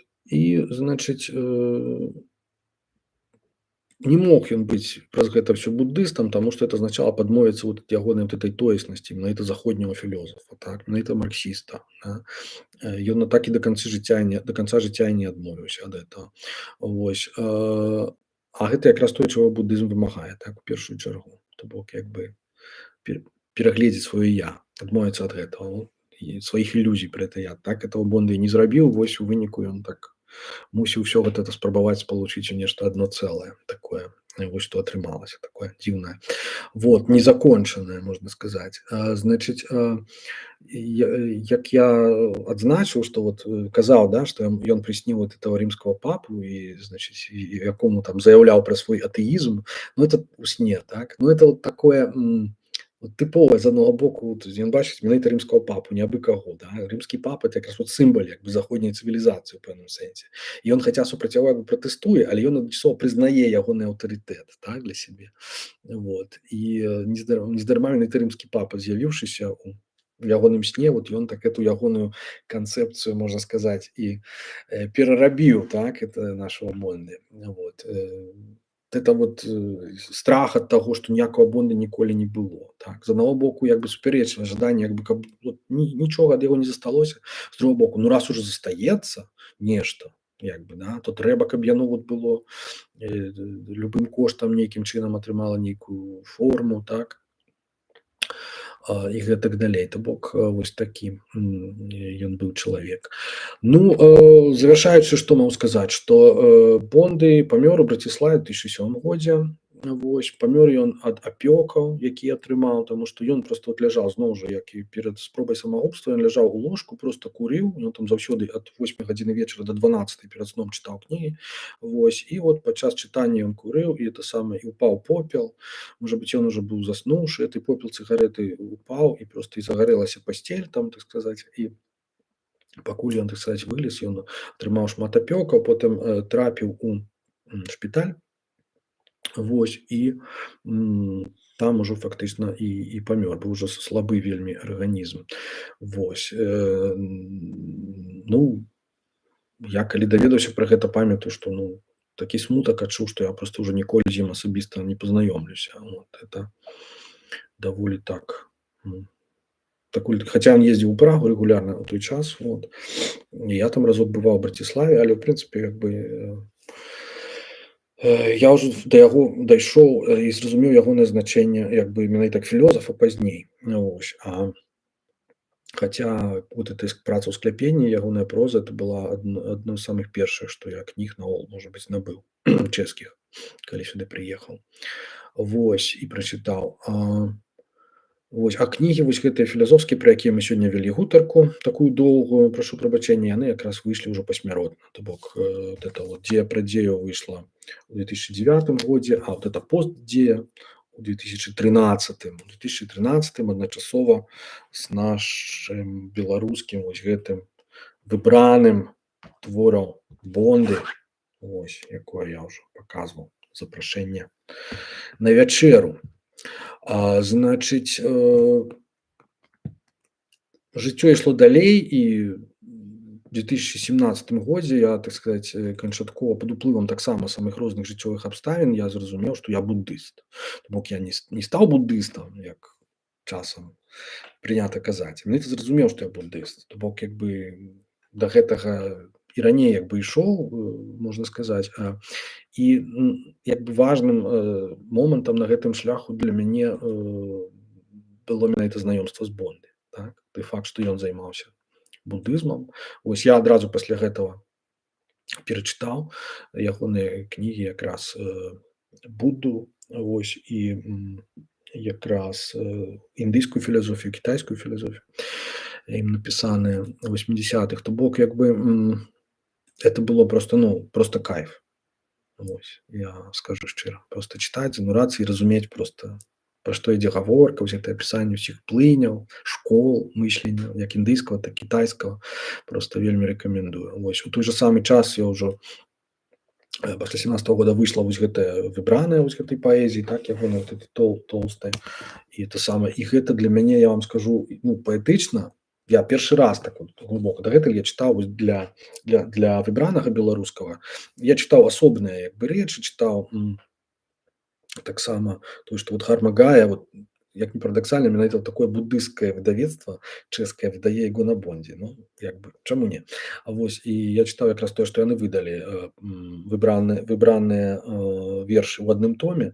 Вось, яны там мне вельмі зайшлі, і я як бы вялікую частку з іх пераклаў для беларускага выбранага Бонды. Але, канешне, калі выйшаў трохтомнік, поўны збор паэтычных твораў ягоных, ну, это просто для мяне быў просто зрыў даху, ну, не меншы як бы за не ведаю, за адкрыццё буддызма, я скажу, просто вот неверагодна. І спосаб пісьма, і глыбіня, і просто, ну, як бы, ну, як паэт ён лепшы, напэўна, за філёзафа. Вот мы сёння гаварылі пра філёзафа, можна было варта пагаварыць пра ягоную паэзію. Гэтак жа сама, як і празаік. Ну, шчыра, ну, як бы сумных кніг Бонды няма просто. Ці там дрэнна напісаных, да? Просто няма. Ад першай вот працы ў скляпенні, калі браць 2000 да апошняй, вот доўгае вуха, да, про Лао Цзы. Чаму доўгае вуха? Потому что это як бы синоним бодхисаттвы, як бы, да? Бодхисаттва это Аватаркішвара ці Гуанін, это тыя, которые як бы слухаюць плач свету. Вось, так вот это так называе, ну, так малююць і Лао Цзы, як бы часам, вот Бонды яго так называе у сваёй кнізе, то бок аўтабіяграфічна, як я ўжо казаў, шмат у чым, напісаны адразу пасля спробы самагубства. Вось. Ну, што цікава, што у той жа год Грабал скончыў жыццё самагубствам. Ну, это адна з версій. Паводле адной з версій ён просто выпаў з вакна, вось, а 97-м, а па другой версіі ён сам наўмысна як бы выкінуўся. Лічыцца таксама адной з пражскіх дэфенестрацый. Вось. Адным словом, Бонды пражыў то, што называецца, ну, груба кажучы, па-мойму, клішэ тут паўнацэннае жыццё, так, гэты івэнт ягоны. Вось. І яно не мінула без слядоў, не без інфармацыйных, не без кармічных слядоў. Значыць, штосьці змянілася, як ён кажа, штосьці паўплывала, штосьці адбылося.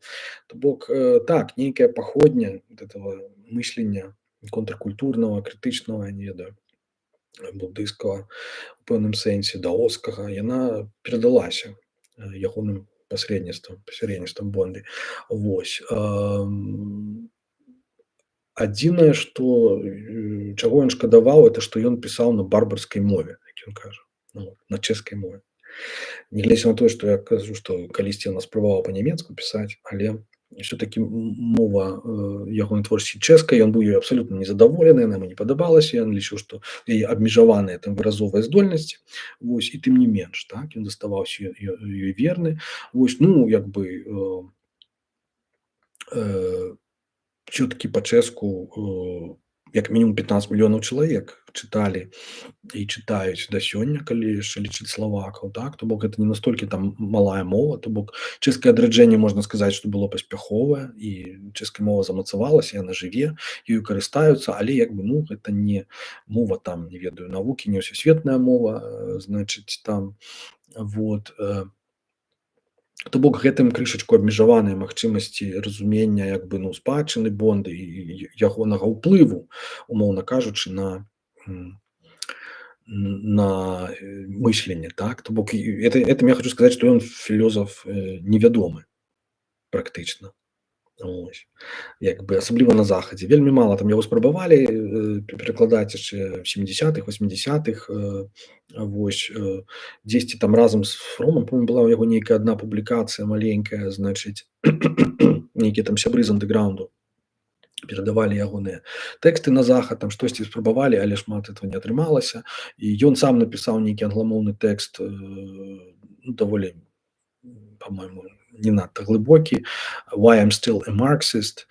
Вось, і это адзінае, што ён напісаў. Мне здаецца, што ён сапраўды мог бы пісаць як бы па-нямецку. Ну, ён як бы пра гэта не думаў, я нават не разлічваў. Уявіце, што ён проста вот перастаў публікавацца там недзе у свае 39 гадоў, так атрымалася.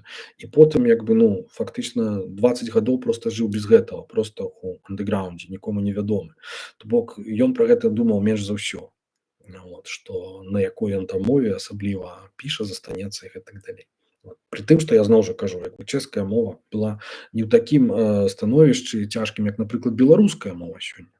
У тое, што мы з вами гаворым сёння, як бы это ўсё цудоўна, але ну гэта паглядзець там дзесяткі проста чалавек. І як бы надта моцна кармічны след інфармацыйны інфакластера Бонды гэта не пашырыць, так.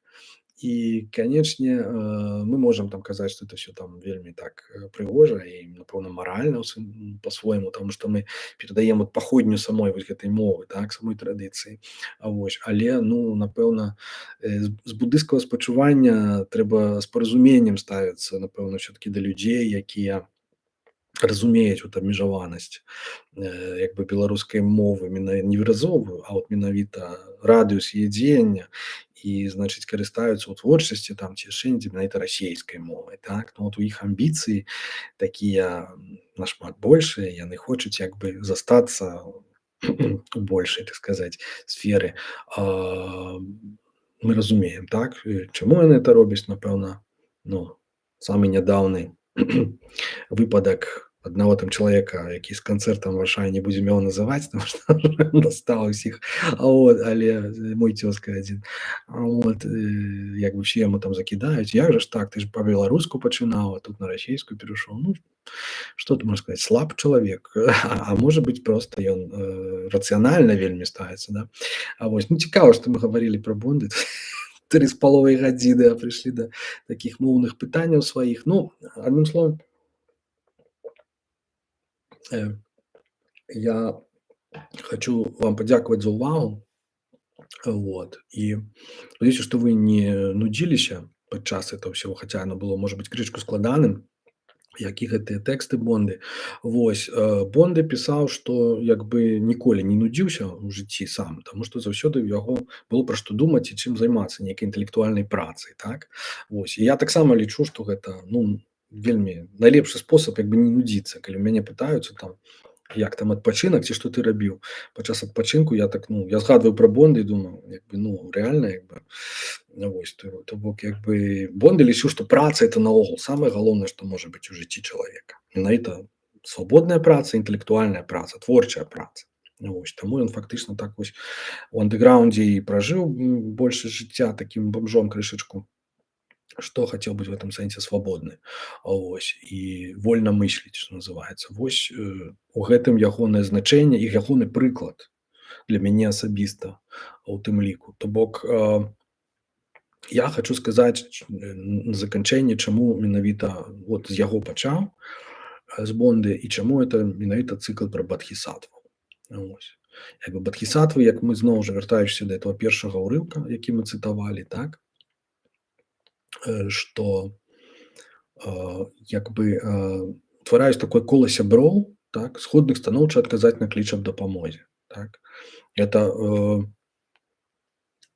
вось гэта фактычна тыя людзі, пра якіх я буду ў гэтым цыкле апавядаць.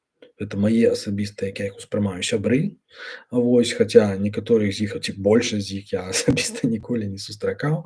Вось, але знаёмы з імі менавіта паводле іхных твораў, іхных кніг, і якія на мяне паўплывалі і якія мне дапамаглі ў жыцці у розных самых сітуацыях і дапамаглі зарыентавацца. Вось, гэта і ёсць мае бадхісатвы. І я як бы тым, што вось магчыма, яны існуюць у вось гэтым вот інфармацыйным вымярэнні паралельным, пра якое казаў Бонды, і я вось выклікаючы, так сказаць, тут і цяпер іхную дхарму, так сказаць, так, іхную мудрасць, вот,